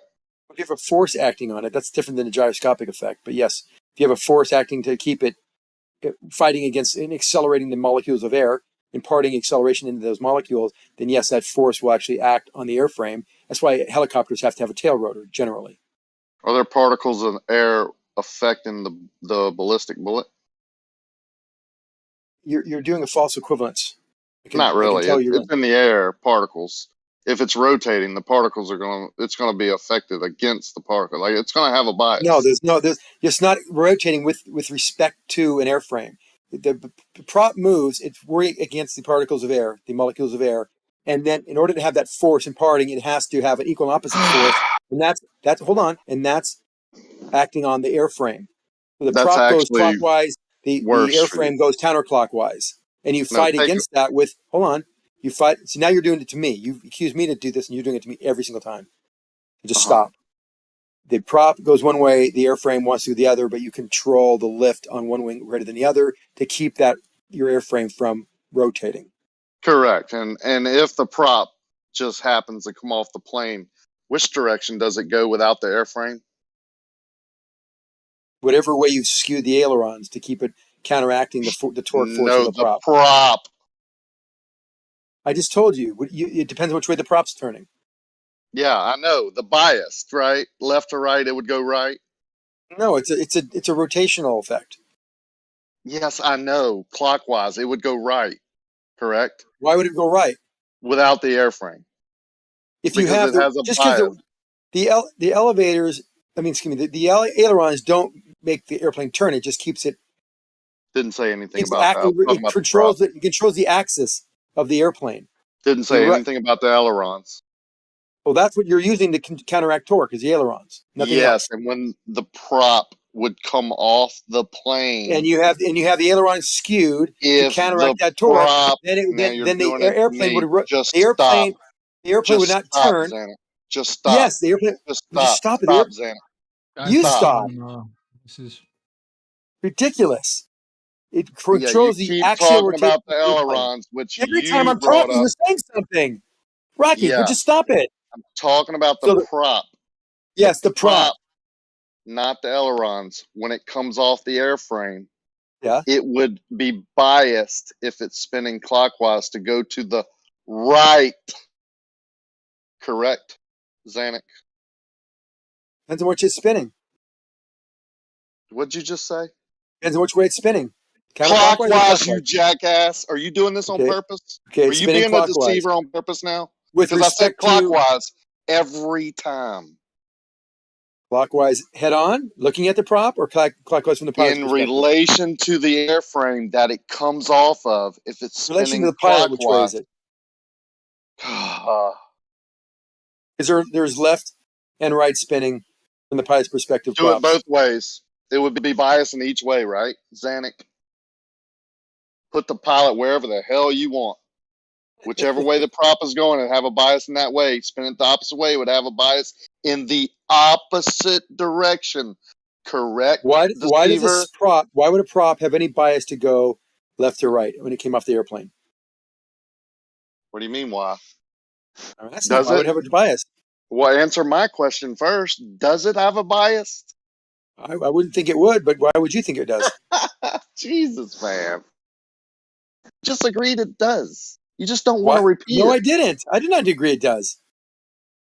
Which way do you think it rose? Which way would it go? Why would it go? So does it? I don't know. You just agreed that you have to correct. Oh my God. Rotation of the prop. Right.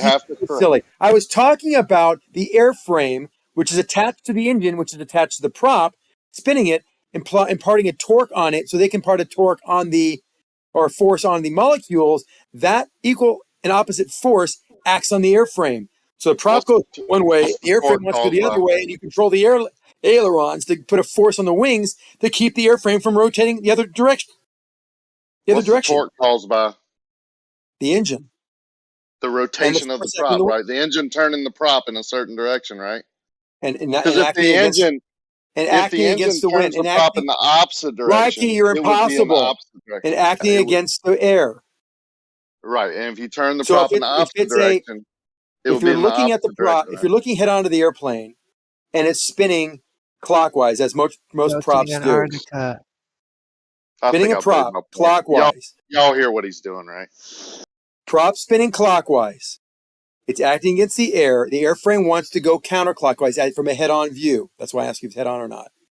So the ailerons on the right side of the plane, pilot's right, are pointed down, and on the left side are pointed up. So when you lose a prop, I was talking about the airplane, then he corrected me and said you want to know about the prop. When the prop is released, it's just going to go straight. You know, as my first reaction, I could be wrong, but I pretty you could be wrong again. Zanuck. Well, I mean, why do you think it would curve? What's going to make it curve? Would you calm down a little bit? If you're sitting in an airplane with no prop on it and the engine's running, which way do you have to adjust the ailerons to keep the plane straight? I told you. Which way? I just told you. Without a prop, sir. You can have the engine running. The engine still a torque. The engine's still putting a torque. The engine's putting a torque to where? To the airframe. Still spinning a shaft. There's still friction. Friction. There's still friction. There's still force being generated by an engine, even in idle. Okay, so the flywheel is spinning left or right. It's creating a torque, not wind. It's creating a torque left or right, right? Depends on where you're looking at it from. This guy, professional. Looking at head on. I mean, I'm looking at. When you look at flywheels, it's listed different props. They're going to go a different direction because the flywheel's in the back. You're good, man. I gotta give it to you. I've missed you, bro. Flywheel's not in the back, not in the rear of the plane engine. I have missed you.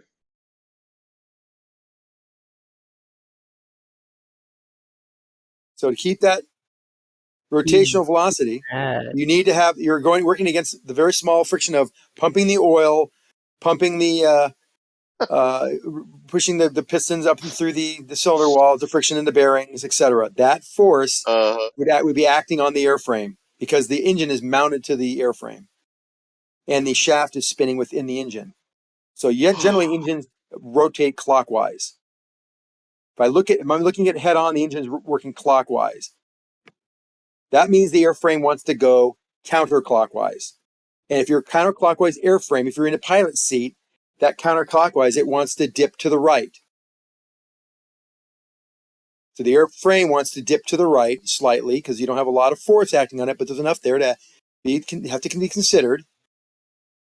And so if it wants to dip to the right, you'd have to input left controls. Why do you think you have to talk so much? Wizard. It's like wizardry. Because I don't want you to miss the points that you seem to be confusing. You think I'm confused? That's part of your wizardry, telling people you think I'm confused. Well, it is. I mean, you clearly are. You're telling me it's moving clockwise. Clearly. How is the flywheel moving clockwise, first of all? What the frick are you talking about? How is it moving clockwise? That's the way it was engineered. Which direction is the prop turning then? Also clockwise? If you're saying it's clockwise, then whichever way the engine is turning, the flywheel, that's your position. If you're saying it's clockwise, Zanuck. Jesus, man. When you look at an engine, because if you change your position and go to the front, if you look at an engine from the front, if it's spinning clockwise from the back and you go to the front, it's obviously not spinning clockwise anymore to your position, right? Right. So that's what I'm asking you. Whichever way it's spinning clockwise, you're observing it. That's the clockwise position. If you change your position, well, no, the flywheel is not going to spin. If you're looking at the flywheel from the back, if you're looking at the flywheel, when you work on an engine, you work at the back of the engine where the flywheel is. This is just your wizardry. It's counterclockwise. doesn't change which bias it has. It's behind no it. matter which Well, way I want to know which can way to look tell you from to it. turn the You ailerons. can look from it. You can no. You brought in ailerons for no reason. You can look at it from the bottom, To keep top, the side, at airframe any from angle. rotating.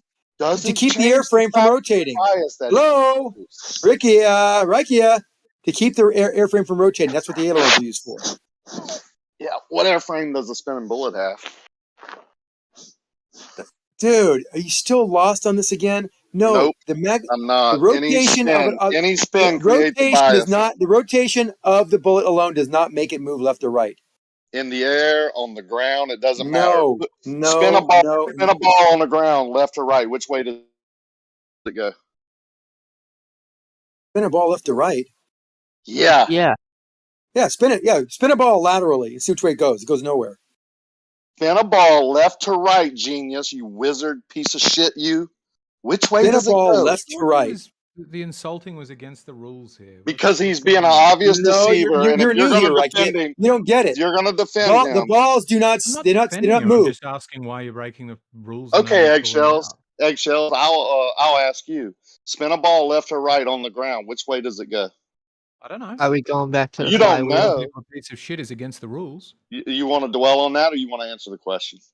I want you to get called out when you're breaking the server rules. You just called me out, so now do you want to answer the question? No, not really. I don't like talking to you much. Well, then shut up. Go on mute, you dumbass. No, don't be rude. You're new here. Once you start, or are we just going to put up with Rakia being? Yeah, you got to stop, Rakia. This isn't the place. Rakia, this isn't the place for you to be obnoxious, right? This isn't the 24/7 I server. understand if the wizards are upsetting you, but you can't. We're not going to do that here. All right. Yep. Cool. Hey, man. Do you want to answer the question honestly? Because they can't. Sure. What's the question? I just got here, so I don't know what we're talking about. Yeah, no problem. It's an easy one. It's logic, right? If you spin a ball like a basketball in a left to right rotation and you put it on the ground, which way is it going to go? It's going to stay in the same place. If you spin a ball left to right, do you understand the question? I'm thinking of like a basketball, like spinning on someone's finger. Left to right. Like you've spun it left to right. It's going to go, I don't know, to the right. Okay. Maybe. Okay. That's correct. Everyone knows that. If you spin a ball left to right and throw it into the air, which way is it going to have a bias towards? To the right, I would assume. Thank you. Man, that was easy. I've been trying to explain this for 40 minutes to your wizards. Sorry, I got upset. You've walked yourself through it, but incorrectly. That's not how it works. No, First of all, I don't know how you exactly spin a ball left to right. I don't even know what you're saying there, but I'm just listening. No, I get what he's saying. You can spin it front to back, left to right, right to left. How about that? How about this? We spin it. Let's say you spin it front to back. Okay. Which way would it go? But is it front to back, clockwise or counterclockwise? You're holding the ball. You're the one spinning it. Okay, so I'm going to spin it. I'm going to spin it back. Hold on. I'm going to spin it backward. Where the bottom of the head, it would be opposite. Rakia, the fuck's wrong with you? Moderator. Seriously, dude, just give me a fucking sentence, all right? So we spin the Xanax. We're not going to do that here. We spin it back. We're not going to do that. Let me finish the sentence. You don't need to repeat yourself. Xanax, let me say my sentence. Relax. This is not the place to be that We've been talking the entire time, Rakia. Now it's my turn. Just be quiet for a second, please. You have the bottom of the basketball going forward, and the top of the basketball coming toward you. That's how you describe motion, okay? And the axis is on your. You just said it opposite. You fight each other. If you're going to spin it back, like you're going to make a free throw, like Rick Barry used to do. He would spin it backward, which means the bottom of the basketball goes forward, the top of the basketball toward your head. Does that make sense? Now, if you were to do that in its place, what bias would it have? You ever thrown a bounce pass, Xanax, with spin on it? Yeah, it's not. It's your false equivalence again. No, it's not. When it hits the ground, which way does it go? Yes, that's a whole different set of dynamics. Not really. It's confusing. just For friction, example, right? Friction on the ground, friction in the air. Stop it. The reason the magnets effects work. And this is what Stop we're talking being about. honest. You keep on doing it. Every Friction. time I say a sentence, you're doing it. Just shut the fuck up for a second. Xanax, just let me have a sentence. We're not going to allow that. Let me have a sentence. Stop. This is not the place. You always do this, man. No, because he's being an asshole. He's not letting me finish a sentence. You don't have any consciousness, man. Let me have the sentence. When you spin a backward spinning basketball, like dropping a ball down a canyon and spinning it backward like a basketball, it will float outward because you're creating lift as it moves through the air based on the bottom of the basketball going faster than the top of the basketball. So it creates lift. That's why it bows out. If you spin it the other way, where the top goes away from you and the bottom comes toward you, it would go down into the mountain that you're dropping it from, or spinning it from. So now, if you're not moving, hold on. If you're not moving through the air, it doesn't move. Just spinning a ball doesn't do anything. So when the spinning bullet moving through the air, just like the ball, it has a bias, right? It's not. It would be right if it was tumbling. You're right. If it's tumbling, it's not tumbling. See how you're screwed up? If there's a side wind, God, Reikia, I'm going to give you the answer. Just listen. If there's a side wind, to the crosswind, that will determine which way it will move. Because a crosswind will be working against. We're not talking about winds. God damn it! Perpendicular to the spin. Bro. That will give it. Reikia. No Are you winds. fucking kidding me right now? That wasn't even me, Xanax. You're just so crazy. You just I hear. And if it's someone else, it's fucking shut up. If you have a side wind, then you create moderator. It's you again. Again, that's you. I can hear you. You're gonna learn, bro. Moderator. If you have a side wind, the wind will give it lift on the side of the bullet that is going toward it. He's got to. Oh, forget. You know what? You're hopeless. Completely hopeless.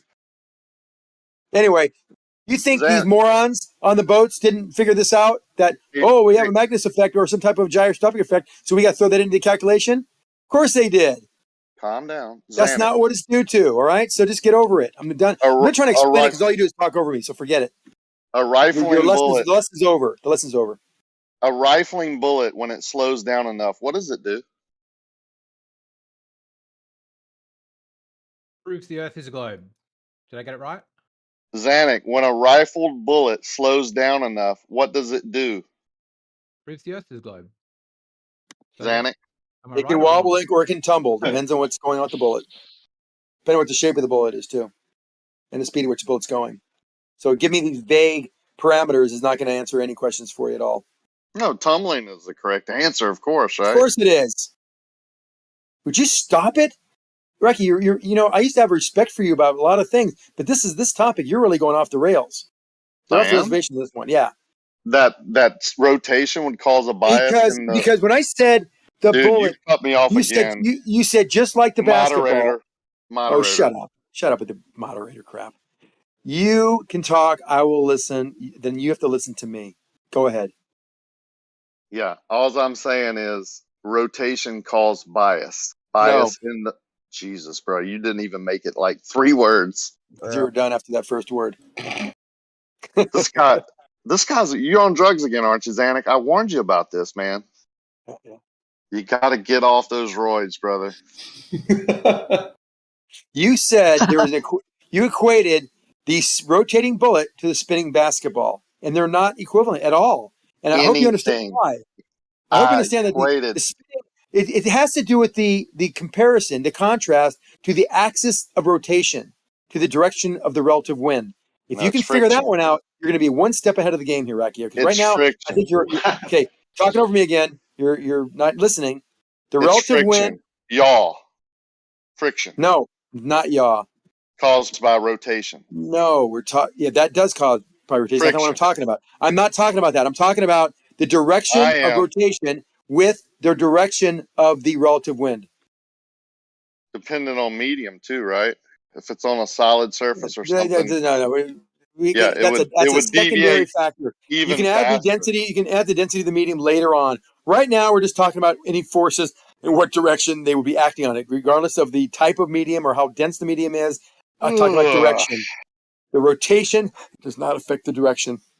Only in when you're yaw. spinning when your spinning prop hits the ground, which direction does it go? The force acting on it when it hits. In the direction of the spin, correct? Yes, that would be true for a spinning prop that hits the ground. You've now imported a fart. Now you've just imparted a force onto the ground. The ground imparts a force to the prop, and the equal and opposite reaction will be for it to move one direction. Yeah, but you can see it more readily, right? Because of the medium. It's hard, so it's hitting a hard surface. Its bias is being Frankie, you exaggerated. can't be this stupid. It doesn't. It's on one side. That's why it goes to the right. Moderator. It goes to one direction because it hits on one direction, one side. If you were to hit something where it hit the top and the bottom at the same time, like getting stuck between two pieces of wood, it would just stop. It wouldn't go anywhere. On So you're giving another non sequitur, another false equivalence that is incorrect. Dependent on the rotation. Hitting the ground is not the same as moving through the air. You can't see this for some reason because you're being too pig-headed right now. Particles. Bias, rotation. Dependent on the rotation, the direction of rotation creates a bias. Of course it does, right? Easily proven. I don't know why you're fighting against it. When that propeller comes off the airplane, bolts come loose and it flies off, you can go straight as an arrow. There's no bias. Why? Because there's air acting all around it. There shouldn't be any bias. Basketball on the ground. Basketball on the ground is different. Basketball is making contact at one point. Don't you get it? Right? This is really bad for you right now. You're really showing you're not thinking this through at all. Why do you think a baseball curves? I got to tell you why. It has a velocity a tangential velocity on one side of the ball that's greater than the other with respect to the wind, the air. So it creates lift or drag on those opposing sides. And that makes it curve up, makes it curve down, makes it curve side to side. Yes, depending on the direction of the rotation of the ball. Moving through the air axially. Like an artillery shell. No, not like an artillery shell, because it's not tumbling. The baseball's in a form of tumble, but it's round, so you can't see it tumble.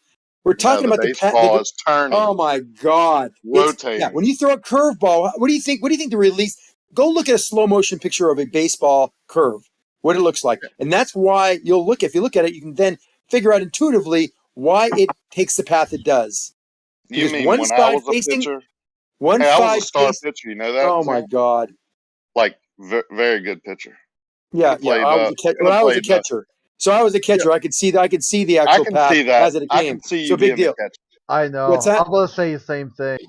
I can see him being the catcher. Yeah. I really can. You gotta get off the steroids thing. Really, I'm trying to help you, bro. Y'all keyed up. Don't go punch a cabinet or nothing. It's gonna be all right. We all know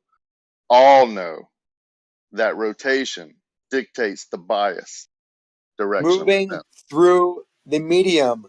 Yeah, like an artillery shell moving through the medium. If it's spinning, if it has rotation, it's going to be biased towards that direction. Right, Zanuck? And then the orientation of that bias. Right, Zanuck? Physics. Physics. You can't deny this. It's like fluid dynamics, isn't it? Well, if you want to throw a riser, like a pitch that just has all backspin or a knuckleball.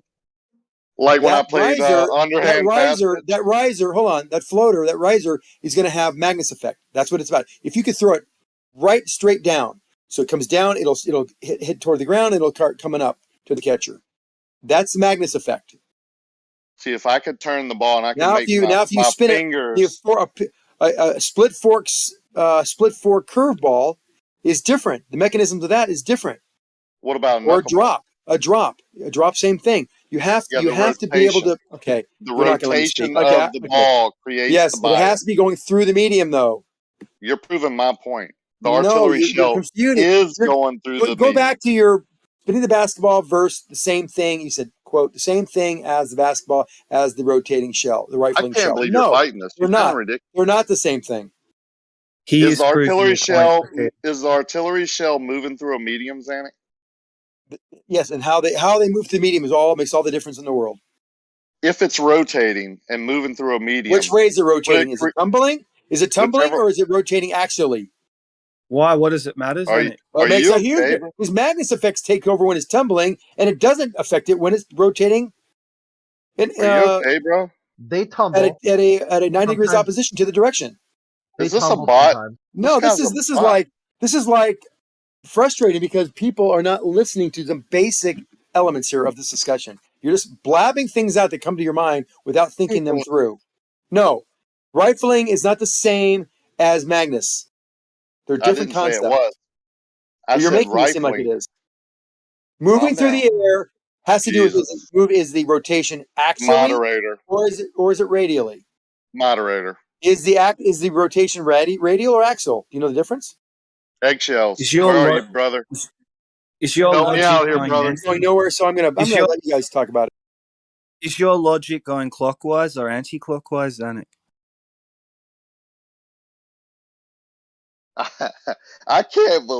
I really can't believe that someone says it depends on if the object if it's going through a medium and spinning, that would create bias. But an artillery shell flying through a medium and then rotating doesn't have a bias. It's not rotating the same way. I told you it's rotating opposed to the direction. 90 degrees opposed to the direction is the rotational. It's rotating about its axis. Its axis is going to the target. That's different than just something spinning backward, which is completely opposite. You know what opposite means? Think about it. Opposite. Yeah. Yeah. So if a bullet's traveling in an anti-clockwise trajectory, No, not which way opposite is it direction. traveling? Opposite as in tumbling or He can't not axis. just let me speak. He can't let anybody speak. Because I Where keep are on the getting people moderators? misunderstanding what I said. It's Moderator. very simple. I'm not misunderstanding what you Then said. go I ahead. You asked you said a direct opposite. You said, question. okay, He just you said overtalked him clockwise or counter. again. Moderator. I just asked you a simple question, Zanuck, and I'm not trolling you. I'm just trying to see where your logic is. So The to opposite me, is not the direction. if you're traveling in an now I got a anti-clockwise headache. direction, you're traveling in an anti-clockwise direction, right? No, Can we at least that's agree not on that? opposite. That's not what I'm talking about. Opposite. I'm talking about opposite. Opposite versus radial versus axial. Do you know the difference between radial and axial? Do you have any idea? Do you have the vaguest clue what I'm Axial talking about here? rotation's the Earth. Axial rotation's the Oh, for Earth, fuck's right? sake! Now you're just getting. You're so off the rails, so off the reservation. That's when I can't even. I don't even want to get you back. Well, Think of the tumble. Zanuck, it seems like you get really upset when like you feel like you're trying to teach someone something, and then for whatever reason they're not doing whatever you want, which I guess would just be accepted. Then you get upset. How about maybe just try like sharing your knowledge or information, and just trying to kind of have it be more like a game of tennis. You share your thoughts, someone else shares theirs. But yeah, because it seems like you're just getting super upset. Well, yeah, because I've said the same thing 100 times, and for some reason they're not getting it. It's getting very frustrating because I know they get it. I think they're trolling me. That's what I think. And I said it very clearly. Even the tumble, everyone knows what a bullet tumbles. It's going end over end. That's rotation. That's going through air. That's not the same as a bullet going axially through the air, rotating. Both are rotate. Both words say rotate, but they mean two completely opposite, different things. Not which direction it's rotating, as whoever just said that. Yeah, that's understandable what you're saying. Yeah, it's not the direction of rotation; it's the orientation, axial or radial. There's a difference, and everyone that came up, including Rakia, seemed to get it wrong consistently. So that's why I got frustrated. So may I'll just bite my tongue and just let you guys roll with it. Anyone else here think that a rotating artillery shell that's rotating left or right wouldn't have a bias as it flies through the medium? Stop saying left or right. I thought he was calling me. He almost let me get it out. But you keep on saying the wrong thing over and over again. Clockwise. Yeah, but that's not a fair reason just to interrupt him. That's true. That's true. He started it out. I was very calm starting out, and then he got me going. So I got to maybe you should just keep your just mute your mic when other people are speaking, and then when they're finished, just unmute and speak. It's pretty straightforward. I'll repeat my question because it was actually way away from Zanuck. I said anyone else, meaning not Zanuck, think that a spinning object going through a medium would have a bias in the direction of its rotation? Definitely. Well, I would say it would definitely have an effect of that because there's a clockwise and a counterclockwise series of vortexes that are made when it spins through the air. Do you think the wind, if coming out a certain direction that is at the same direction of the rotation, would exaggerate that deviation? Definitely could, yep. Man, that was easy. Like in golf, if you hit a big slice in the if you hit like a slice or a hook in golf and the wind's going that way, forget about it. It's gone. Yeah, it's going in the lake, right? What about a tumbling bullet? Does it travel slower than a spiraling bullet? There's actually a name for it. Before you go on to that, it's called bullet spin drift. It'll rotate to. Yep. I was with you there, Globus. Sweet as, Harry. It seems like we're all in agreement except for Zanuck. Imagine that. It's like old times.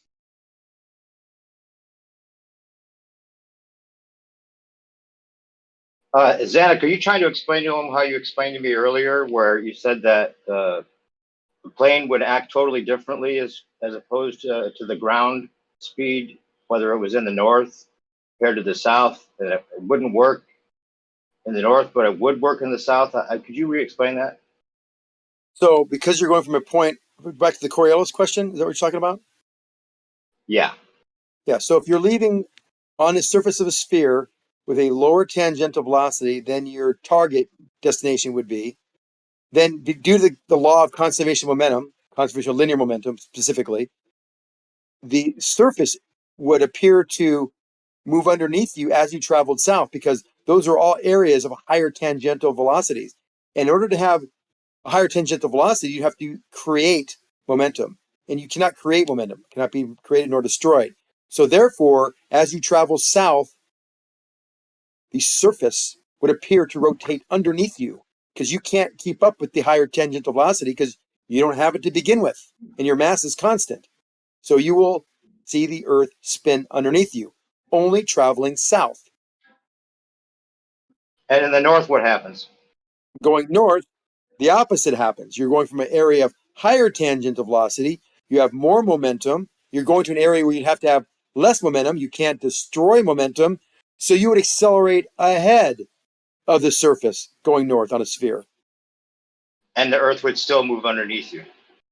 No, you're moving ahead of the Earth. It's not moving underneath you. You're moving over it. Did you hear that, guys? Now, hopefully you did, and hopefully everyone made note, because that's how it happens. Oh, so we do see the Earth move underneath us in planes? No, not going north. South. Going south. Now, the reason I mentioned earlier, if you weren't paying attention, talked about it being a semantic or pedantic argument, whether it's moving underneath you or not, because that's all relative, right? When you're looking at out of an airplane, is the ground moving underneath you, or are you moving over the ground?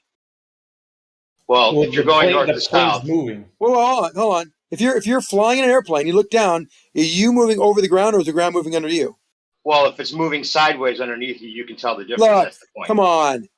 It's not moving sideways. You're an airplane. You're always going to see it. You're always going to see it move underneath you, right? Or no? Sideways would make a difference. If you, sideways? If you How do you fly sideways? Which was how do you fly sideways? How do you fly sideways? Oh, I'm saying that the ground is moving sideways relative how does to it your move plane's sideways? direction. How does the ground the would be moving? If the Earth moves, the ground would be moving left to right or right to left. You're being obnoxious. You're you're in a car. You look out. You open your door and you look down. Moderator. You're looking out your door. You open the door and look down at the road. Is the ground moving underneath you, or are you moving over the ground? That's reducing it to a totally different situation. I'm trying to get you to understand what the hell you're talking about. No, you don't understand that. I understand. You look foolish right then now. Tell me what happens. Is the ground moving underneath you or not?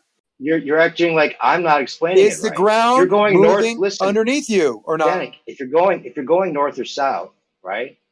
Then it's going to be moving west to east underneath you, regardless of which, or No. east to west, if they're going the opposite direction. Well, That's just then the your way answer it for the would work. car then should be simple. If So you the open the car's door not and in look the air. down, hey, The if car's I not look, the car's not driving perpendicular okay, to the I'm in movement of the a road. hot air balloon and I'm moving, and I look down. Is the air moving? Is the ground moving underneath me, or am I moving over the ground? Depends on the direction that Oh my that God! the Where hot do you air live? balloon is What going city? relative. Give me a city. Give me a city. I'm gonna. All right, No, you listen, can't. dude. Okay, hold on. The two of you guys, especially, is going to be total audio chaos for everybody listening. So I muted you both for a second. If you want to go back and forth, we'll do it. I'll just mute one of you and then let the other one speak, and I'll mute the other to let the other one speak, if that's all right with you guys, because otherwise you two is going to be absolute unlistenable. I would love to hear someone else chime in because I think my point was made already. I mean, the ground moves west to east, right? So if you're moving north to south, depending on whether you're going north or south, the ground's going to either move left to right or right to left underneath you in the opposite direction of where you're going, in the perpendicular direction, not the opposite, but the sideways direction. That's how you would tell Zanuck. I don't know why he thinks I don't understand. Well, Miles Mathis talks about the problem. Lemon, that wasn't your cue to talk. Hold on a second. So I told you, I'll say it again. Going north, you accelerate ahead of the Earth. The ground still appears to move underneath you, both directions.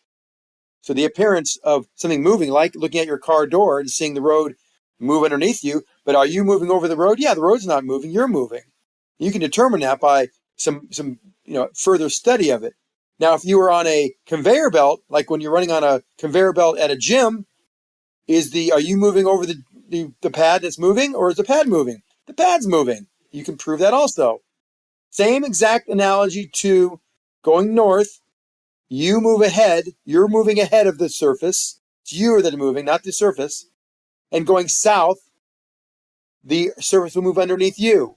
This is proven by the fact that we have a higher tangential velocity in those two spots. It has to be this way.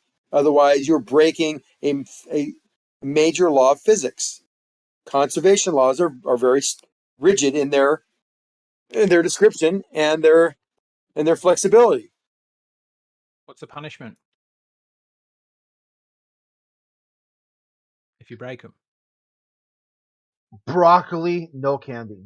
Oh my God. Okay, well, real quick before we get off on jokes, Zanuck, the point is that the conveyor belt's a good example because it's not like you wouldn't know if you're running in one direction with the conveyor belt or not. You would go across the conveyor belt perpendicular to it, and you would know that the conveyor belt is running left to right or right to left underneath you. That's the point. And you act like, oh, you don't know. You don't know which, if it's the ground or you. You would if it was running left to right underneath you in respect to your forward motion. That's just like basic, dude. All right, see, you guys did a couple rounds, one back, one forth. Everybody could hear what was said, so now I'm not going to mute you guys. I'm going to do the same thing. Without So yeah, just like that, if your conveyor belt was on a truck, if you had, well, I can't sit here and mute and unmute all day, so it's like, but right, we gave it a try. Get my point here. We were able to hear everything. So you got the truck, and it's going by you and has the conveyor belt on it. You jump on the truck and jump over this conveyor belt. You would know which way who's moving over who. It moved underneath you. But you also know if the truck's not stationary and you're running forward, you would know that you're running ahead of the conveyor belt. Now, both look like they moved underneath you at some point, but one was you moving over it, and one was it moving under you. And going north, I'll state the last time, and I won't belabor this point because it seems like you're not getting it. The Earth does not move underneath you. You move over the Earth. You are accelerating. You are going faster to keep up. You have to increase. You have to accelerate to keep up. And that's why you have a curved path to the right going north and a curved path to the south going right as well is slowing down, and you're missing the Earth because the Earth is moving underneath you. And that's all I can say about that. Let's be clear. Get it or you don't. Let's be clear. You can't act like I'm not understanding this because you just now finally are getting it. The conveyor belt is running sideways, and you're running across it. It's not the same as running with the conveyor belt. Right. Now, but if the conveyor belt stopped and you were running at a diagonal, then you would be running over the conveyor belt. you'll be accelerating ahead of it. That's going north. Okay, that easy. But that's not the point. That is the point. The It's point exactly is, the you said point. it wouldn't make any difference. You wouldn't know, The but you would know if it's running Oh my sideways. God! I said you would know, but it's a couple little tests will tell you whether you're doing it or not. I don't even have a response for that. You lost. Relative motion. You know, You beat in the yourself. old days, they used to say something like, "We don't know whether the stars are moving or we're moving." They didn't know this. They didn't because both people were right with respect to relative motion. You don't know. The only way you do know is you have to do a few extra tests to then narrow it down to figure out what is happening. It's pretty like obvious. going across, like Pretty going in obvious. the perpendicular direction. Yeah, it's really obvious. That's why they never thought the Earth was moving in this. That was never anything that anyone thought other than this bizarre Freemasonic cult that's pushing this particular, Jesuit, all of that. This group that's pushing the globe, the globalists, let's call them. They're the only ones pushing that. People never thought that this Earth was moving ever in ancient cosmology. So you're right. There would never have been a confusion around that because it was obvious that the stars are moving above us. You're right. Well, it's not obvious. They know it's moving. They didn't know who was moving, which one was moving, and until they did further tests, like I've been saying this entire discussion. Yeah, but the easy test is you would run across it instead of running with it. You're acting like that's like something that I don't get when you just because running avoiding with it would be acknowledging that. Running with it would be equivalent to the Yovos effect, which is different. That'd be running along the equator, for example, or running along a latitude line. No, we are always going we are going a perpendicular direction to its rotation, always, whether it's north or south. Are you saying the Earth is a conveyor belt, Zanuck? No, I'm trying to give some type of analogy, and it's You giving me a just headache gave now. that analogy. So are you saying Earth is the conveyor belt? In your analogy. Earth is the conveyor belt traveling south. Yes. Does it take less energy to go with the conveyor belt, or more energy? Like if you're going with the conveyor belt, Rocky, just and then you stop. turn around and go against the conveyor belt, which takes more energy, Zanuck? Going against it, Rocky. Would that be easily measured? Check, please. Like to go the same distance, it would take, let's say, more in the same time. It would take more energy to go against the conveyor belt of Earth than it would to go with. How about this? How about you answer my scenario? No, you're right, absolutely wrong. No, let me just what I need to say. If you're on the conveyor belt, would it take more energy to go with the conveyor belt to go the certain distance in a certain amount of time, or less energy? I can't deal with him. At least we were able to have a conversation. You have to, because that's checkmate, Zanuck. That's why you're not going to answer. You're avoiding answering the question and going with the logic where it logically leads. Obviously, there's less energy to go with the conveyor belt, so you would definitely be able to tell whether you're moving in one direction versus another. Yet all of the versions of this, like in the optical experiments where we're trying to determine the movement of the Earth, appear to fail to give us any sort of consistent answer as to whether or not we're moving at all. I'm going to unmute you now, Zanuck. And if that conveyor belt was moving really slow, let's say an inch per hour, and you were walking with the conveyor belt, would you reach a certain point quicker or slower than if you turned around and went in the opposite direction with that same point coming at you an extra inch per hour? Easily measured, no matter what the speed would be. The better analogy is two conveyor belts. You jump from one to the other. One's Not going faster really. than the other. Just Wait, I'm still. No, you can't interrupt me. I let you speak. You can jump from one to the other. We're going from a fast conveyor belt to a slow conveyor belt. That's what the analogy is on a spinning sphere.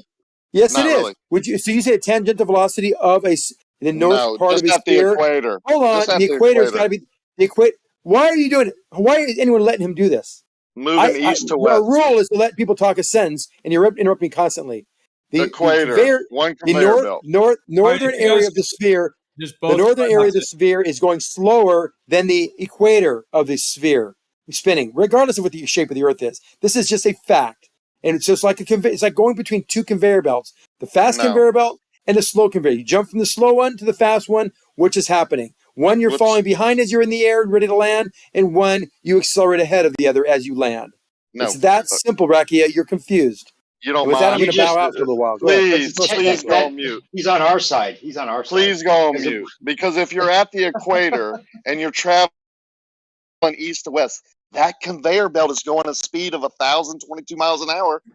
And if an object 100 miles away from you in a easterly, like in one direction, if it's coming towards you and you're walking towards it, you're going to reach that destination quicker. Or it's going to reach you quicker. Conveyor belt, Exactly. east to Okay, west. you got it then. Yes. So you're going from a higher tangential velocity northward, where it's slower, and you will accelerate ahead of the globe. Yes, That's you're right. not what I said. That's what you said. You finally got it right. I was very happy, and now you're backtracking. You actually got it right for a second. East to west. I actually said east to west on the equator. The conveyor east to belt. west. Oh, you didn't hear that part, did you? You said you're going north. You are a liar. You said you're going north. Are you serious? Yes. I never said north. I said, and I I'll heard say north. it again. Okay.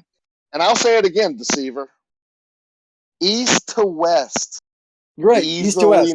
Great. Hang on there, deceiver. Hey, deceiver, hang on, deceiver.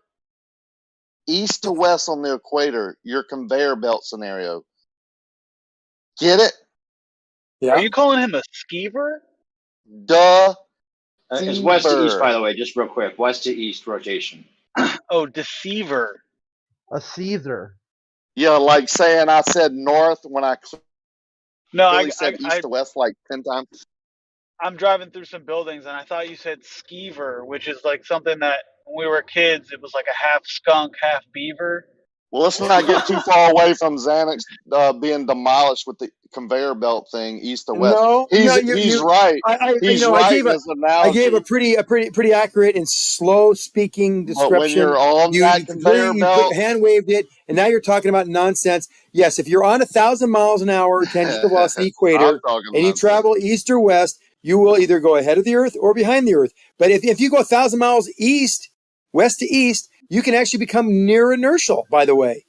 You can match the spin of the Earth opposite and not move. Almost, not quite, but close to that. I think he's on our side, guys. I think you're trying to make dumb points on purpose. It sounds like it. Well, the point was pretty clear. High tangential velocity to a low tangential velocity point, and that's why this correlate. You can do this on a basketball, a spinning basketball with a drop of water on the north pole of the basketball. If you have it spinning and you let the water curve down, you will see Coriolis with respect to the plot that it takes as it travels south. It'll make a curved path. That's because of Coriolis. You can draw it on a globe, get a globe, spin it. You made the analogy worse for yourself by talking about two conveyor belts at two different speeds. Because the reason it's worse for you, which is true. You're right. It would work that way. There'd be different tangential speeds, which is my point all along. Because you have to tell us what that force is that's causing the plane to all of a sudden speed up or slow down to match that tangential speed, so that in relation to its movement, it's nothing but what seems to be a stationary Earth. It doesn't match it. That's the point. That's why you see. Then you would see the Earth spin below. Hey, it's actually worse. I'm sorry. I let you talk. I let you talk. That's the point. You go shoot. They shoot that shell north. It deviates by 100 yards. You shoot it south. It deviates by 100 yards, both to the right. We're back. But that was my point with the jet. That was my point with the jet. The jet would see the ground moving sideways underneath it because it doesn't match the new tangential speed just the way the ballistic does it. Going south. Well, that's not true either, but I'll just let you just embarrass yourself on that later with all the ballers that correct you. Yeah, it's worse going north, actually, because it would have to accelerate. No one's going to correct me. It would be the same thing in the opposite direction, Xanax. Sorry. Yeah, opposite means against the spin. So the Earth now, you are now going north. You are accelerating ahead of the Earth. You got to turn the plane to the west to slow it down tangentially. You must slow it down. If the plane, oh my God, had a course setting, like a box of rocks. If the plane went straight and didn't correct for Coriolis, it would see a ground movement below it. There is a differential of both the plane, regardless and the ground. of which direction. I agree. The reason that we see a differential is that you are now accelerating ahead of, like a faster conveyor belt, to a slower conveyor belt. You're on a faster conveyor belt, and you jump onto a slower conveyor belt. That's what you see when you go north. Opposite happens when you go south, and I'm done because you're giving me a headache. You're just not getting it. Seriously. Well, no, you just agreed with me finally because you didn't get it until just No, now. Dude, you said it would be get the it. same in You don't the get it. opposite direction. It's okay. It's okay. You don't get it. Clearly. Okay, Xanix's done. Does anybody else want to take this point and fight for Xanix's position that a conveyor belt needs help. That a conveyor belt going in a certain direction, a point on that conveyor belt wouldn't reach you faster if you turned around and went in the opposite direction? Like, you understand what I'm saying? Like, if you walk Dude, it has towards nothing to do with her. That's a non sequitur. point, Complete non sequitur. anyone but Xanix want to But no, answer you're that? misrepresenting what I said. Anyone not what we're but talking Xanix. about. Honestly, we could just do with a whole new topic. I mean, I don't think trying to convince Zanuck is going to get you anywhere. I'm not trying to convince Zanuck. I'm asking if anyone else wants to. Zanuck can go on mute and not say another word. I want to address Zanuck one more time. I'm asking if anyone else wants to take Zanuck's position. Eggshells? No, conversation doesn't really interest me. I will. You mean reality? I'll do it. I'll take Xanax's position. Okay. So we're on the equator, and the conveyor belt is going at a certain speed, and we're just standing still on that conveyor, the Earth at the equator. Roger. 100 miles east to you is a point, and 100 miles west of you on the equator is a point. And we're standing still. Those points are not getting any closer or further away from us. You agree? Drive on. If we start walking in the direction of the rotation, and we're gaining on the point in front of us at a certain rate, would we gain distance on that point quicker or slower than if we turned around and went towards the other point at the same speed? I hope that sounded terrible, but do you get what I'm saying? Yeah, I gotcha. It's kind of like in the in the way at the airport where you've got the people. Okay. Yeah, I would say that you would gain if you're just walking right on the ground. You're still like connected to the Earth at that point. Right. Yeah, but I think a hot air balloon would be a different effect there. But the whole point is you would get there faster walking with the moving sidewalk rather than walking against it. Or driving. As long as you're at a constant speed, everything remains the same, right? Yeah. Because the object is approaching you at the same time you're approaching it. Yeah, but I think when you have it, when you're on the conveyor belt, it gives you something special because that way it can still fit the locally flat or locally stationary. Well, when you're standing still or hovering, like they say, if you're on the conveyor belt, you're not gaining or not gaining, distance, right? You're just remaining the same. But if you go in one direction and turn around and go in the opposite, it's two different. You're gaining different. What happens is there's another set of conveyor belts, and then as you go up in the air, the conveyor belt gets faster to make up for the larger track or the larger circle you're making. Well, let's just stay on the ground. Conveyor belt to another conveyor belt, depending on how fast a conveyor belt is, it would be like jumping out of a moving car. You're going to get torn apart. So going from one conveyor belt to another conveyor belt, why don't we see, the sort of difference in, shear force or whatever from the wind from one conveyor belt to another, or one section of the Earth's conveyor belt to another? I mean, the Earth appears to be one continuous system. It doesn't appear to be one conveyor belt next to another in this way. It's just a really weird... the Earth is one stationary system. That's why this is what ruins their whole point with any spinning load.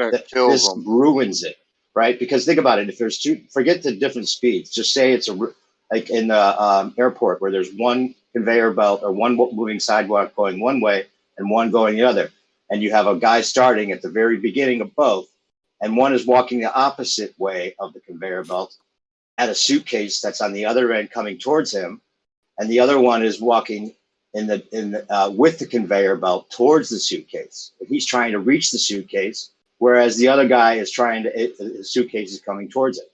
So he's going to get to it faster because the suitcase on the same moving sidewalk is moving towards him. So he'll get there faster.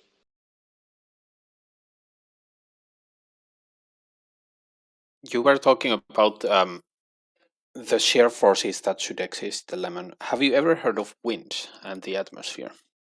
Okay, here we go. Are you exactly sure that That's there how are you not know such trying to forces? deceive and obfuscate. Asking Hold on, grown that's men no. if they've ever heard of the wind. Rakia, that's kind of just interrupting to call somebody a liar. It doesn't really advance the conversation.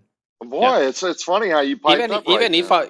Even if I said it like in a way that's maybe irritating, the point still, to me at least, is valid. Like, let him go with the it. He's burying atmosphere. himself. There is movement in the atmosphere, and it's not social. Or at least you should look at the atmosphere and see what happens there before you just go out and say, no, that doesn't happen anywhere. No, he's not saying that. Something's not happening.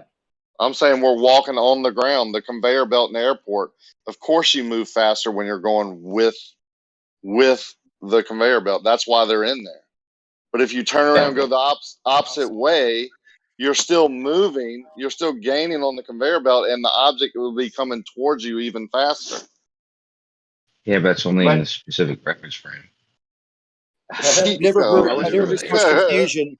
I've never heard so much confusion about this topic in my life. Just so you guys know. Me neither. Really funny. They have to obfuscate because they know No, going on the equator, going east or west, does not make you go and get to one spot faster than the other on the globe. Right. You're talking about being as Kosher just said, in a rotating reference frame, and you're on a spinning ball. Moving on the ball, if it's already spinning, you've already retained that momentum that's given to you at the equator. So you go the opposite direction, you lose that momentum. You go the positive direction, you gain some momentum, but it doesn't matter. It doesn't take any effort because you're not going against anything. The air is going the same speed as the surface is, so you would never know it. So the atmosphere doesn't act like air coming in the opposite direction? I thought that's what carried the plane. The atmosphere is going with the spin. If the ground is so moving if you're going towards against you, the spin, the air is coming at you like a wind. No. Yeah, you're not getting it still. If the air is not moving, going westward at 10 miles an hour ground speed, you'd have a 12 knot or 8 knots of headwind, and going the opposite direction, same thing. Go 12 miles an hour ground speed. Behind you have 8 knots, 10 behind knots you instead of against you. Oh God. It's unbelievable. What do you mean, oh God? That's the point. It's either going with you or against you. That's you it can't doesn't matter. There'd be the exact same drag on the surface of your body or the body you're in, going west or east. So headwinds are just the same as tailwinds? There's no tailwind. The air is not moving. It's pushing behind you. It's pushing everybody you everybody on the equator there has no wind, right? It's just still. And you're going north, you're going west or east. You wouldn't take any more energy. You wouldn't go any farther distance by going west or east by walking, running, or driving a car. It's the same because the air is moving with. The only reason it's the same is because the Earth doesn't move, bro. If the Earth moved and all the atmosphere moved with it, it wouldn't be the same. You can't. That's why that's where Toy Shares will be 100 yards off, shooting north. Okay, you're wrong. But okay, whatever you think. Stage in that order, and you're good. Now, for Eve landers, I typically like to add these 4 island units towards the top of the stack. Riding, your mic is open. So, in this case, hot mic. Riding on eggshells, your porn is playing through our mics.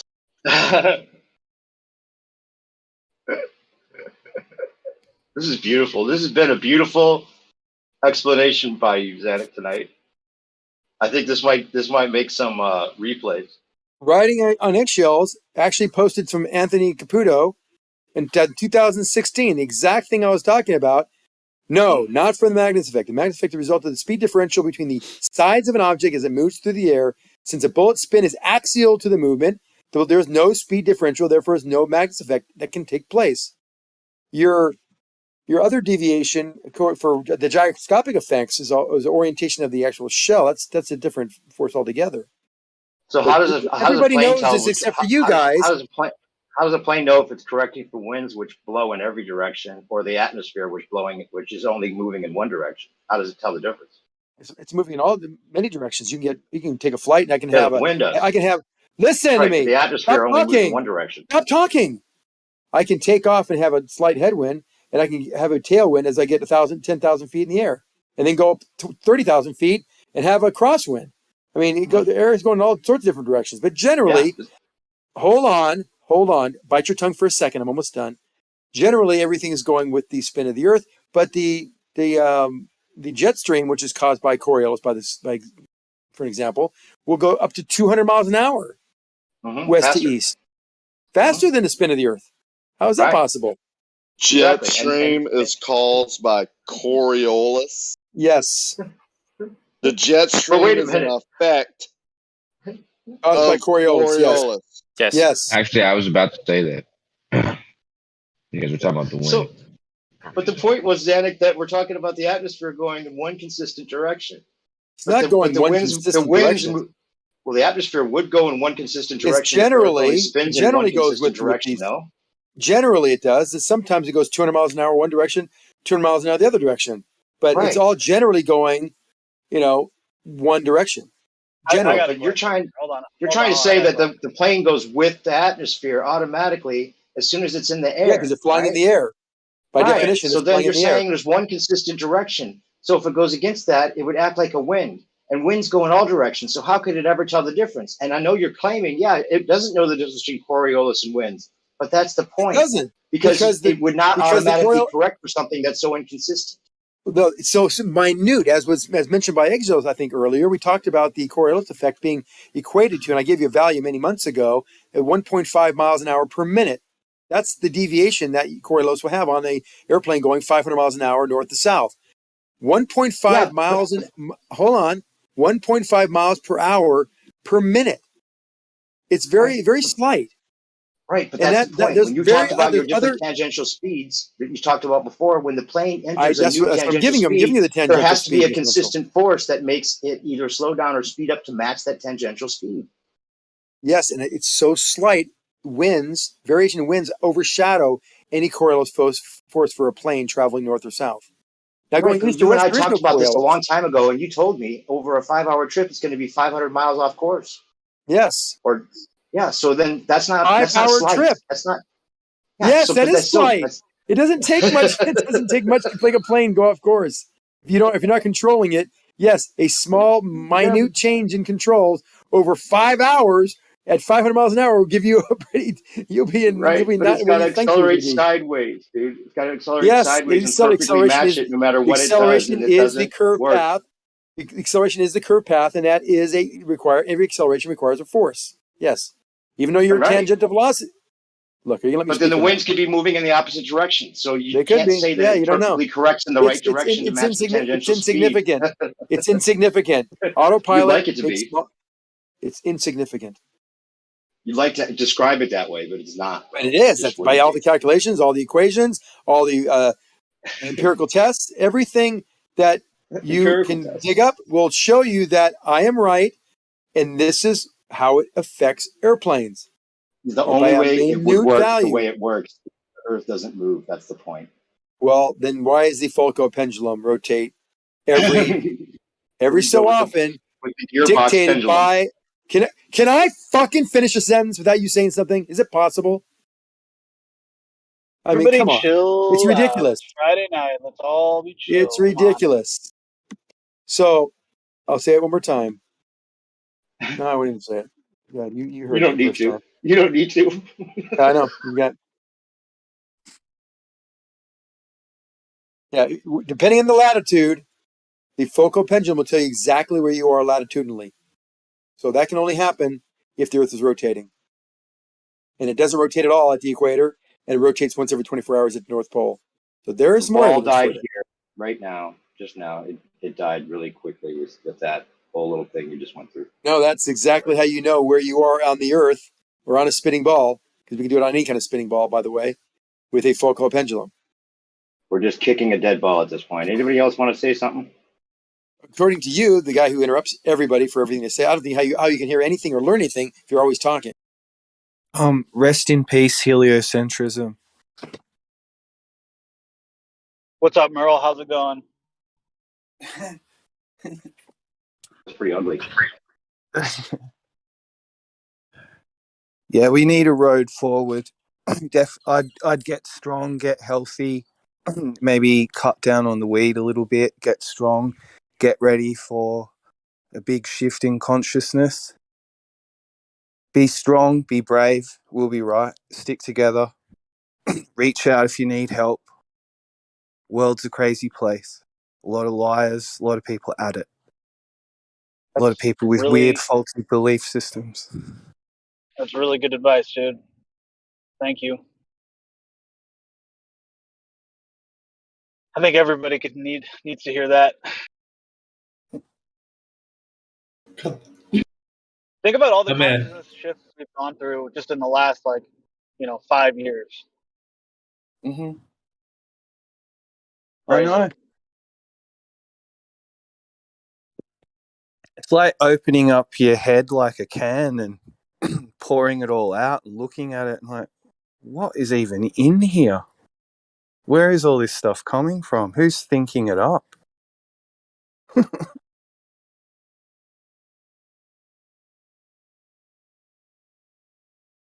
Yeah.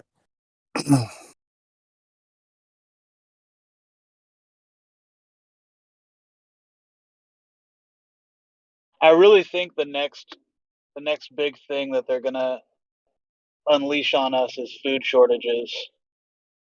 They're gonna make a big deal out of it. I don't know. They already kind of tried it out during COVID. They might just go full blown food AIDS or something. I don't know.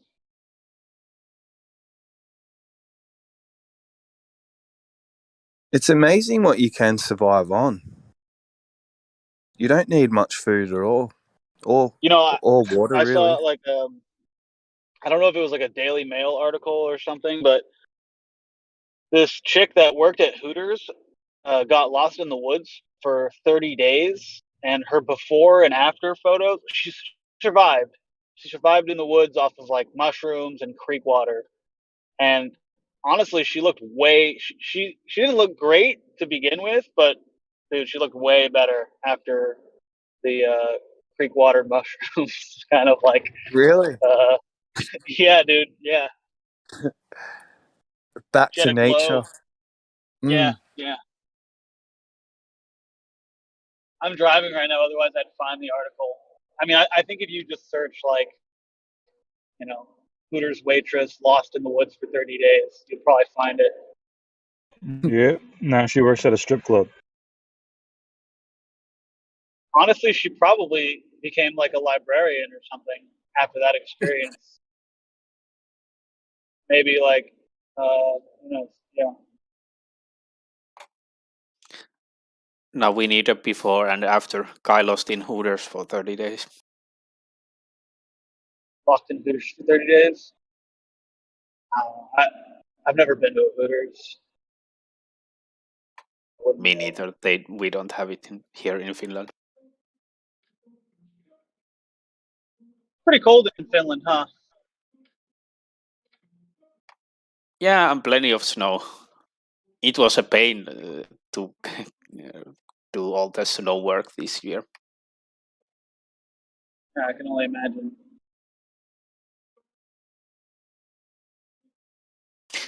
I actually happen to like that stuff, which is kind of fortunate.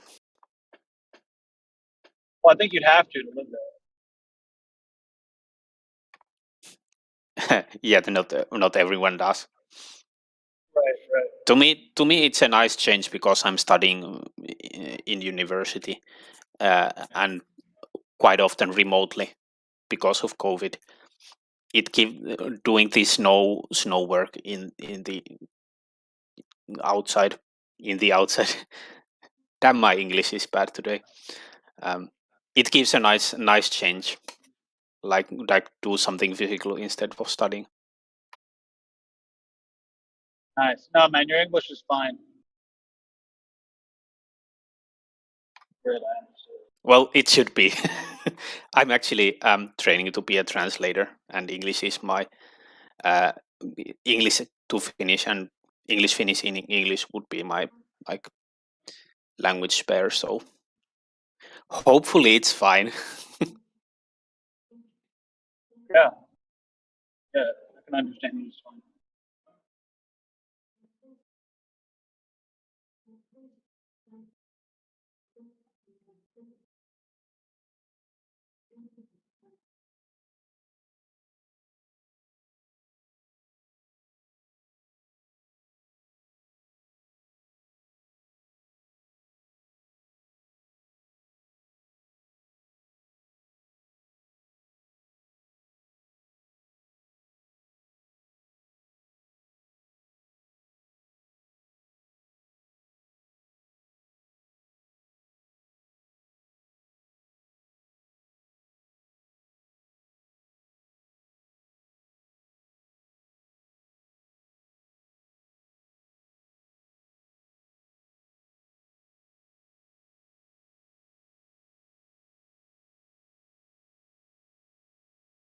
Do you guys think that they're going to bring the narrative back, the whole sickness narrative?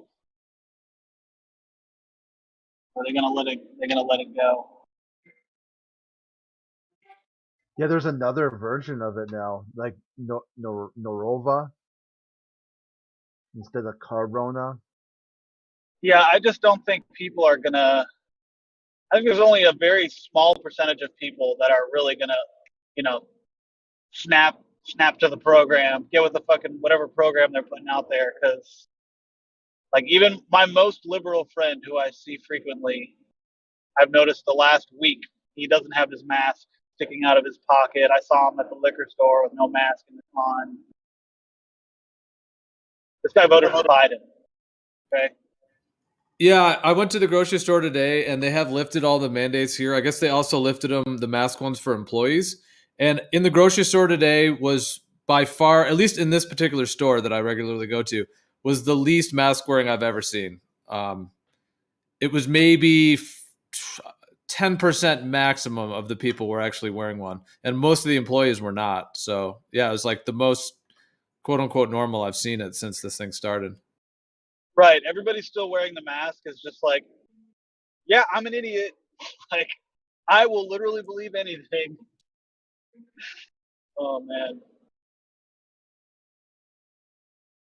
It's like the mask is like a symbol for them where it's like, yep, I'm still believing it.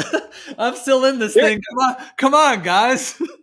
Yeah, seriously. Like, I thought I was going to be wearing a little yellow, a yellow band on my arm, like, because I'm not vaccinated. But nope, it turns out just the people that want to continue to play this retarded game, they can do that.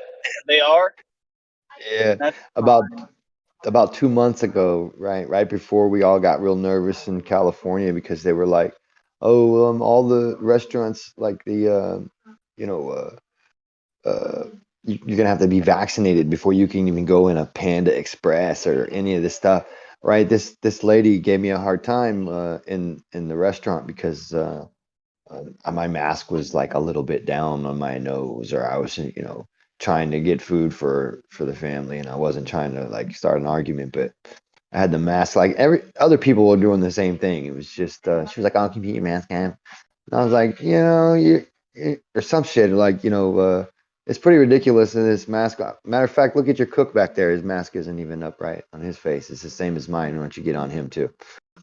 And she was like, "Well, I hope you know that by next week, you're all gonna have to be vaccinated before you can come in here." Right? And my point was that I went over there the other day, the same one, right? And I was like, "How's that vaccination working out for you?" Because she was like, "Ah."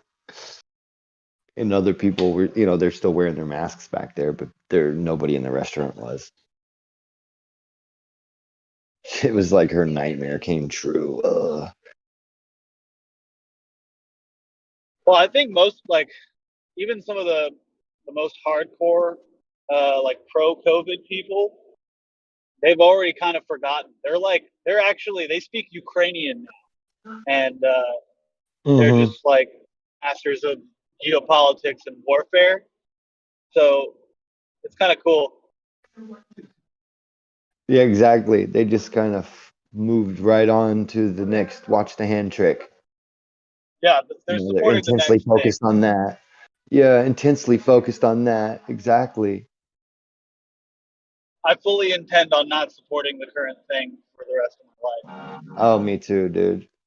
I see a guy with like a cardboard box with like, we gotta get over there and help Ukraine. I was like, I'll call him up. I'll call Ukraine right now, buddy. He was on his porch. I'll call him up right now and let him know your beautiful cardboard box here is out here helping the shit out of them. Idiot. God damn it. It just looks like a piece of garbage on his porch with fucking marker all over it. A brown cardboard box. What the fuck is wrong with you? I wonder how many years it's going to take for all these weapons that we're giving to Ukraine to end up in Mexico. It was really. Did you notice? I heard that, but I don't really have. I don't know what to say about it. I kind of noticed there was a weird thing going on with the Stop the Asian Hate right before all of this came along. Oh yeah, kind of like take your eyes off the Asian people. Take your eyes off the Asian people right now, real quick. Is what I saw. Because once they put you on the defense, I mean, you're not. You know what I mean? Thinking about what they're doing wrong. You're just thinking, what do they think I'm doing wrong? And so you're all tied up in that side of the fucking game there. You know what I mean? It's just it felt weird. And then it's like, I'm not hating on Asians, but it's just like everywhere I see, it's just Asians supporting this mask mandate shit, and Asians supporting the fucking vaccine thing. And well, they're very I mean, obedient. if you love it that much, move right back to China then, because that's not what I want here. Well, that's what happens when the demographics gets fucked with. That's democracy, right? Two vaxxers and an anti-vaxxer deciding which vaccination we're all going to take. Voting. Yeah. Oh man. And who didn't see Trump coming a mile away? From a mile away. Who didn't see Trump coming from a mile away? The second pretending he to came be down the that escalator, I Yeah. said he was more. You guys think he's going to come back? I just looked at his school record. He was a Jesuit. You think the Trumpinator is in the cards? He'll be back. I don't know. Like, what's up, dude? Long time no You know see. he will. I don't think so. It's either him or I think it's gonna be him with maybe Ron DeSantis as VP.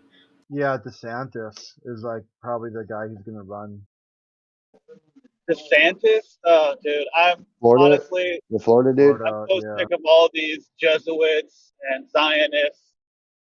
I'm like sick to my stomach with it. I don't. One pretends to be the slayer of the evil other one. It's like, but you his mama. Yeah, you're like, it's from the same mama, dude. The Klaus Schwab breeding all of you fuckers. I mean, not literally, but colloquially.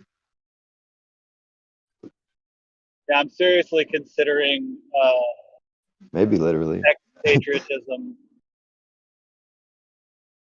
expatting to some other country if I can swing it. Well, it's like patriotism, but for the idea of what we were told we were going to have, not for the written thing that you made all the loopholes to fuck me with. Like I still feel like this. It's, you know what I mean? Like we're already dug in here. Like, what are you trying to go somewhere else for? I don't even know what plants to eat if shit goes. In fact, I heard somebody talking, saying how we need to change. If we need to change parts of the Constitution to make the world a safer place or America a better place, whatever, we got to do that. And then in the other, Right, and Yeah, then the whose other, idea is safe are we talking about here? but on the other side of the Right? mouth, they're talking. We need people that are in their government that are going to defend the Constitution, and it's like, has anyone noticed that actually the corporations are in charge? Like, where was the Constitution when they were fucking putting masks on people and like firing people for not getting fucking vaccinated, dude?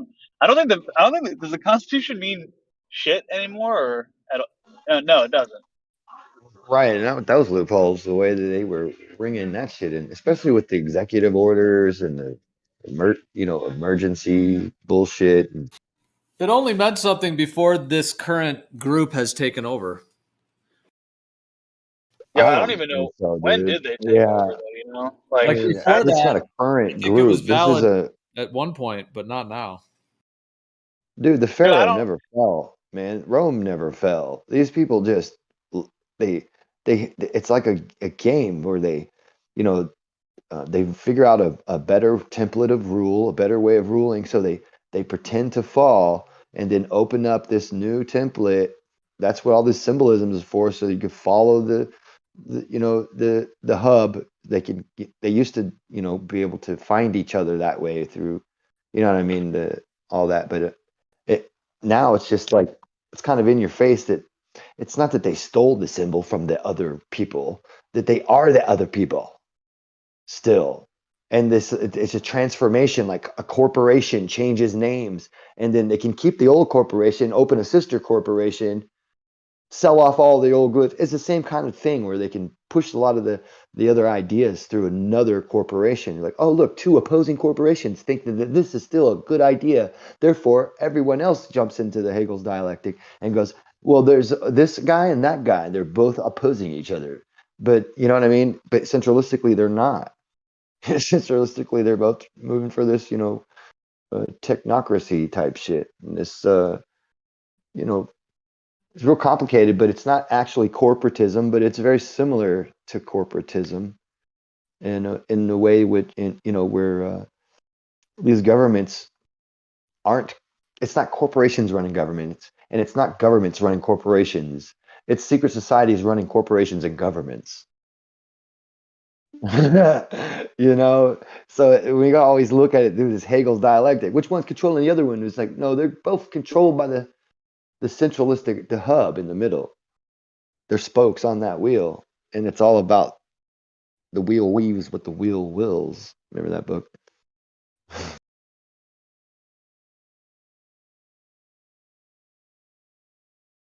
Yeah. Do you think there's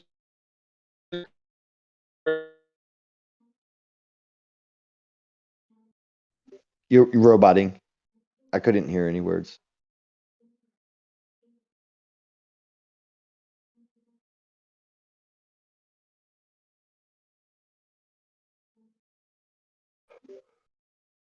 Am I here? Is he talking?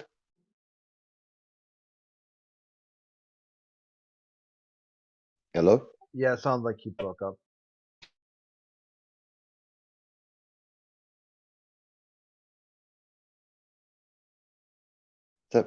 Was that Platypus? Couldn't see who was lit up. It sounded like.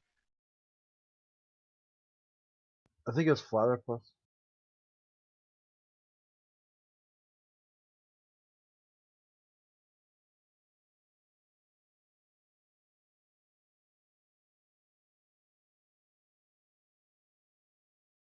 I was tabbed out. Yeah, I think it's Flatterpuss. testing? There you go. You got to start over for me, dude.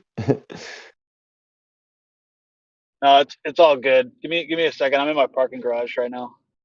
Oh, okay.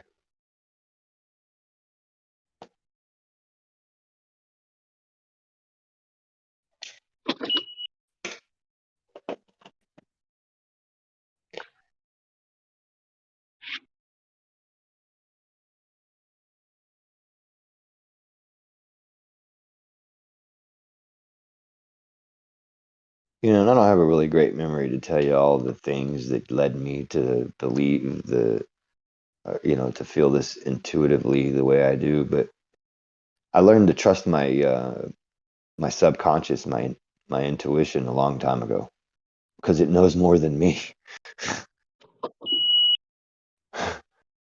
I'm a little backwards.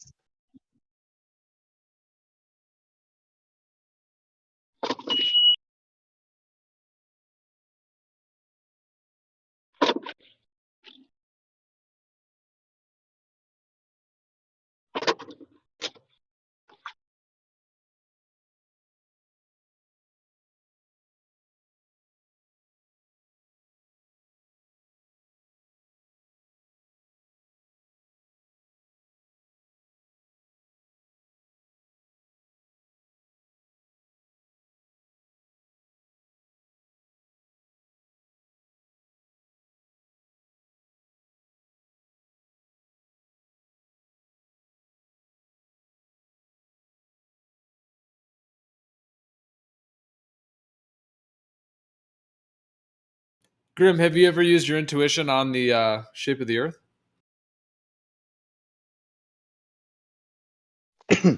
Well, I guess I kind of do, right? And a lot of those, how certain things kind of intuitively fit together too.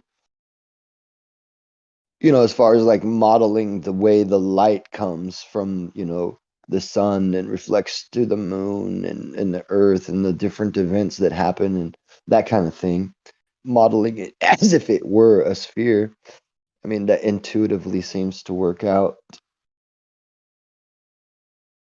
Excuse me, I took a dab. I mean, cough Oh on it. man. Oh man. I agree with Grim. Like intuitively, it feels like a globe. It seems like it. Yeah, I could be Something wrong. about it, right? Yeah. And I think that's the only way we can come to any kind of certainty is what feels intuitive to us, because they could model anything however they want, but all comes down to your intuition about it. You think it feels to you, Jerry, like you're on the outside of a globe, or that you're on the inside of a globe on a flat plane? Outside of the globe. That you're intuitively to you, it seems like you're stuck to the outside of a globe. No. I'm saying, you know, like when you see things like a sunset or a boat going over the horizon, or you know these latitudes with the stars. Seems like it. Are you saying you can see how I can think it's intuitive to me? Absolutely. Yeah, okay. That makes more sense to, I think, Geo, than what you were saying a little bit. Like you were almost a glober a second ago. He's like, hold on a second. Yeah, that's what I thought you were saying, Jerry. I was like, oh wow, this is a Just a turn of events. Yeah. No, I thought I knew what he meant. I was pretty. No, I'm saying that the only way we could come to any certainty is through our own intuition. So whenever someone says it's a globe, I immediately think, yeah, I could understand why you think that. I get you. Yeah.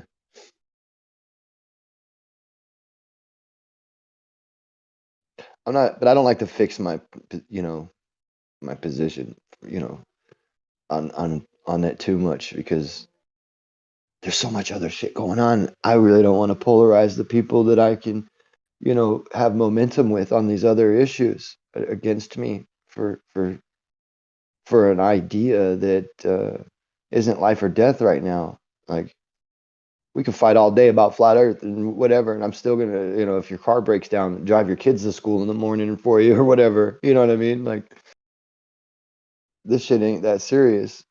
But I will not be driving your kids to school for you in the morning if you're, you know, trying to mandate vaccines on me and you know what I mean? Keep me locked down and all that shit. Just not into supporting that, you know, things, people who are moving against, you know, me in that way. Yeah, it's like the Or master in other words, plan of that's not that big a deal to me, the flat earth argument. I'd rather not make enemies over that. It's like choose my battles, you know? It's like the master plan of flat Earth. Like, leave everyone alone. Let them think what they want to think. Plus, whether it's Plus, I could totally flat be or round, wrong. it doesn't take away from all the corruption that is happening, regardless. Right. Yeah, it's the way I look at it. I know I could be wrong about it, so I don't.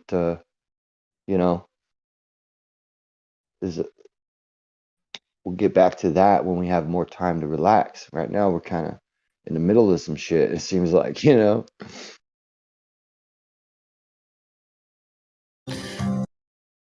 I do hear you on all that. I hear what you're saying. I will You say planting your this garden? though. I will say this though.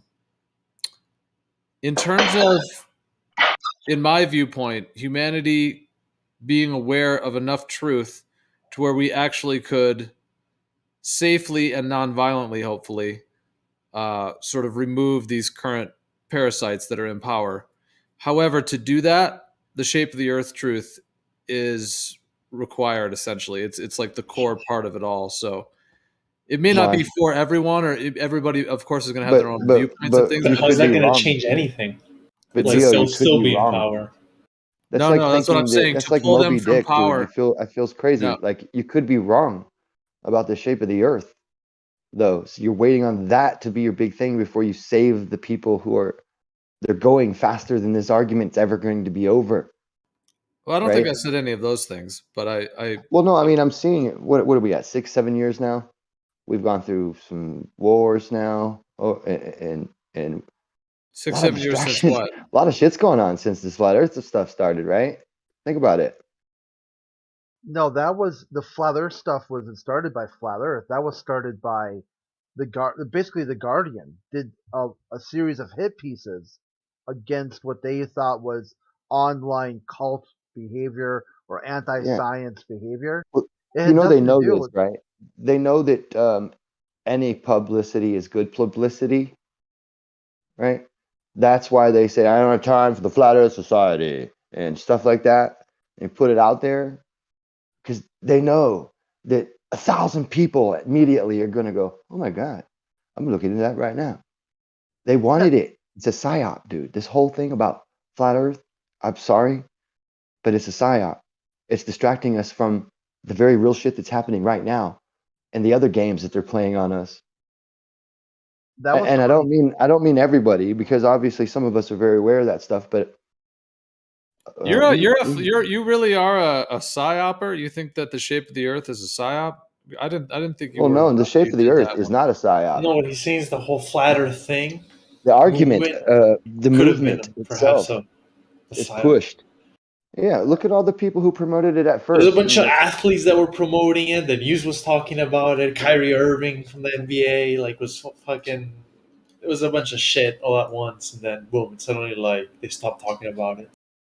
It could have just been hype around it, though. That's why it got picked up. It could be true. It could be that too. But I mean, I started noticing because I was talking about all these other things, like the Negalese being from the vaccines and all this kind of stuff, the GC-MAF issues, all this important shit. Then all of a sudden, flat Earth came in, and then nobody wanted to talk about the shit that was actually we had so much momentum on. It was like they wanted to just change the subject. This one's easier, a lot more popularity. Big channels are picking it up. And they stopped talking about those other important things. A whole fucking truth community just turned into television watchers and flat Earth stuff. I watched it happen, man. I was just, I was calling it a psyop immediately when they started adding vaccines into it, so people could go, "Oh," and throw out the baby with the bathwater. They start adding all this other bullshit, things that are really happening into the flat Earth. But you're here. Why are you here then? Why wouldn't you be somewhere else if you think this quote unquote discussion of the shape of the Earth is such a horrific psyop? Why would you spend all your time here trying to do something? Are you trying to minimize me and talking about all my time spent here trying to do that? Well, you're making this like some kind of a wage against people waking up to the shape of the Earth and trying to say it's all bullshit. It's not so you're demonically trying to suppress the truth while criticizing everybody that you're hanging out with. Again, you're wrong, dude. You're just trying to take victim stance, man. I'm saying that arguing about it is the problem. right? Making it some dichotomy instead of a discussion. That's the psyop. This blue-red fucking my team, your team, what are you doing here then type attitude shit, what you're projecting onto me now. That's the psyop, Gio. Just having the conversation isn't the psyop. So don't take offense when I say having the conversation isn't the psyop, but arguing and becoming team-minded and splitting up in division is the psyop. If you allow that to happen and you promote it and you'll behave that way, then you're part of the problem. And that's a fact. That's and my opinion at the same time. Wait till you guys learn it's concave. I'm Yeah, I mean, excited I to don't know. learn that it's You put a concave, you whole know? bunch of things on me as if I am any of those things. It's a highly deceptive way to treat interact. I never said anything about about having something be a war and an us othering and stuff. I think there's all kinds of psyop components to quote unquote flat Earth. I don't use the term flat Earth very much because it is a psyop term. It was planted with the fake globe lie. They planted in the globe lie, and then they planted the term flat Earth right along with it. So, I mean, I'm fully aware of all the psyops against the Earth that have been played out, and there's no question that parts of it are. What I was just pointing out is that you seem to have this like narrative that you carry, which is what you just described, and I was more or less just asking if you think that this quote unquote flat Earth thing came along and absolutely derailed everything that was true and good in the world, then why are you then in the community? That was all my question. I'm not trying to say leave the community or anything like that. It's all you could obviously. I'm not saying that. I'm just saying that you're specifically in the discussions about the shape of the Earth, which also include a lot of other truth topics as well. So you want to let me know next time before you mute me, though? I didn't mute you. Well, whoever did. I don't think anyone did. I literally just got unmuted, dude. Don't bullshit. I muted him. I muted you. There was no need to let you know because Gio was talking. Were you going to talk over him? No, why does it matter if you were muted? Well, because he started to. Well, you know what? I see what's going on. It's like when you start getting right over the target, that's when you get the most flack, guys. I'm talking about division and shit, not the conversation. You turned it into you taking it personally. If you're part of the division, though, then you should take it personally. But if you're not, then why would you? Is my point. Take what personally? What are you referring to? My talking about this being a psyop, the arguing about it, round or flat, being the psyop. Well, I don't think anyone's being told to argue. Some people have like discuss it with others. Some people explore speculations. A lot of things that are done in all kinds of different communities. People that want to like debate, which slips into a fight type thing, that does happen. But I mean, that happens with all kinds of topics: abortion, politics, health. I mean, you know, that's pretty common with all kinds of different topics. I mean, that's right. And if you were somebody who wanted to create a psyop and make division, then you would put that topic right in the mix and highlight it, and it would be something that would seem like it would resonate with truth seekers at first, you know, because they would throw some, you know, words like the Illuminati have been keeping it a secret, and then, you know, tie it in with some you know, Tesla shit, and then then the next thing you know, you've got the whole goddamn truth community because they found some facet of it that resonates with them because it's been masterfully fucking connected.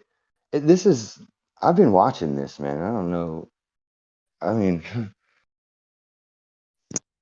that's why I just like to have the conversations and you know, talk about the science and not say, well, the reason I believe it's this is because you know, I don't really believe it's anything. I think people are too confused to know, you know, what's going on with all that.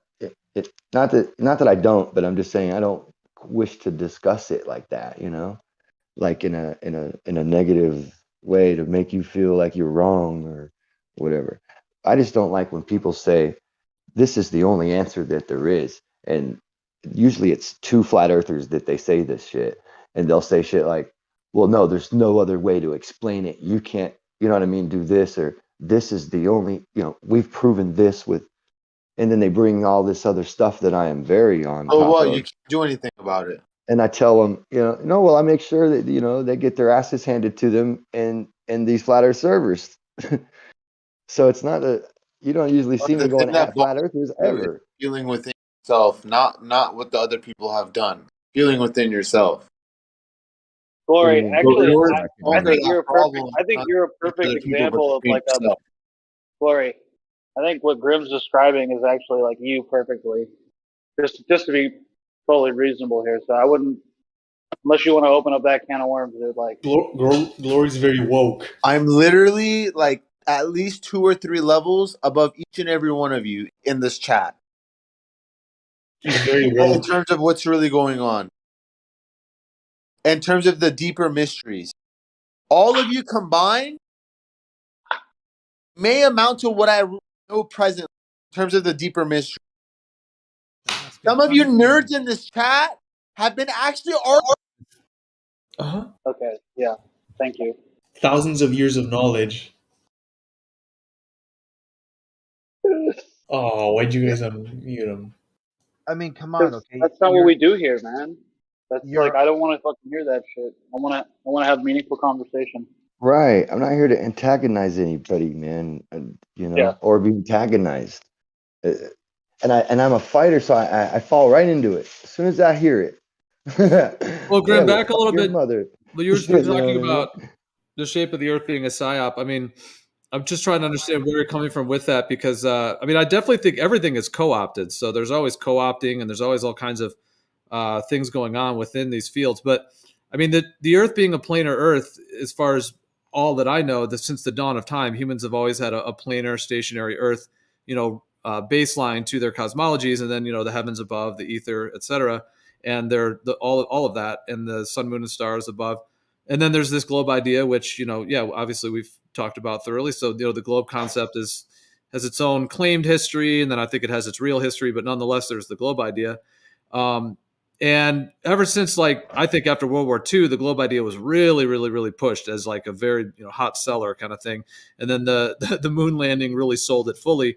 And then in, you know, 2013, 2014, I think it's connected to the Mayan calendar, December 21st, 2012, that was a shifting point. And then pretty much in like 13, 14, 15 is when the shape of the Earth discussion really, really started, you know, being rekindled in that sense.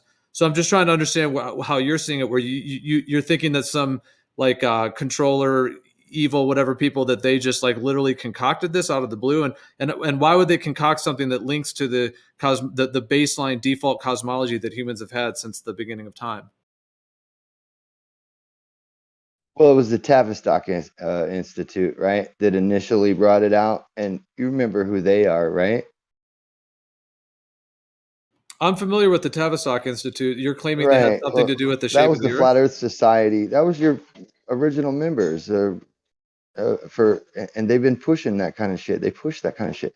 And the thing behind it is they don't just push that. They push thousands of different little silly things. They muddy Well, the they don't. waters They on don't really all. They're push the guys flat who Earth. are. They don't push flat Earth, but they have that website set up to trap people that might look into it. But they don't push it. That no, you don't know. That's They push the globe. yeah, right. That's the thing, right? They push both. How is pushing flat Earth There's no like having one co-opt. website that has a couple crappy forums on it? How is that pushing it?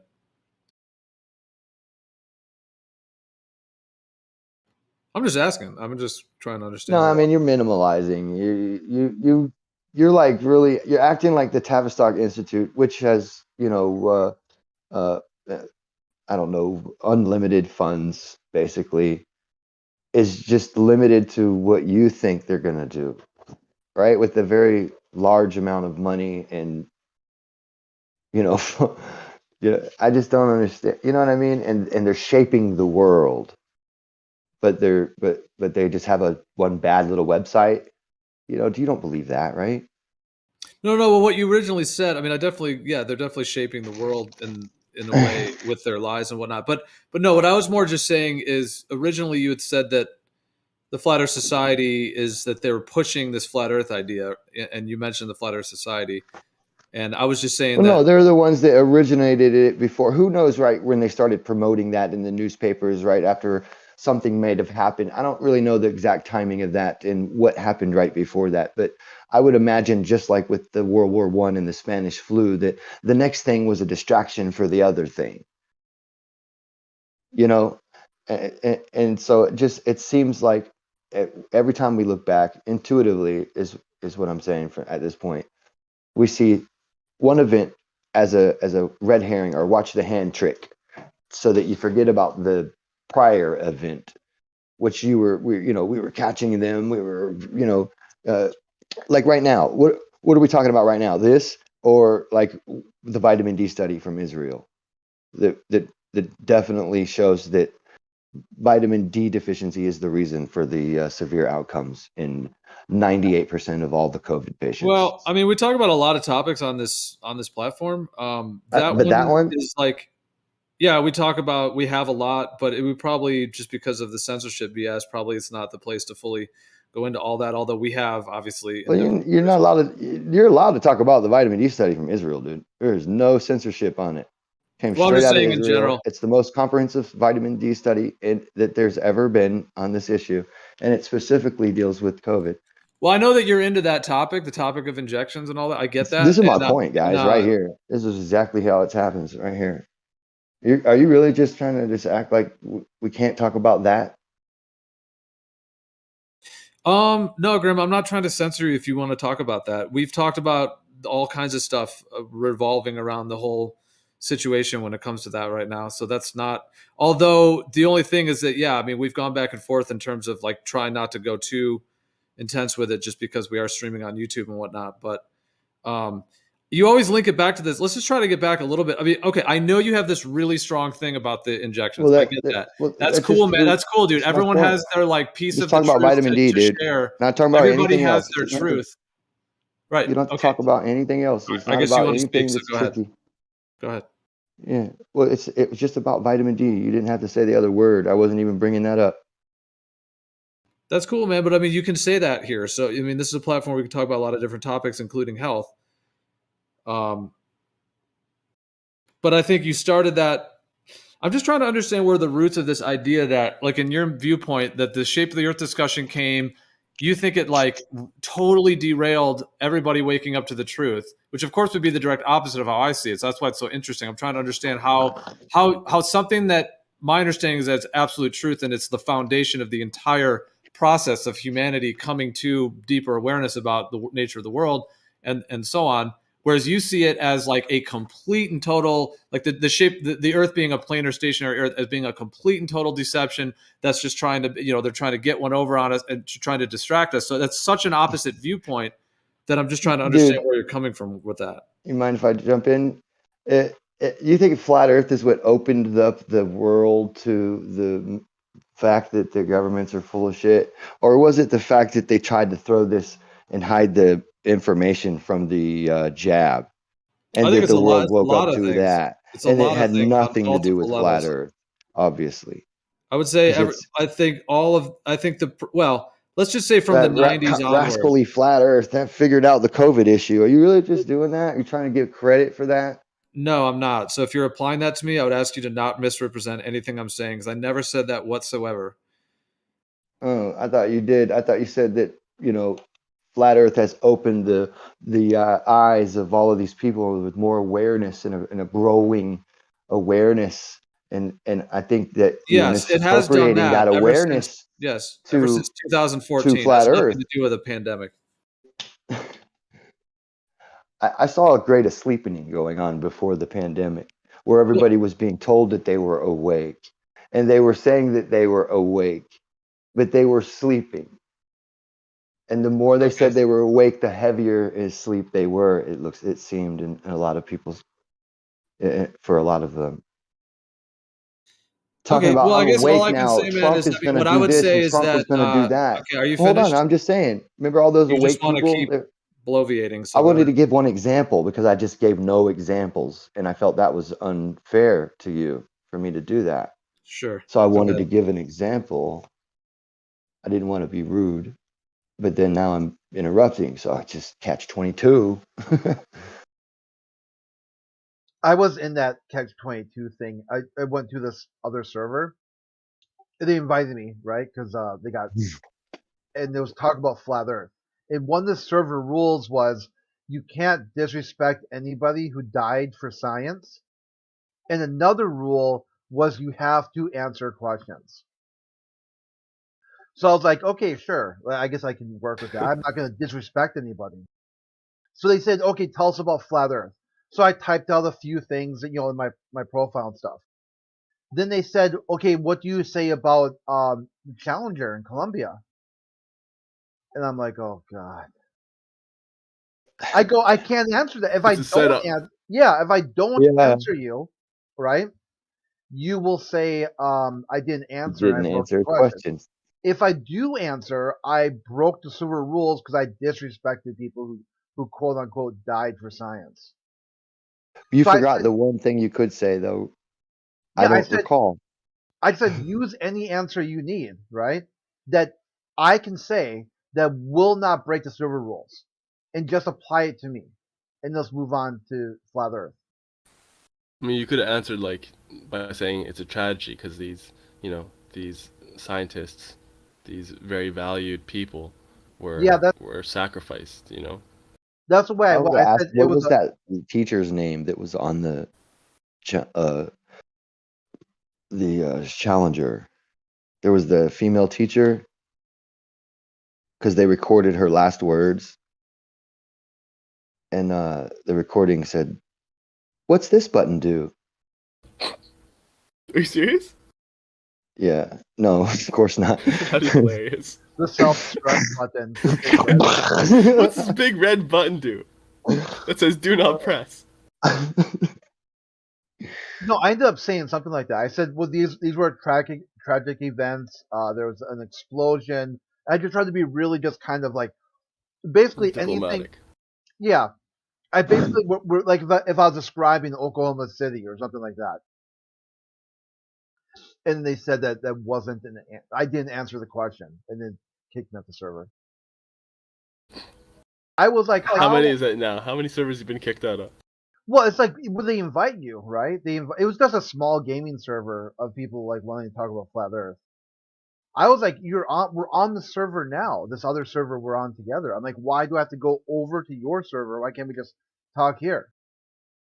And like, oh, there's other people who want to hear it and stuff. I'm like, oh, whatever. It not always turns out like that. There's been a few of them that were, have been kind of like, oh, okay, this is a pretty cool place. But it seems like they get like this kick out of control, where I was going to circle back around to Grim. They have an idea. They have a group of people that think all the same, an echo chamber. And they feel like if they defend this echo chamber against people they've even invited in, that somehow they're proving something or they're doing something. And they're really not doing anything. They're just spinning their wheels in the mud. Yeah. Well, just to link back a little bit to just to link back a little bit, because when Grim and I were talking, I just wanted to say, Grim, I mean, to clarify what I did say, because I feel like you said a bunch of stuff I didn't say, but what I would say is this, from my perspective, I think like the 70s and 80s, people were still not very aware of things, although there were some that were. The 90s, there was definitely more. 9/11 obviously sparked a huge amount of people questioning government and stuff. So ironically, that one, they pulled it off, but it's like it actually created more people looking into stuff. So obviously 9/11 was a huge one. And then obviously the last 2 years, the pandemic thing was another huge one, et cetera. But I would say that the shape of the earth discussion, around 2014, 15, when it really started picking up speed, I think has been also instrumental in terms of like weaving together the larger picture. And what I was saying before about it is that, yes, in my viewpoint, it is the foundation of a lot of things in terms of our world and what is, happening, what actually has been going on with who's in control and everything. And so that's why I was just saying, linking it back to that, I'm just surprised how you see it, that it actually is the opposite of that. Like that it isn't actually the foundation of a larger awakening, but actually that it's something that is just, I guess you're saying that it's just a falsity that's trying to distract people from everything else. So it's just a very different perspective. Well, I see it as a hurdle, right? It's a hurdle, a speed bump in the way of progress. So then, are you here trying to stop it? Then, as it were, like the Earth, the shape of the Earth, and especially the Earth being, a lot of people discussing it being planar and stationary. Are you trying to stop that? Then No, not really, because I don't mind. I like having the conversations. I like some of the puzzles. I like some of the thought experiments. I really enjoy the outside the box thinking a lot of people have, and it's like for me, I learn a lot of shit that I didn't know, and all kinds of fun stuff in here. But it doesn't have for me. It's not like it is for you. The arguing about the flat Earth is the part when we can't be friends because of the shape of the earth. That's the psyop. If we and the human nature, this throwing the topic and promoting the topic amongst the people who are in the truth community, with a particular person who was already the only people with the momentum moving towards and against these other goals that the fucking elite have set us in front of us, the agenda 2030s and 50s and all the shit that they got coming up the pipe. We were all moving together on those issues. Now we're not. And that's the problem I'm seeing right now. And that didn't start happening until people started choosing a fence side on this flat earth stuff. And a lot of the other momentum we were getting, the normal people stopped paying attention to all of our topics because they all got mixed in with this thing that they all consider absolutely crazy right off the bat. If it's wrong or right, they still consider it crazy. So to keep it separate and single would have been a better idea, and not to promote arguing and fighting about it would have been a better idea, right? But this other situation that happened, it destroyed the truth community. Well, there's all kinds of people out there discussing all kinds of truths. So what are you referring to as the truth community, and how did people talking about the shape of the earth change that? Like, for example, you're here in an environment where we do talk about the shape of the earth, although you could be in one that is just focused on other things, right? Like 9/11s, or, I mean, there's all kinds of different truth discussions. Are you saying it's all the shape of the earth now? Is that what you're saying? Yeah, show me some servers who aren't all about, there's some decent people in here, man. It ain't about the topic so much as it is about the people that I get to chill with. So would you be willing to chill people? And so would you be willing to admit that this is where the most truth is, and that's why you're here? I'm not saying you think the Earth is not a globe or whatever. That's I'm just a weird thing to is that do why to you're somebody. here? That's a weird thing to do, Gio, right there. Is this where the Right? most truth Because is I in don't general? even know if what I'm thinking is true. So how could I know that what you're thinking is true? Well, fair enough. I mean, So how would I know what truth is? That's a big question, man. And Well, I'm why would saying, you ask me by that shit being in the first place? here's the question: by being in environments where we're talking about the shape of the Earth, do you find that to be the most progressive place to be No, at I this find moment you in time? guys to be the best people, no matter what we believe in a lot of aspects. That's what I find. I think that's all that really matters, dude. You know what I mean? What you believe in, and as long as it's not going to hurt me or fuck with me and my family, I'm not really that interested. I don't care to change you. You know what I mean? I like to hear you though. I look You at guys people might. differently. I mean, like, you're all a different version of me. I could have been you. You know what I mean? Like, if I was with the same experiences that you had, I would be another version. It would, you know what I mean? So I'm like, Good what's people are this good version people. of me gonna say to me today? You know what I mean? And sometimes it works out, and sometimes it don't. I'm an asshole too, so I could see how I could have been an asshole in another version of me somewhere else. You know what I mean? To me, not a big deal.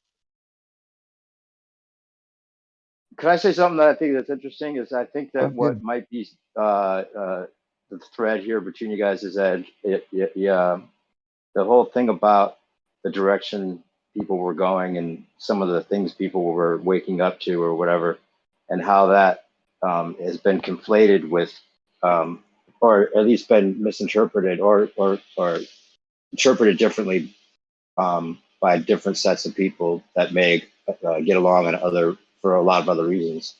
Like, basically, it's kind of like what you were saying is along the lines of that flat Earth was a psyop.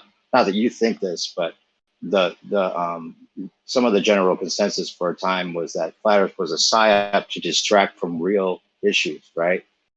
But then you have to agree that if the world isn't a spinning ball, or it's not even a ball, or whatever it is, and this is actually the truth, then it would connect and give you discernment on in a totally different way than you might have right now. Don't you think, Grim? Like the fact that they're all faking the space programs together, all these countries.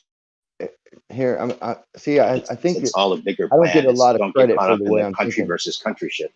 I agree with you in a sense. I don't get a lot of credit for the way I'm thinking about it though, because in my mind, if I was a flat earther and I truly believed that it was flat, I would still be aware. I would, you know, you ever heard the saying, know your audience, right?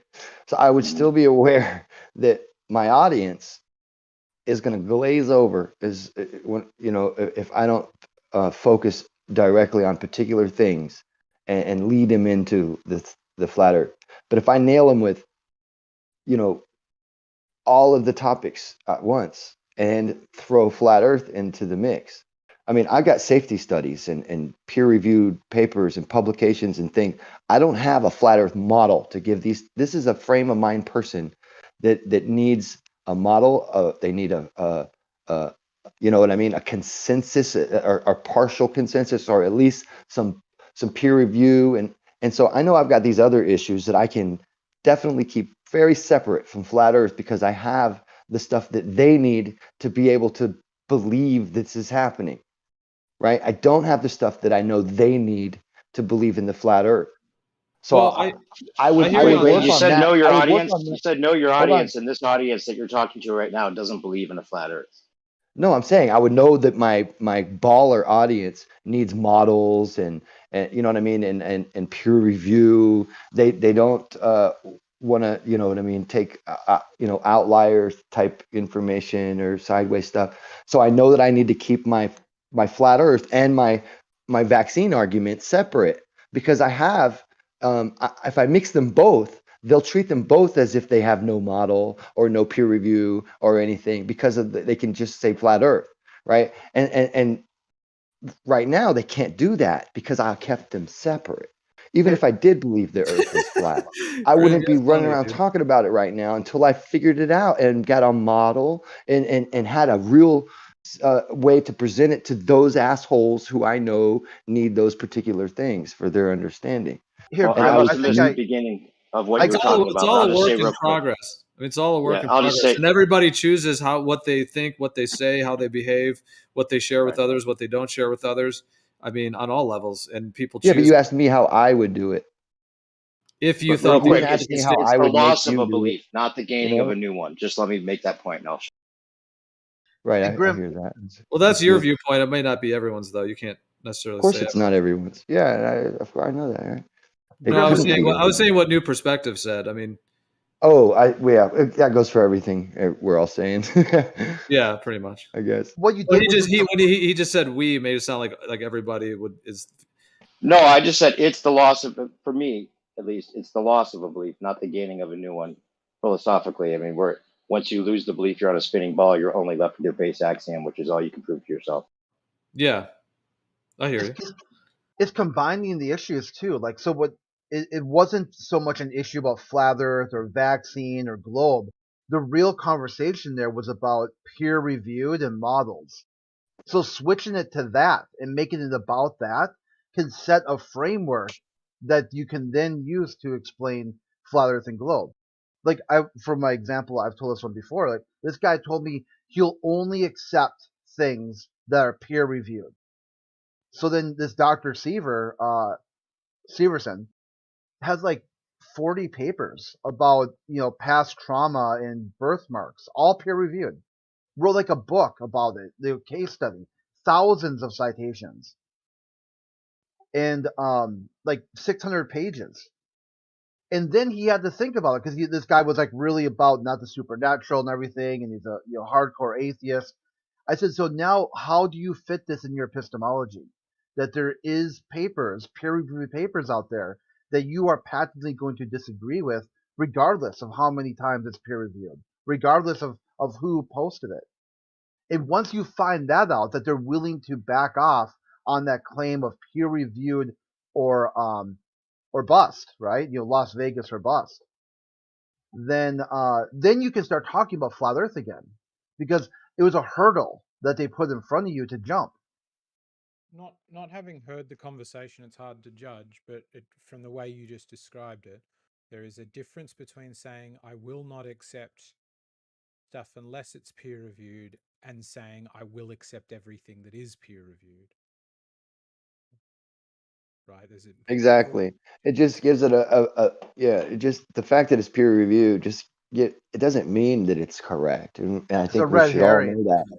Well, Graham, no, I it just see doesn't it as mean like it's there's just like more likely to have a person thinking about it that, is you know what I mean? It is actually focused on it in a way where, he has we understand that he can do the math and he understands the chemistry and, and he details it and maps it out and gives like his business plan for how his hypothesis is met by an experiment or not.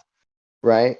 And that's important because we don't know that everyone can do that. And at least other people are looking at this who are his peers in those arenas and saying it might not be that they even look at him half the time. I think, right, that we've got a lot of that from like Marcia Angel and what's his name from the chief editor of the Lancet and shit. Graham, I just have one more. I'll be listening, but I do have to mute for a few minutes here. But I just wanted to ask a last kind of thought on all that. Just this last question, with what you were describing earlier. So, I just want to ask this: if the Earth is actually a stationary planar surface, and if that is proven in our lifetimes, like you were saying, like absolute definitive 100%, like if that happens, would you then look back on all this and say, oh yeah, actually that was the center of the whole truth coming out? Well, so you're not even really hearing what I'm saying. For all you know, I do believe it, but but you got to understand my priorities. You know what I'm saying? Like if I were a flat earther, I still would have the priorities would be set out that I would know my audience, knowing that the people who have been fooled on this earth that think it's a sphere are so fooled that if I speak about that topic, the other topics that are killing them right now will get ignored. And I want to save them right now. And then I'll worry about this other shit once I build a model that I can present to them in the way that they'll understand it, which I haven't, obviously, or you haven't done yet. Right? It'll be easy. And they will all have the same model. All the flat earthers have the same model. We won't be different. It will be just like the Globers then. That feels better. Right? If I was a flat earther. There's no set model for flat Earth, right? Or globe. No. So it's just like up to the. There's definitely a set model for the globe. No, for flat Post Earth. it. For flat Earth. If there's a model for the globe, a set model that's universal, let's see that. Shut it down right now. We've been here, dude. We've been there. The point I've raised some of the same point. What's your real name? Grim. Electric University. Grim, yeah, it's Grim. Which was when I first came in, not for the same reasons, because I'm not like about all the for the same reasons anyway. But how essentially the question I kept asking was, how do you know which one's the psyop? If you can say that people could be fooled, how do you know that this one isn't the psyop? How do you know that this That's one a great question. That's a great question. It's easy to answer, right? The psyop isn't the discussion of what it's about. The psyop is the arena of the fighting about it and promoting the fight and the fruitless arguments. And not, you know what I mean? Those should be all shut down. Where it starts with the bullshit and the talk back and the blah blah. You know, I mean why do we even feel that way towards each other about this conversation?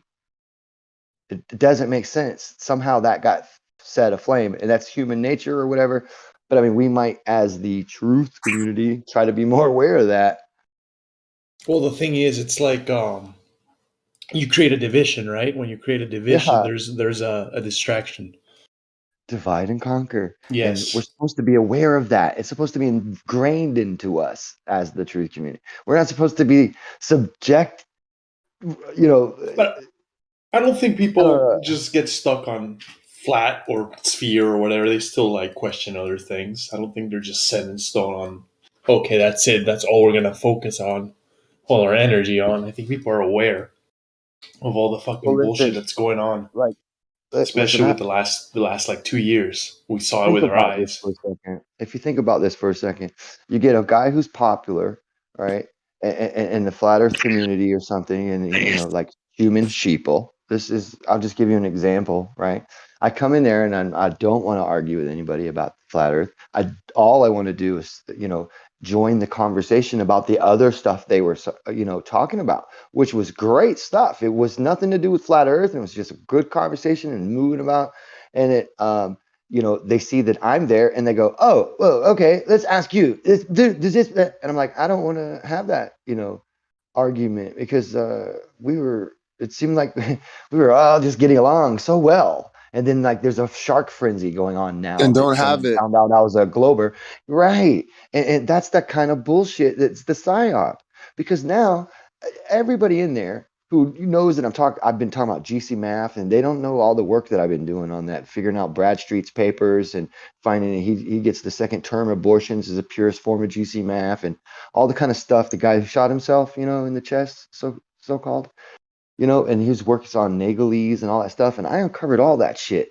And I was alone in the truth community on that because of those kind of issues, when you're, just to put it that way, you take somebody who's really trying to help the community and stuff, and then you let somebody like Human Shit Pimple shit on you, and the whole group follows and starts shitting on you too. Well, now they're all shitting on somebody who's been working for their benefit this whole time for years before they even got on that goddamn internet.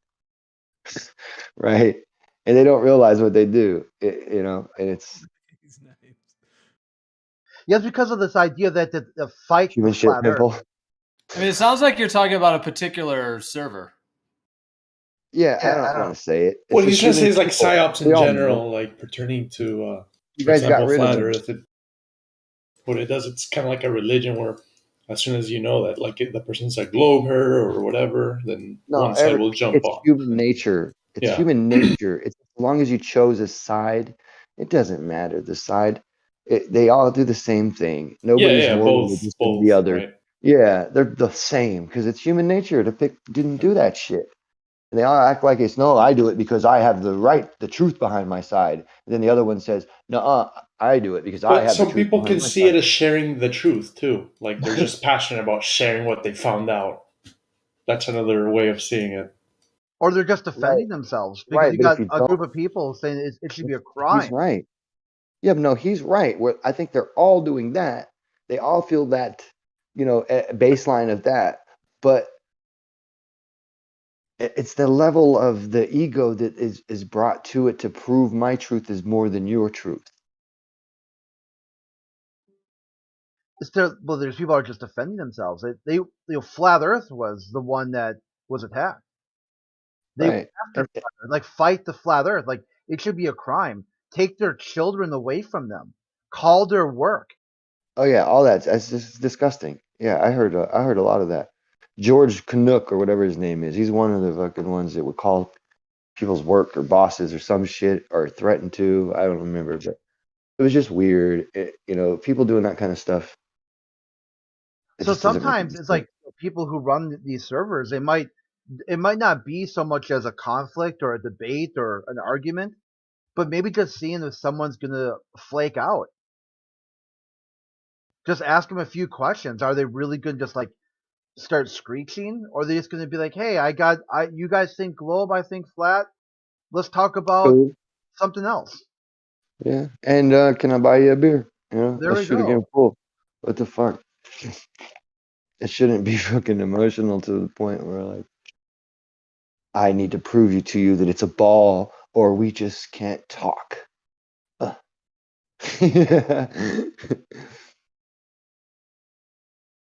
And like I said, I'm interested in all the new, different ideas and approaches. And Has that scenario happened to you, where somebody found out, for example, you were like, a globe or whatever? Oh yeah, after having and they're what's like his they name? completely changed or something. Yeah, what was that black dude's name? That was fuck man. he was doing like this, the slap bus thing. No idea. Back in the day, it was on YouTube. He was a flat earther. Oh, Bro Marvel. Sanchez. Bro Sanchez. Oh, I thought. Oh, was it the Brian Marvel or? Bro Sanchez. I don't know. Never heard of him? Okay. Oh, Well, I bro, mean, he used well, to be. he still does streams. Yeah, he's doing streams Yeah. regularly. So, Bro Sanchez, we talked about ancient history. I mean, for a good hour, dude. Seriously, right? And he was like, "Yeah, brother." He's like, "Man, yeah, you're so woke on the Black conscious community and shit." He was really into all the stuff I was talking about, you know. And then all of a sudden, he's like, "Oh, you believe the Earth is a globe?" Oh, this nigga, blah, blah, blah, blah, blah, just start going off on me, acting like all kind of dumb shit immediately. It was just stupid. I couldn't even. I was like, "Wow, this is literally how the psyop works." That was another. I was like, I wasn't even saying it was a psyop to anybody at that time. That's when I was like, really, like, it was just coming to me that it had to be because of the way that everybody's acting.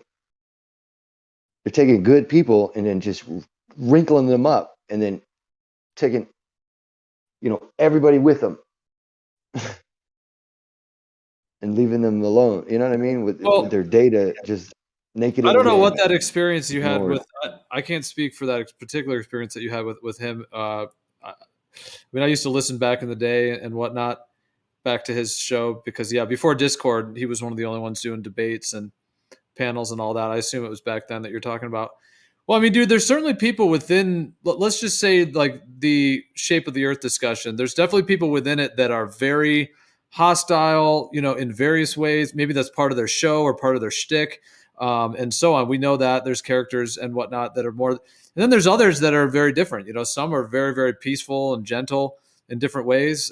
Depends on kind of who it is and what their overall approach is. But I can't see how. I mean, this topic in Nobody's general chats is are going peaceful. to be. It doesn't matter how. I'm sorry to interrupt, but you know that's how it goes, man. No one's chats are peaceful. On either side, there's just not a bunch of peaceful. But like the insulting and disrespectful, those ones are just clowns. Yeah. Yeah, there's all kinds, like the Sun and Moon group, like Karen. I mean, theirs is always. They don't have any. Well, they always have like guests on. It's like a small panel of guests. I mean, they're not. I mean, unless you're moderating it, yeah. FPV. But I mean, if you're not moderating FPV, it, his whole channel. I'm just saying, there's lots of channels that are peaceful. Yeah, like with Karen, I was great for hers. They're moderated though. They wouldn't just be naturally peaceful, though. I'm talking about we're talking about the way people behave, not the way people are controlled. You know what I'm saying? Yeah, conflict is ingrained. Yeah, it's like part of the human experience. And a That's globe all I'm model is supposed to debunk that. It's supposed to show that there's nothing to fight over because there's just too much. There's too much space. There's too much, there's enough for everybody twice over. There's always going to be something to fight over, man. I don't think that, you know what I mean? There's always. Well, I mean, with that, Grim, I hear what you're saying. First of all, I do think that there's people in these communities that it's almost as if they're actually pushing people away from certain things by bringing in all of the fighting and stuff like that. Even if the goal of their channel is almost to do that.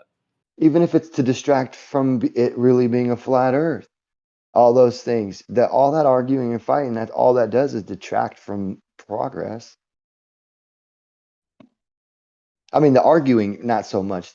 That's a good thing sometimes, right? But the when it turns into disrespectful feelings and really not enjoying having the conversation anymore, how if you feel that point where you're like, I'm not even enjoying this conversation anymore. I don't know why I'm doing this. And that's what it's designed to do. We're supposed to love this shit. We're supposed to be all eager to talk and to enjoy each other's, ideas and throw our own in. Remember how we do, dude, back in the day? before we got polarized against each other about the flat Earth, round Earth shit. I Well, think it's I better think now. there's always been. I guess it's interesting to hear what your experience is with that, or what that was for you. Because I mean, like, what platforms were you on at the time? Like, what was that like, in a sense? Because I mean, I think there's just a lot of different categories, lots of different things that are discussed. I mean, A lot of the same people, though, man, are still around. You know, a lot of the gym pandas from the discussions, Earth discussions 1, then 2.0, and then, you know, the politic crew from, you know, several different of their friends. We used to be all, you know, G plus hangouts all over the place together. And then it's the same crew, man. A lot of you guys are not you. I don't know. You're kind of new to you know, but I mean, not new to. It's better now. The I think it's scene, but new to me. You know what I mean? Like we weren't in the same exact circles, but we have frequented each other. You know, 5-6 years ago. less polarized Yeah. now than it was at the beginning. The beginning was like extremely toxic. And you know, a lot of us here have changed our names. I'm still Mr. Grimm. You know, like I was 9 years ago when we all, you know, 10 years ago when I started making my voice heard about particular No, things. you're Electric University. Yeah, now. I was about to say that. You Yeah, but I changed. mean, if you look at my actual name, it's Mr. Grimm when you click on it. Oh, okay. I was like, wait a minute. It doesn't change. Yeah. Well, why is it So changed on the thing then? You oh, changed I it to was that. Just for yeah, server. no, I was taunting. There was a baller in here that hates the Electric Universe idea, and I was taunting him with it, and I just left it in here Oh, for okay. Gotcha. every time he comes in, and then I chase him around like I go to Geo's and I'm Electric University over there. Because you know, Zanuck might be here now, right? Where is he? Yeah, he tried to tell us that the fucking solar wind wasn't a plasma, and I handed him his ass in front of the class, and now I just love to, you know, get at him. No, it's not Zanuck. Never mind. What you said, GC Math or CG Math? GC Math, yeah. GC Math. I had never heard of that, so I just looked it up, and now I'm interested to know what you uncovered. Well, this Amanda Mary Jewell was a millionaire, and I had one of her family members emailing me in the background telling me the actual secrets about this bitch and how she's in lawsuits and she's got $1 million properties and she's leasing out or renting her motel rooms out. It's a renovated motel that isn't even actually open yet, but she's been taking guests, and the guests happen to be doctors who just happen to be treating children with fucking MMS, medical miracle solution. Miracle, whatever. yeah, miracle mineral solution, right? Yeah, and which is just technically it's, you know, a chlorine. It's hydrochlorite mixed with vinegar or lemon juice. Why Right. are they treating them with that? For what They were purpose? giving them enemas because they were told that these children had thank you. These children had you know, devil worms or, you know, or demon worms or some weird shit. Oh. Maybe just, and so what happened is they were showing the which they didn't know this is what this was, but it was obvious. This was the lining of the intestines where it was bleached, right, and the skin died and came off. It was the inner lining of the intestine laying in on a paper plate, and it was like a lot of different specimens in these photos, and this was the worms. And we were going, oh my fucking God, they're bleaching those children's insides and fucking, you know, and then, you know, saying, oh, look, there's an antibody response. And so that means they're getting better. And it's like, no, that's not the correct kind of response. And, you know, and they have an idea to where it's like, because they work on some of the real premises that the gut microbial, you know, life, you know, but all they had to do was just give probiotics to the kids to rearrange their gut microbes. They didn't have to bleach them, and you know, so I saw this as child abuse, and so I've took I spent a lot of money and got a lot of promotion, put a lot of stuff out there to get, you know, info out about her and got her exposed, right? And she was selling. She had bought from overseas GC math that comes from aborted fetuses, and that's where Dr. Bradstreet got his purest forms of GC math. I figured out their connections, and it was from the same biolab. And the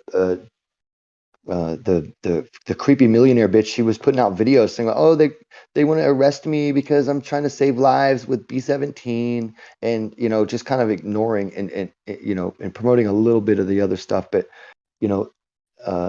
and saying that that she has injectable GC math. And GC math would be a good thing, not the injectable stuff, because it's unfilterable. They can't filter out all of the other cellular material, which when it decays, it secretes naglies. It's an enzyme that is secreted from the tissue to help break down the DNA. It's just a natural cleanup crew. It's an enzyme. And so, but this stuff isn't present in the vials at the time because it's in a formalin solution, which is like 20% formaldehyde, right?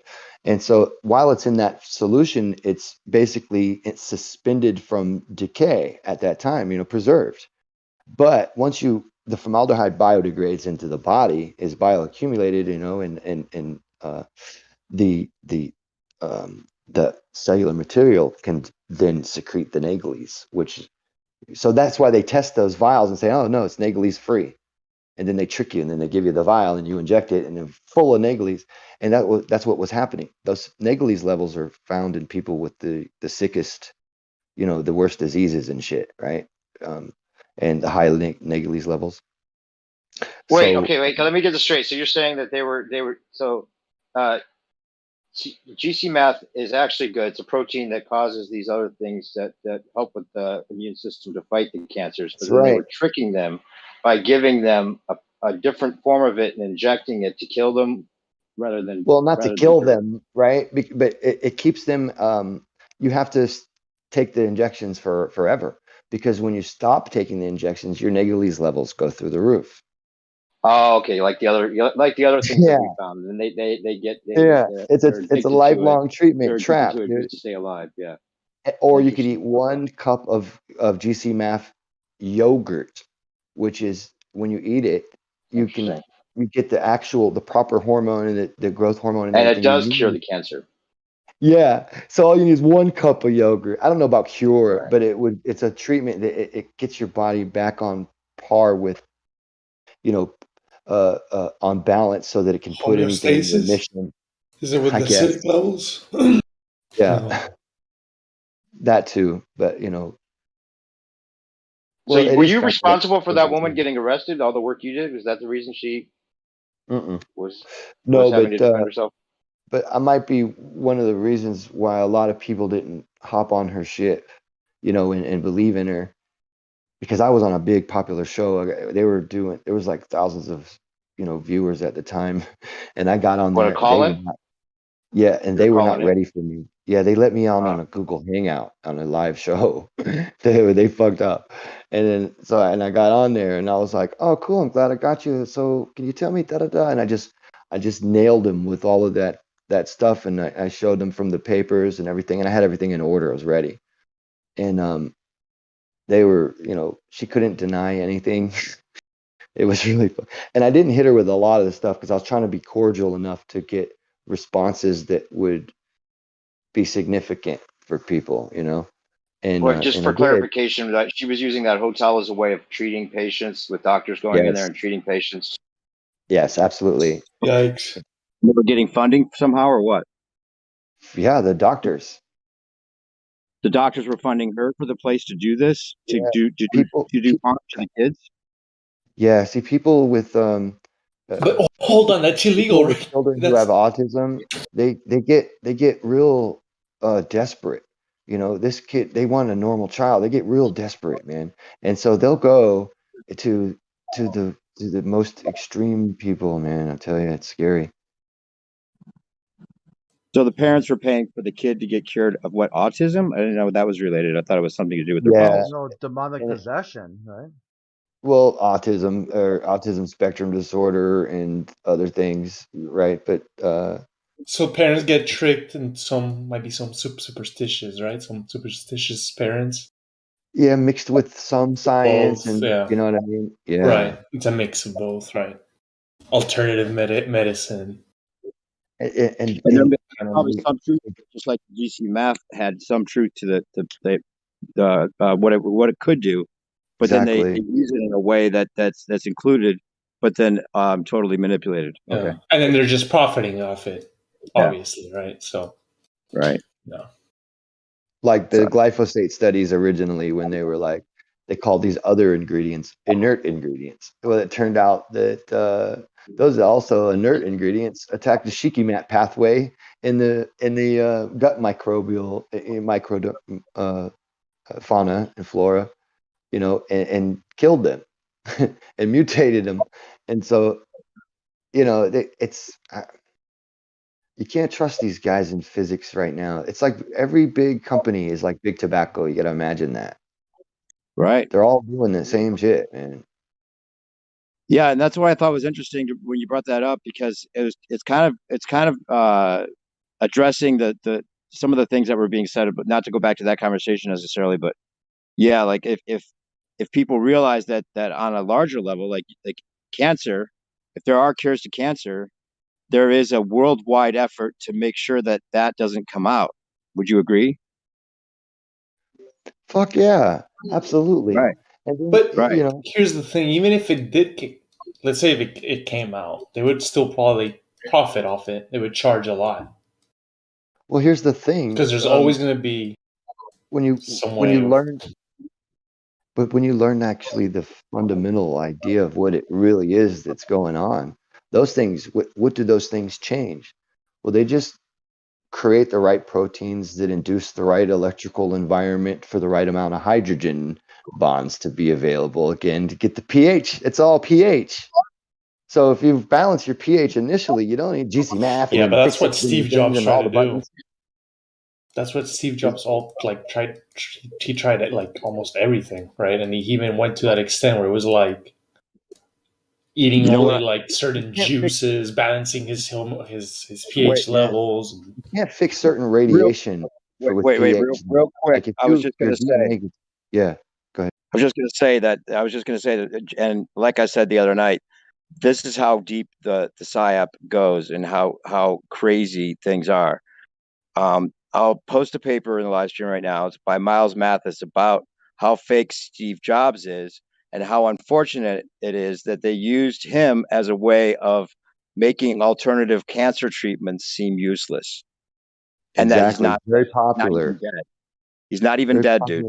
Holy they shit. do that. They say, "Oh, he tried all these different methods, alternative cancer treatment methods." Wait, and of course, he died, and he's got all the money in the world. So if there was a cure to cancer, he would have had he's it. Alive? He could be alive. He said. I don't think he died the way they say he did. Oh, gotcha. They were using him as a way to say, okay, the alternative cancer treatments he tried were unsuccessful. And I even had my uncle tell me this when I got into a discussion about alternative cancer treatments, and he said, "Well, Steve Jobs tried that B17 or whatever it was," and then it just makes everyone that has interest in it have that as a prime example of why you should never. Why not to even try it, right? Alternative methods. Yeah. Mm-hmm. Yeah, a couple years ago, maybe like 4 or 5 years ago, I don't know, it could be even 6, I don't know, but I made a YouTube video because I was looking up studies on sodium bicarbonate and tumor growth and stuff like that in mice models with xenografted human cancer on tumors on it, and it showed that it destroys the tumors when you take a catheter situation, you put it into one of the intake veins of the tumor, and you collect it on the outtake vein of the tumor, so it doesn't go into the blood. And then you collect what you put in, and you wash the tumor with the sodium bicarbonate, and that pH just inhibits spontaneous metastasis.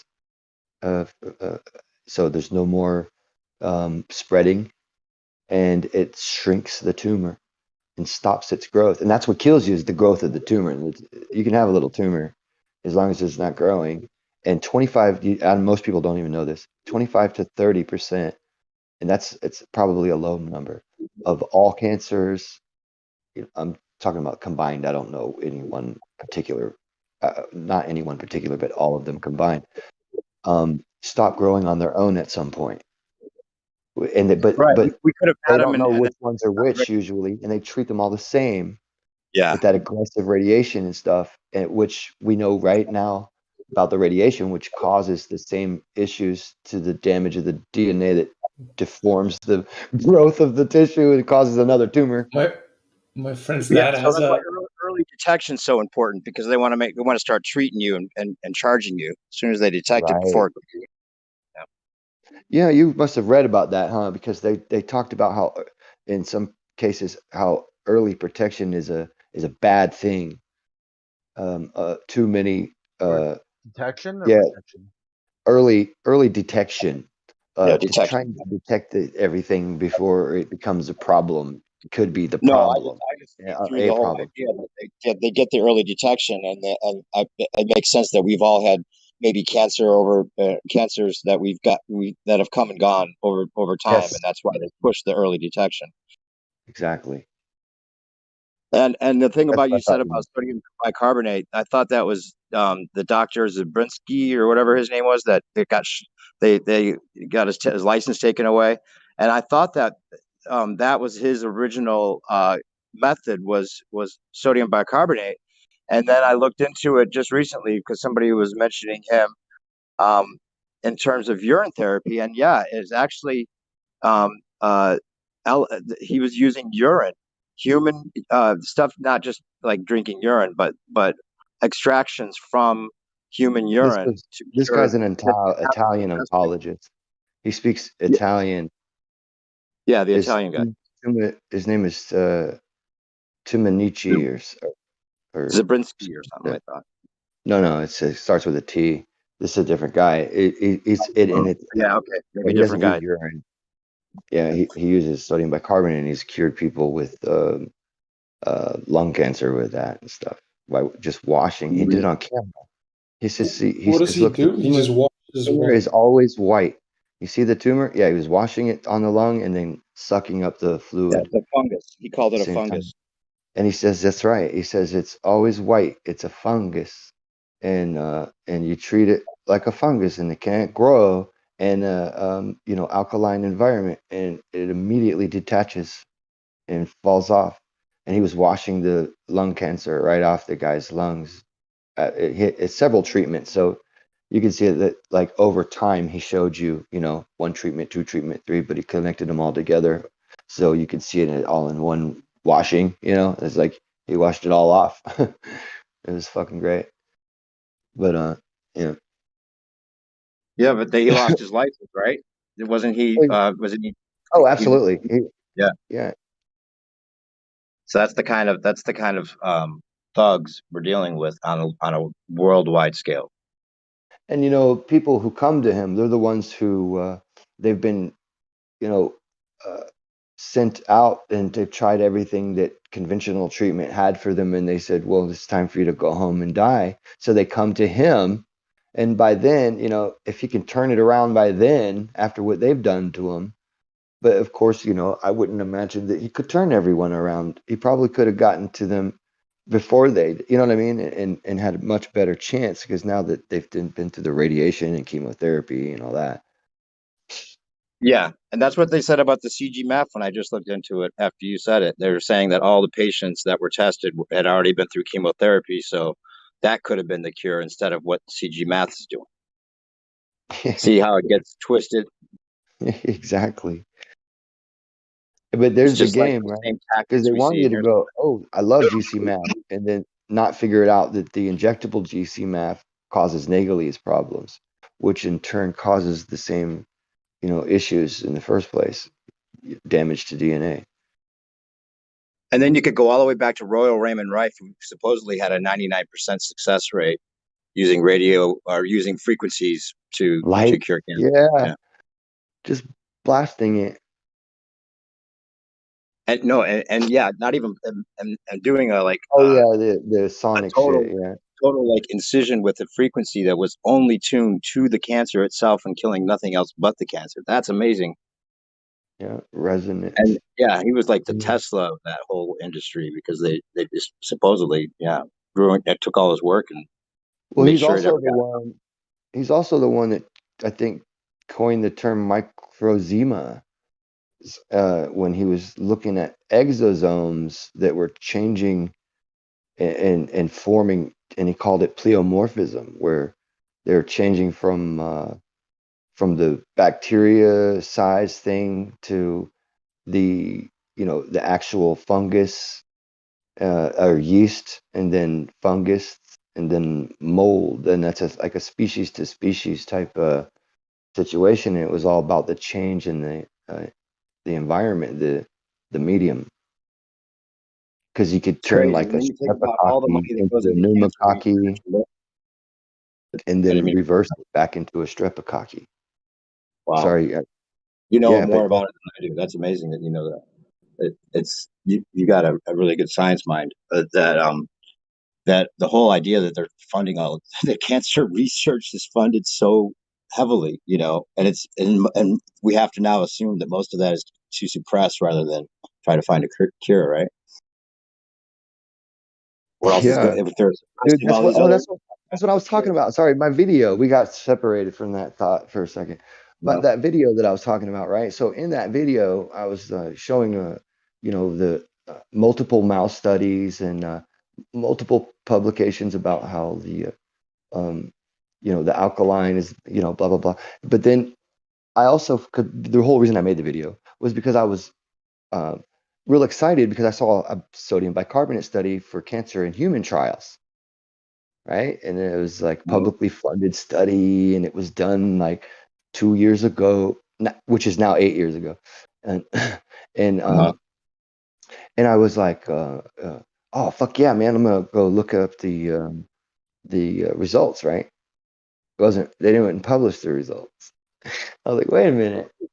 All right, they got all these What participants in the happened? study. Okay. And so why aren't they publishing the results? It's a publicly funded study. So I started, sending emails and asking for the results and da da da da. And, I wasn't getting responses and shit. So I looked it up, and I asked this another friend of mine, PhD in, math and everything. And we go over different stuff together. And she looked for it and couldn't find it. So I made this video about it, and it was, the fact that the study's been done, the results were in, but they wouldn't publish them to the public, and it's a publicly funded study. And it just made me think that it's because they don't have to, and if it's not beneficial for particular,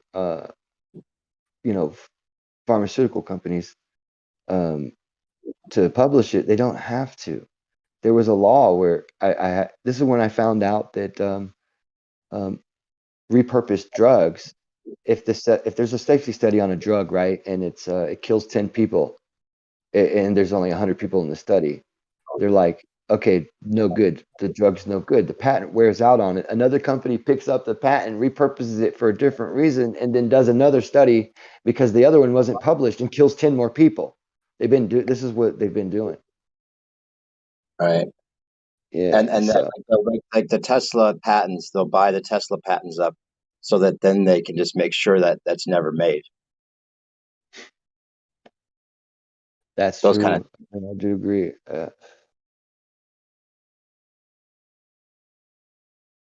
Yeah, that's the kind of that's what we're dealing with. It's so much the tentacles are everywhere, and when there's enough money behind something, and it becomes the opposite of what the what's good for the whole, then Well, who conquered the whole entire Earth first in history that we know of? And why would Caesar. we actually imagine that they've ever stopped? Because they pretended to Right. fall, or they gave us Yeah, a new that's president. the best Yeah, way to they've do been it. tricking us with that the whole Right. time. All this shit's the same fucking rulers. They've already All the way bred in. into all the fucking races, so that it's not even racist for them. They laugh Right. at it when we think it's about racism and different things like that. They bred into all of them already. Exactly. Yep. It's not about that. It's not about any kind of religion, one country. It's all mixed in. It's all just the elite that are buddies, that have the club, that make everybody else think that the issues are totally not what they are. Mm-hmm. Divide and conquer. And we're so smart as people that we can develop all kinds of reasons why this is real.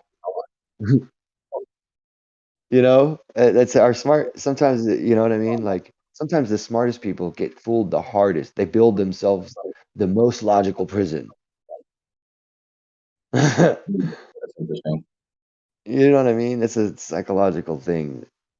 Well, it has the opposite effect. Like I was going to mention earlier when you're talking about the flat Earth and how the separation between the two sides is what they want, and that's true to a large degree. I think flat Earth is used as a psyop to a large degree. But that's the thing, is that it's more about, like, oh, I lost my train of thought. Earlier when you were talking about that it works in both ways. It does give you an insight to how big the deception is, but then at the same time, it can make people feel at a loss for being able to do anything about it, which is probably true. We can't if it's that big, but it kind of makes it like people just throw their hands up in the air away. Right with you, man. That's called learned helplessness. It's a mental condition that's taught to. I think there was an experiment where they had dogs in a small pony wall in the middle of two floors that could be electrified at any given time separately, and they electrified the floor under the dog's feet till they hopped over the other fence, and then they let the dogs chill for a minute, and they electrified it again, and the dogs hopped over to the other fence, and the floor was still electric, so the dogs just laid down. They gave up. They didn't try a pattern or try to figure it out or anything. It was too big of a. It's learned helplessness. I think that's why they need us to believe in gods or aliens, because if it's gods doing this to us, or if it's interdimensional beings doing this to us, then what is there we can ever do about it anyway? We just have to go with the program, right?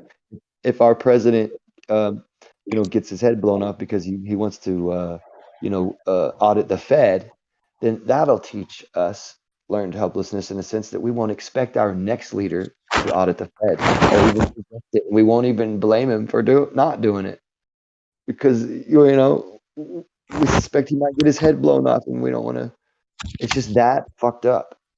And then if you learn that president was never even killed, and that was just a show, and he became Jimmy Carter and whatever else, then you have like a new hope in a weird way. Yeah, he's got the same teeth as Jimmy Carter. I mean, they must have had the same business. Yeah, there's more to it than that. I'll send you a DM. No, I've seen it. I know about it. No, something more to it you don't know about.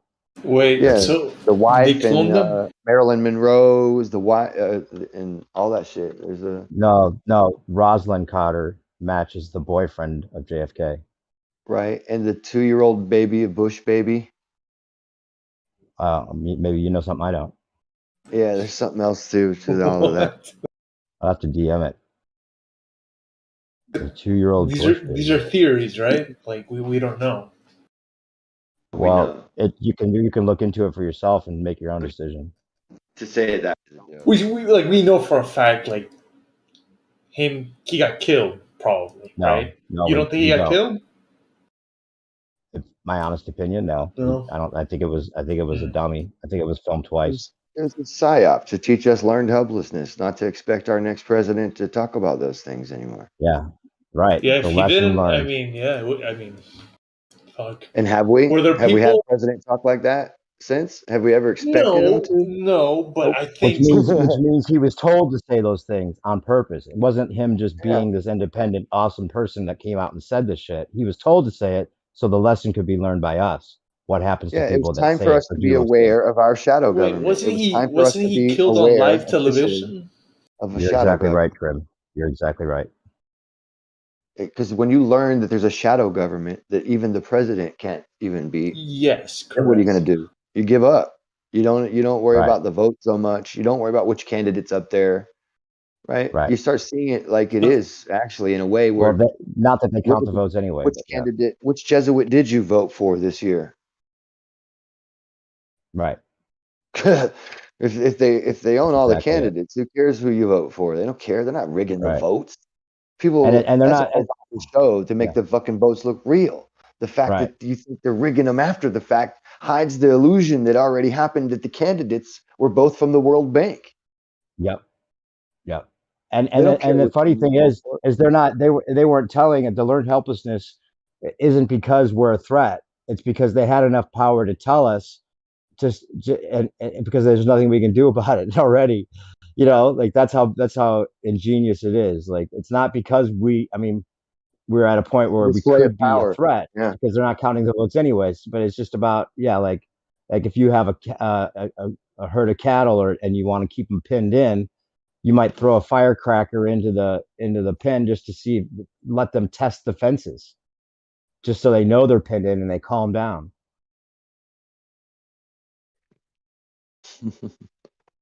So true.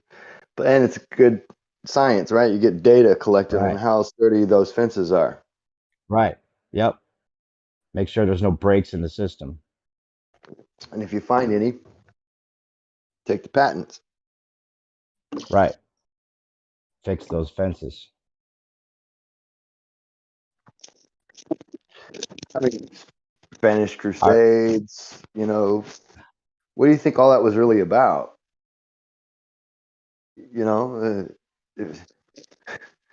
Stealing a history from anybody who can remember any physics or science behind the things that were usually clearly obvious about the books, right? It was clearly obvious. It Right. was like a farmer's almanac to a lot of people. Like, oh, okay, Yeah. Aquarius, the rainy season, right? Jesus, the man, he was a man of 30 when Right. he started his ministry and ended it at 33.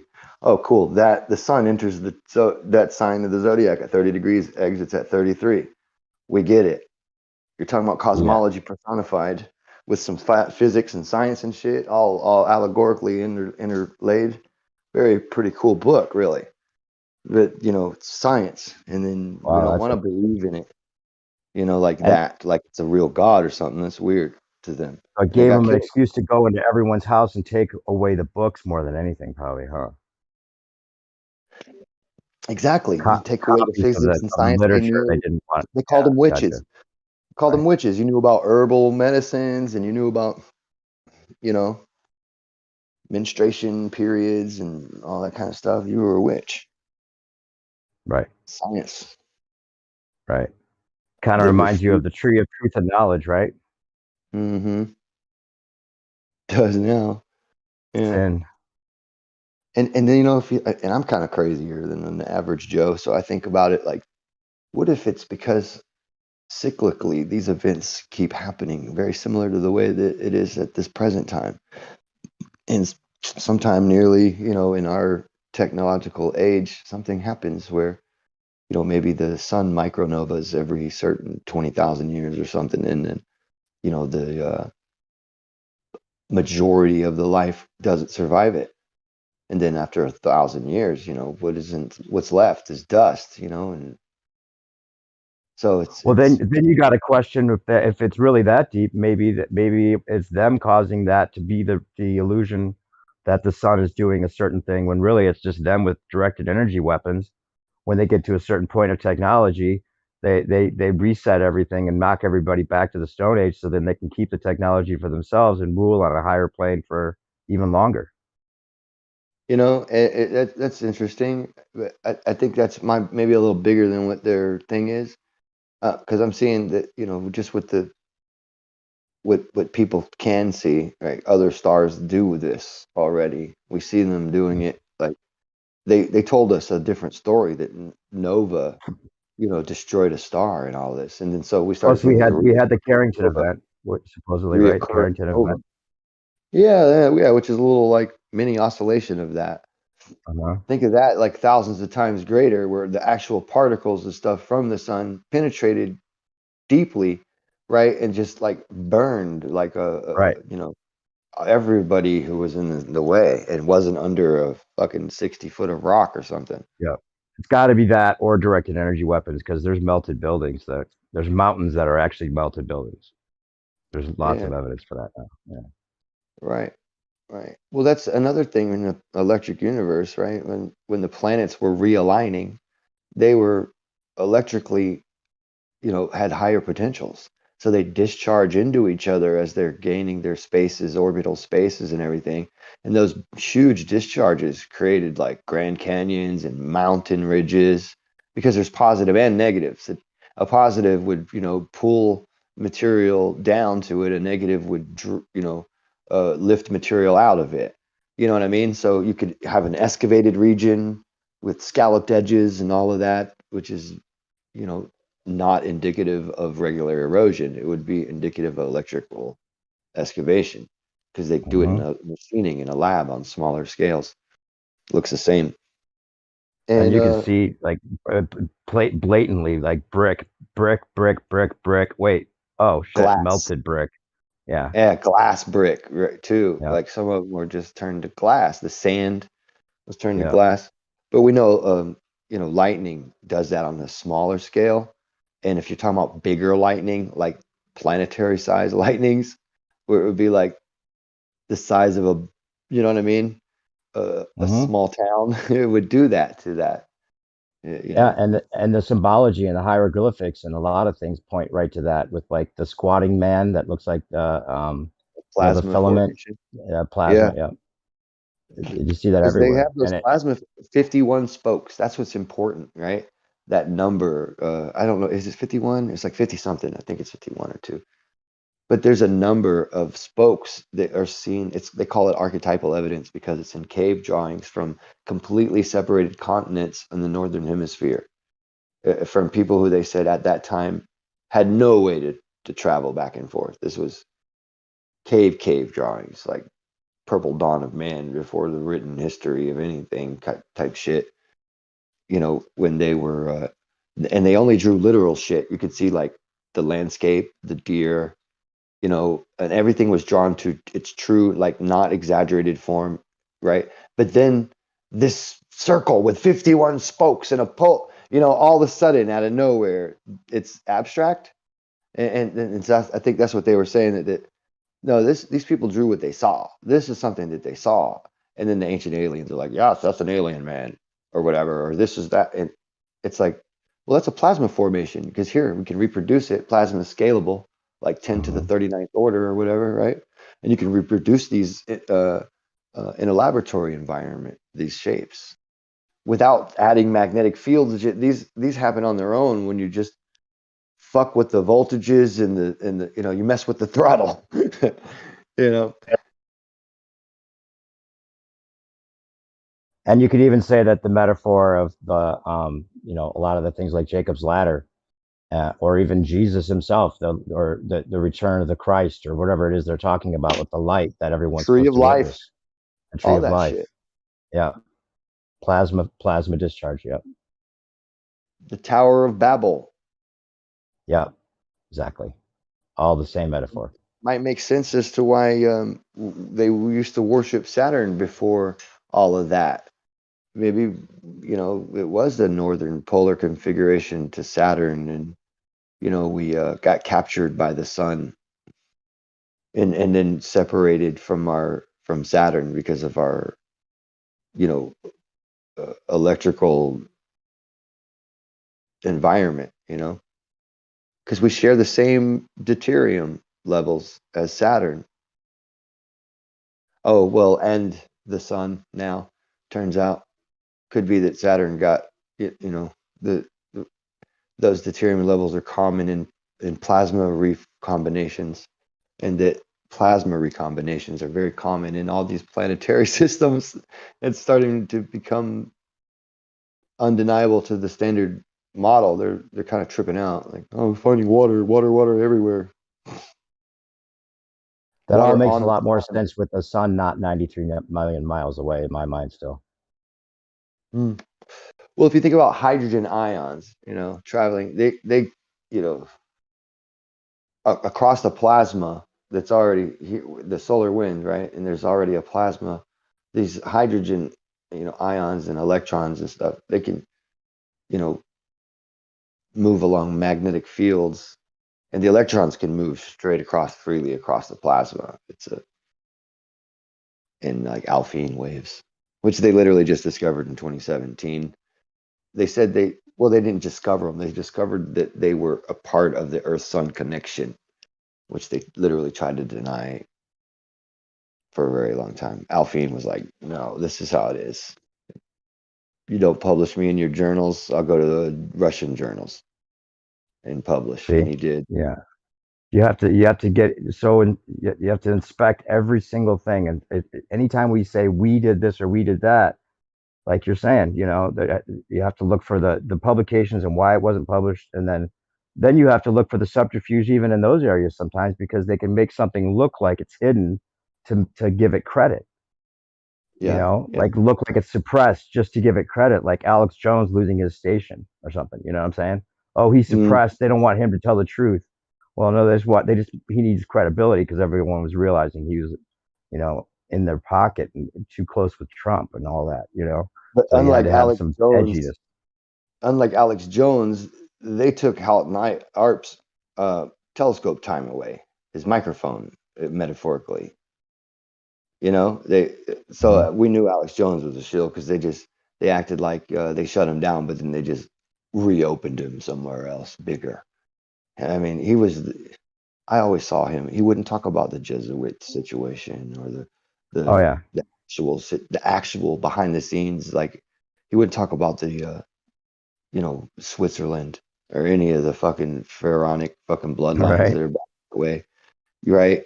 Or anybody with all that big money too. That's all just sitting. We're looking at the Arabs and the Chinese and all that, and we got the Swiss are the ones with the fucking the gravestone. All their they're all Egyptian shit over there. It's weird. You ever seen their graveyards in Switzerland? No. Like pyramids and fucking what do you call those damn phallic thingies? Antenna.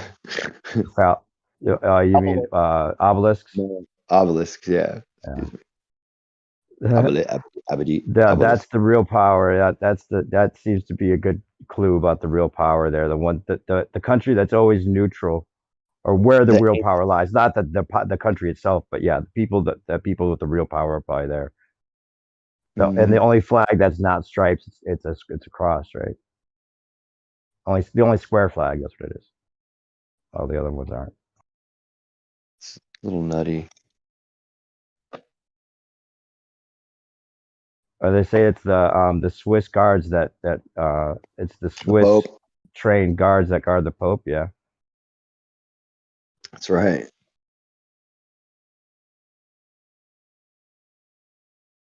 Not that they're worried about us saying anything's going to do anything to them, but maybe we should be careful almost, because now we're getting down to it, aren't we? These are some of the things you're I not used to have these say. hangouts. This is the stuff I used to talk about. Right. It was like for 3 weeks I started doing like hangouts, and I got like, I don't know, 1,000 something subscribers. It just they kept going to my YouTube, You get shut down? Oh yeah.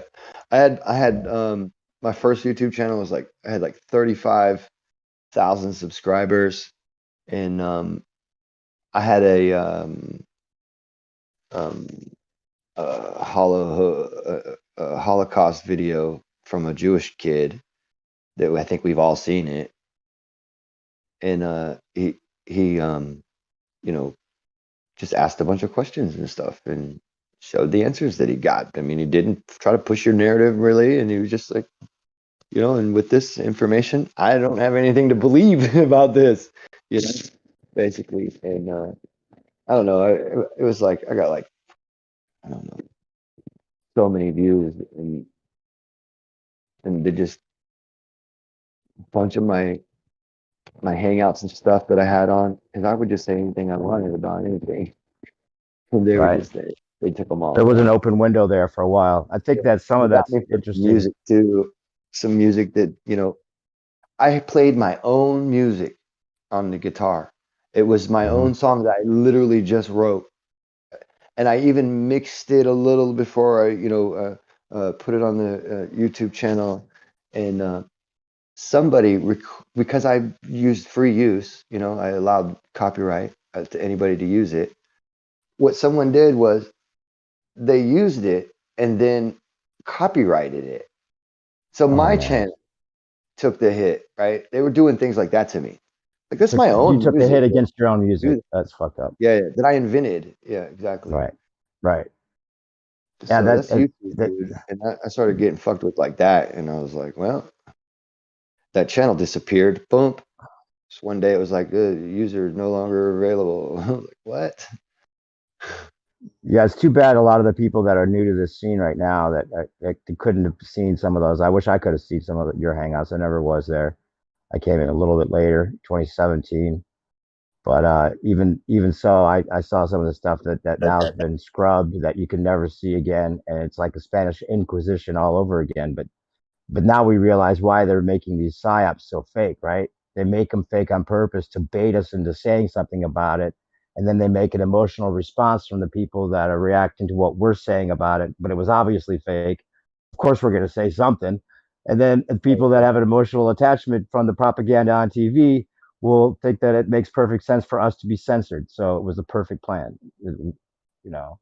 Yeah. Then they have a right, you know, and then having Trump come in and call out the fake news was the perfect thing too, because now he's got a truth app, and when he becomes president again, which will probably happen, he can now regulate truth because the fake news was such a problem that he wants to get rid of. But it's going to make it worse because then it'll be regulated in a military fashion, and there won't be fake news. There will be just one version of news. Yeah. Well, that's what this is, and this is all Right. about, yeah, unifying the story to one Problem, outlet. reaction, solution. Yep. It's brilliant. I mean, who didn't think that Ukraine was already corrupt before this? It was voted the third most corrupt country in the world in 2017 or 2013 or 14. Maybe 2017. I think it might be not that long ago. And then all of a sudden we think they're all not corrupt and that we need to, you know, support this. That's how easy the this other propaganda corrupt works. stuff. Yeah. Yeah. In an instant, Russian Vids changed his name to RV Vids or something like RV Truth, because even he, with the shill that he is, you know, to some degree, even though he's the That's one so true. that That's has the one of the first video guys I that played shows with. us JFK wasn't killed. He's the one that came out and showed us that JFK wasn't really killed and it was filmed twice. He's probably a shill as well, right? That's the funny part. Well, he got that from someone else too. I was around, Yeah. and Really? Okay. yeah, I think That'll he be just scrubbed. We're going to look crazy for repackaged it. saying that. They'll have that information completely wiped from the internet, and we're going to be saying it, but not being able to prove it at some point. Yeah, we can't even show it. Yeah, but Russian Vids, man, he's one of the guys Yeah. who that one of the first people I thought was a shill on YouTube when I started talking to people, because I was talking about a particular situation and he erased my comments. I was just having a good chat with him, and I threw down. I was like, "You ever thought maybe it could be something like this?" Or no, I think it was like my, you know, my opinion or something like that. It was just like not to shit on him, you know. And he erased my comment, and I thought, "Whoa, the truth guy erased his comments." Right. I didn't know that. Okay, Right. that back then that was a big deal. You erasing comments, you're a bitch. That's a bitch move. Like that's Yeah. straight up fucking Nazi shit. I had a similar And experience. then You they know, started my defending it. original name was Relative Perspective, and I was in IPS's chat, and I said something. I think it was maybe, I don't know, something they didn't want said or something. Like I wasn't being confrontational at all, but I got permabanned from his chat. So I made a new account called New Perspective. Yeah, I did too, and I just didn't make a new account. Right. But yeah, I still listen to what he says because just like RV Truth I'm already calling him that, Russian Vids. Um, I think that's interesting now. The whole game is interesting to look at, and what kind of information is allowed and how how the presentation is done and what it is that how the dissemination and what kind of, it's just a mystery. Like, how is this all being done? I think there's a lot of truth that he gets to that nobody else identifies, but then picking apart why it's being said and what's being allowed, what he allows to be said is interesting now. It's not oh yeah, about, it's like a trickier finding out level of everything. Alex Jones, right? Yeah, Alex Jones exactly. is Right. A deeper it's like level completely. yeah, it reminds me of like a video I made a long time ago. It's probably on the other channel. Like I might have it, but it's like like Alex Jones. You get on his he gets you on his bus with like this hell of truth. On the bus, he hits 10% bullshit that just drives us all off the cliff. We're on his bus. Mm-hmm. Yeah. Right. So That's the it trick. seems That's the formula. awkward. Right. It's required. But then again, you can almost side with them and say, look, we wouldn't have any of this if they didn't follow some of the rules of the game to be able to say he wouldn't even have a platform. He wouldn't be someone we know. IPS would be off the air by now unless he was playing the game to some degree, and he'll even tell you that himself. Exactly.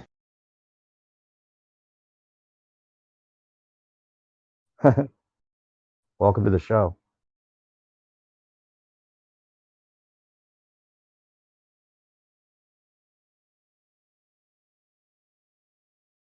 But yeah, I imagine they have like just these massive computer readouts and graphs and things that they know about what everyone's saying or knowing or thinking, or obviously they do because of the AI and everything too. But I bet they keep a gauge even on the conversation we're having right now, and what kind of influence it might have, and whether it's something that they should take a look at, or all these things. It's beyond our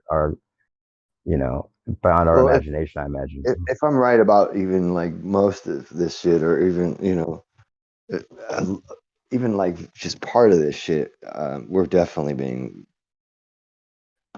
Oh yeah, there's no question. at least censored for trigger phrases and things like that. It used to be words, but the thing got smarter. Right. Right.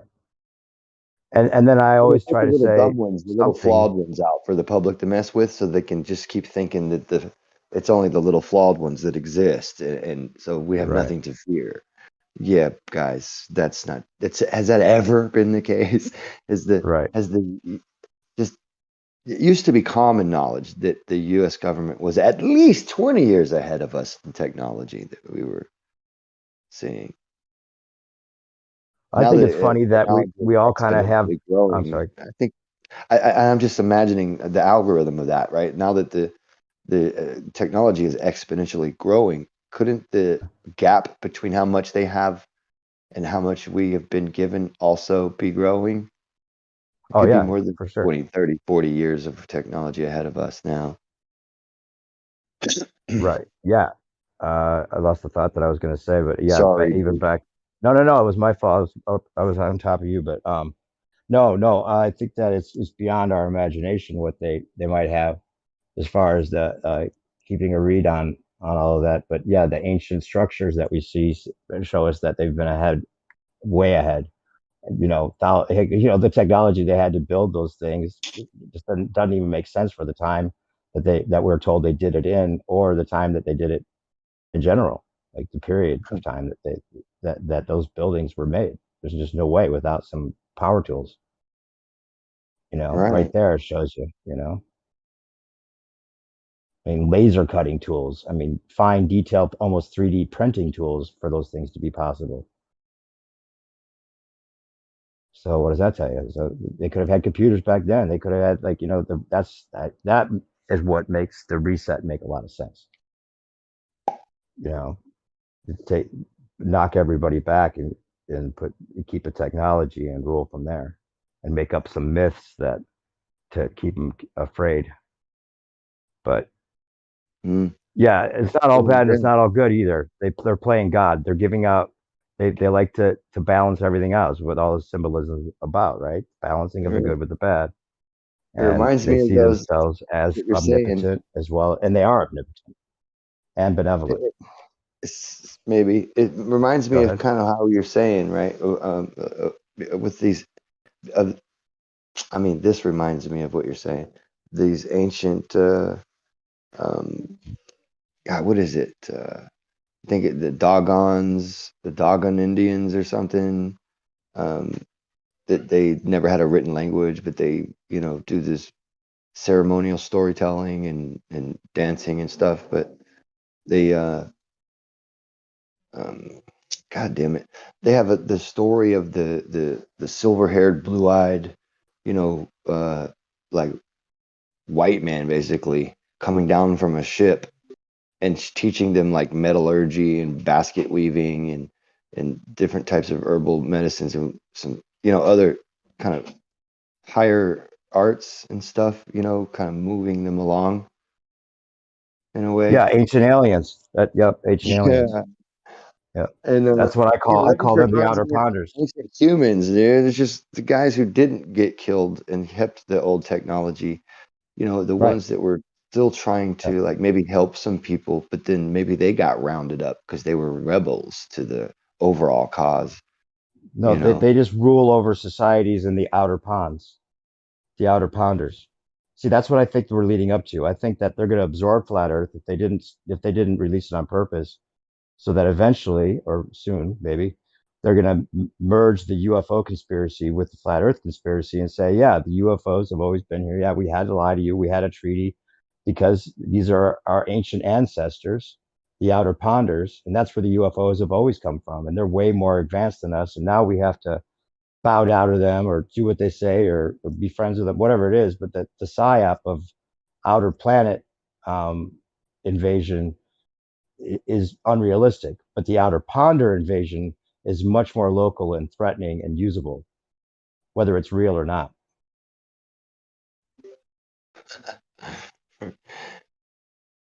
Yeah. Well, I mean, it turns out what we're finding out about the plasma too, they're going to get us with both angles if that's the case, because they're finding out that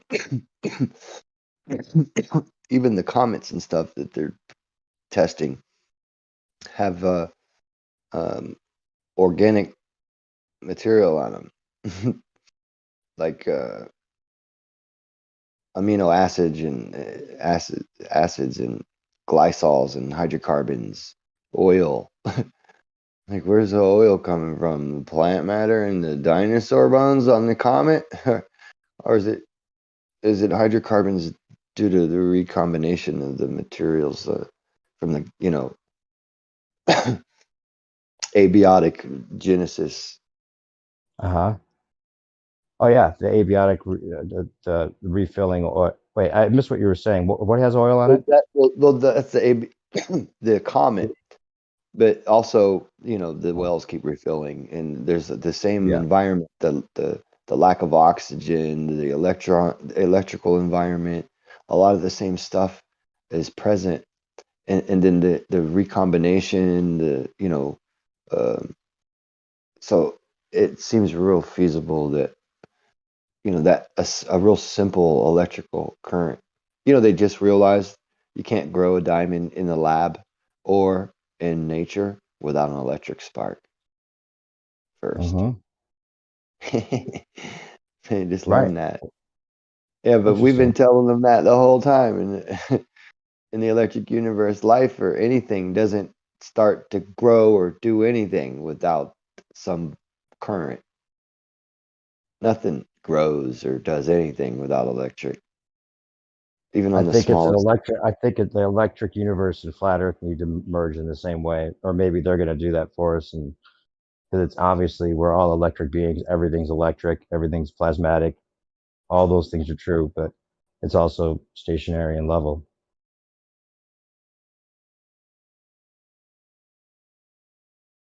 These things are self-evident. I've got the best wax right now. Yeah, I'm just about to smoke a joint. I'm getting contact high just from talking to you. Yeah, I've been just dabbing the whole time we've been talking. I Since the lost some beginning. wax. I don't ever smoke wax, but my friend gave me some and I lost it somewhere around here. That shit fucks my lungs up. It's really harsh. Yeah, I guess you got to get the extract. I mean, we make it's a CO2 extract. How do you smoke it? Do you have like a device? Yeah. Yeah, go ahead. Not me. I don't really smoke that very much. But yeah, just like a device. Here's my little dab rig, right? I never clean it, but you see the stuff in there, and there's a good Sweet. fucking 2-3 grams of fucking reclaim in that. Nice. So use a torch. This is the extract right here. Nice. Yeah. It's like 90 something percent THC. Is that what do you use? Carbon extract, or how does that extract it? CO2. Oh, CO2. CO2 extractor. Yeah, it just basically freezes all the trichomes off of there. It's this is the butane extract. CO2 is cleaner though, right? Yeah. Well, I mean, with a good purging system and vacuum pump, and heater and everything, there's no butane or anything in there, especially when you use the like number 7 or the higher, cleaner, more refined stuff, the most refined stuff. And since we're all doing this for dispensaries and the medical, and and everything gets tested, you have to have everything to par. You have to test all your product and send your certificates in with the product on each sale. It's kind of that's strict. Yeah. My wife is organized as fuck. If it wasn't for her, I'd be lost. So much business goes in and out that I can't keep track of all that shit. I mean, I could, but I mean, I'm growing too. So I'm like, how about I do the fields and you run the fucking office? Are you in California? Yeah. Nice. Okay. South or north? North. Oh, okay. South. Right on. Yeah, I have a friend up north that was doing that for a while. He said it got to be that if you didn't have the field, if you didn't have enough production, it wasn't worth it anymore because you couldn't compete for the price. Yeah, and you got to have indoor and outdoor. You got to be cycling all year round. Yeah. So, yeah.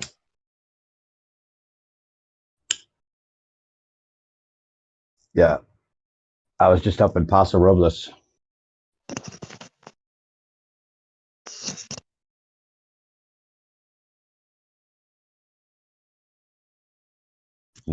Close to that area, Yeah. Paso Robles?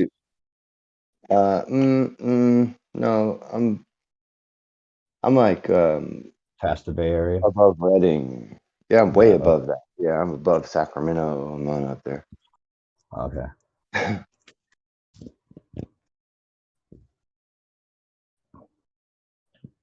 Yeah, I was collecting rocks. There's this river up there for a couple months, like up to my neck in rocks. But I might have brought some jade back. You know anything about jade? Yeah. You sure it's jade or is it turquoise?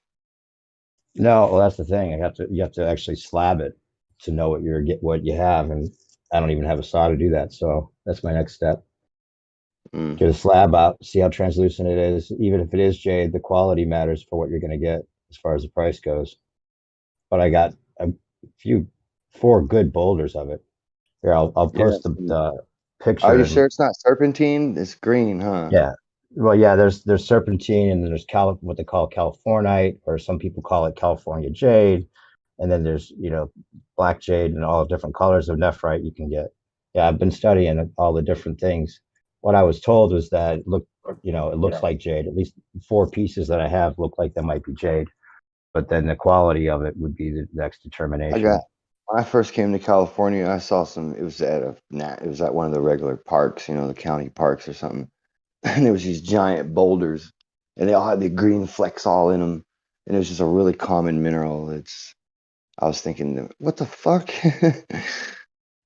Yeah, exactly. Not what it was called. I put a lot of work into bringing these rocks back, and there's a lot of beautiful rocks. I won't be upset if it's not like the It's jackpot so I think it pretty. might be. Yeah. Yeah, exactly. You know what I like about California though? Like a lot of, Terminator head crystals. You can with a flashlight at night and off of certain areas around me, like in the foothills and shit. I can just use a flashlight and skim around on the ground out at night, especially where we dug our own road out off the mountain, right?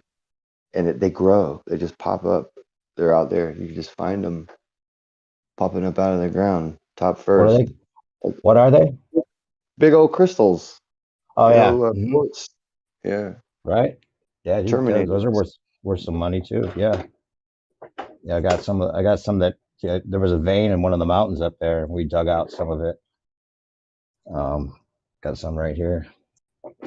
One of them, I don't know. I'll post some pictures, see if you can even recognize this. It looks like a paper, like a scroll of some sort. Like it doesn't look like petrified wood, even though it has rings like a petrified wood, but it doesn't have the rings the way wood grows. So it looks like almost like a petrified scroll of paper. Let's see. Doesn't look like petrified wood. Exactly. How much shit. petrified wood would a wood look? Would a woodchuck chuck? Hey, did you post it yet? I'm doing it. I'm looking for it right now. Oh, okay. I clicked on the last one. It was the jobs. Oh no, I'm putting it in the regular chat here. Since we're talking with other people, I want to look at it. Give me advice. I've already posted it once. Bandside doesn't know what the hell it is.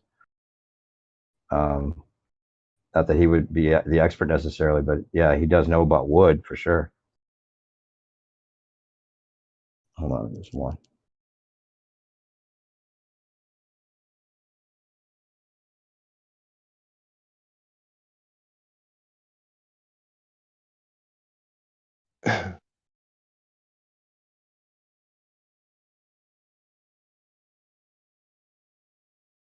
Like, what is this?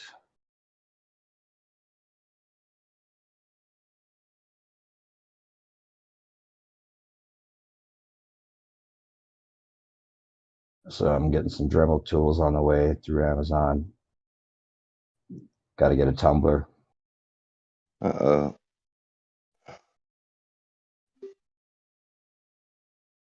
Here, I'll post what I think is jade. And then it's weird because jade, so like, depending on where you got it from, will totally change what the look of it is. You know, like there's what they call Big Sur jade, and that's a certain look to it, and you could tell if it's from that particular area. Isn't that a trip? Like, wouldn't you think it's like it would be like just other rocks that, you know, like that they form the same way no matter where they are, because that's what they are. Yeah, I mean, usually, right? Right. What changed? Let me see if I can find that bush baby thing too for you. Yeah, that was interesting. I never heard that.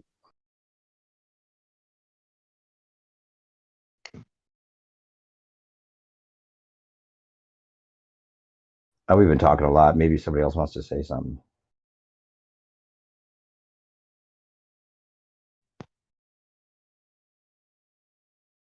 Coriolis affect anyone? Oh, that's what it was. It's what's her face? Fucking is the 2-year-old the bush baby that died. Remember the Bushes had a baby that died at 2, they said. And then they say it's Hillary Clinton. I heard that Hillary Clinton was supposedly the daughter of Aleister Crowley. Well, it might be. That was Barbara Bush. Barbara Bush was the daughter. Both Barbara things Bush was might the daughter be of true. Aleister Crowley. Well, see, both things still could be true, huh? Right? True. I mean, it's Right? parties, right? I mean, one of them Yeah. just has Oh, a wait. bad pull-out method over all the other ones. Yeah, that rings a bell now about the Hillary being connected somehow that way. Yeah. Look at all in the Yeah. family. The Kennedys are a big clue, and there's Well, the Kennedys. yeah.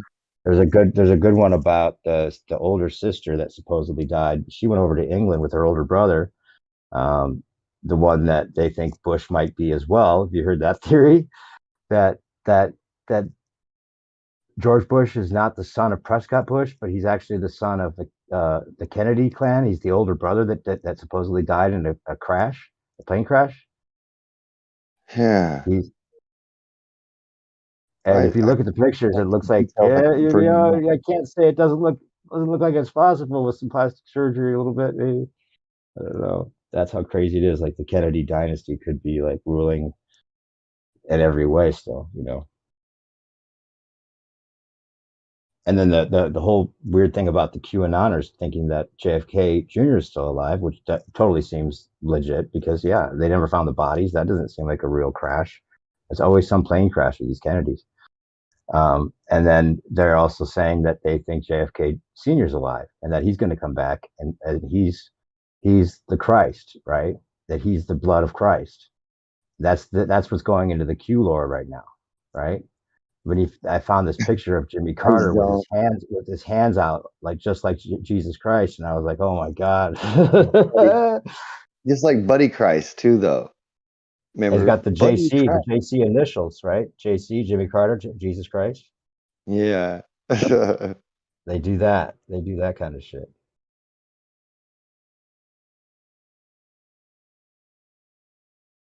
Really, some peanut farmer just came out of nowhere and became president, right?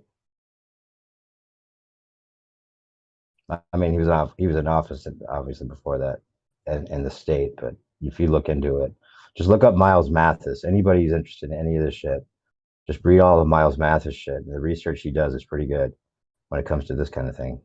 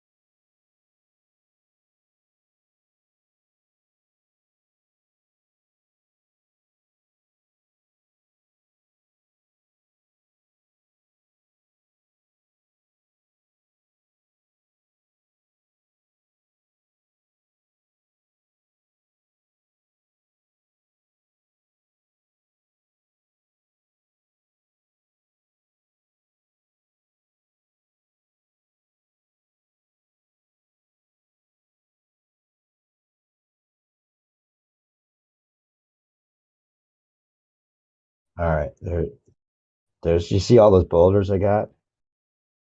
Am I still on? And then there's Robin J Bush. Poss. That was her. Hmm? Oh, I'm sorry. I thought I was muted. I didn't mean to interrupt you. What'd you say was I was just saying Robin Bush. I just read it again. I couldn't remember her name. It's Robin Bush. Who's that? The 2-year-old, 3-year-old that died of leukemia. That they think maybe Hillary Clinton. Yeah, they do weird shit with that kind of stuff, like taking each other's children. Right, but I mean, because we catch on to the monarchy. I mean, would we really though? Would we really? And could we do haven't. anything about it? Could we really do anything about it? That's the thing. Right. That makes no sense. Like, oh, this is what I remember what I was going to say before now, I think. Yeah, that they're not worried about us being able to do anything about it. So why the show, right? Like, because they can just like change the opinion in a day's notice from propaganda anyway. So like they're going through a lot of trouble to keep these things going. So maybe there's even a higher order or higher, echelon of people that need to be kept fooled as well, right? That would make sense, right? So they've got like layers and like layers up, right? So like the people that are at the we think are at the top are also being psyoped by like 3 layers above them. I totally agree. because I see those layers. Yeah. You know, they work on pretty much. It has to work that way. Of course, it works that way. Yeah. If humans have been around and we Oh didn't shit. evolve the way they tell us, we're not actually from apes even, and this has been like it could have been here for as long as here was. Who knows? But yeah, it makes a lot more sense when you start thinking about it like that. Like even the people in charge are being psyoped, Right. to some We degree. might have been devolving for the past 25,000 years for all we know.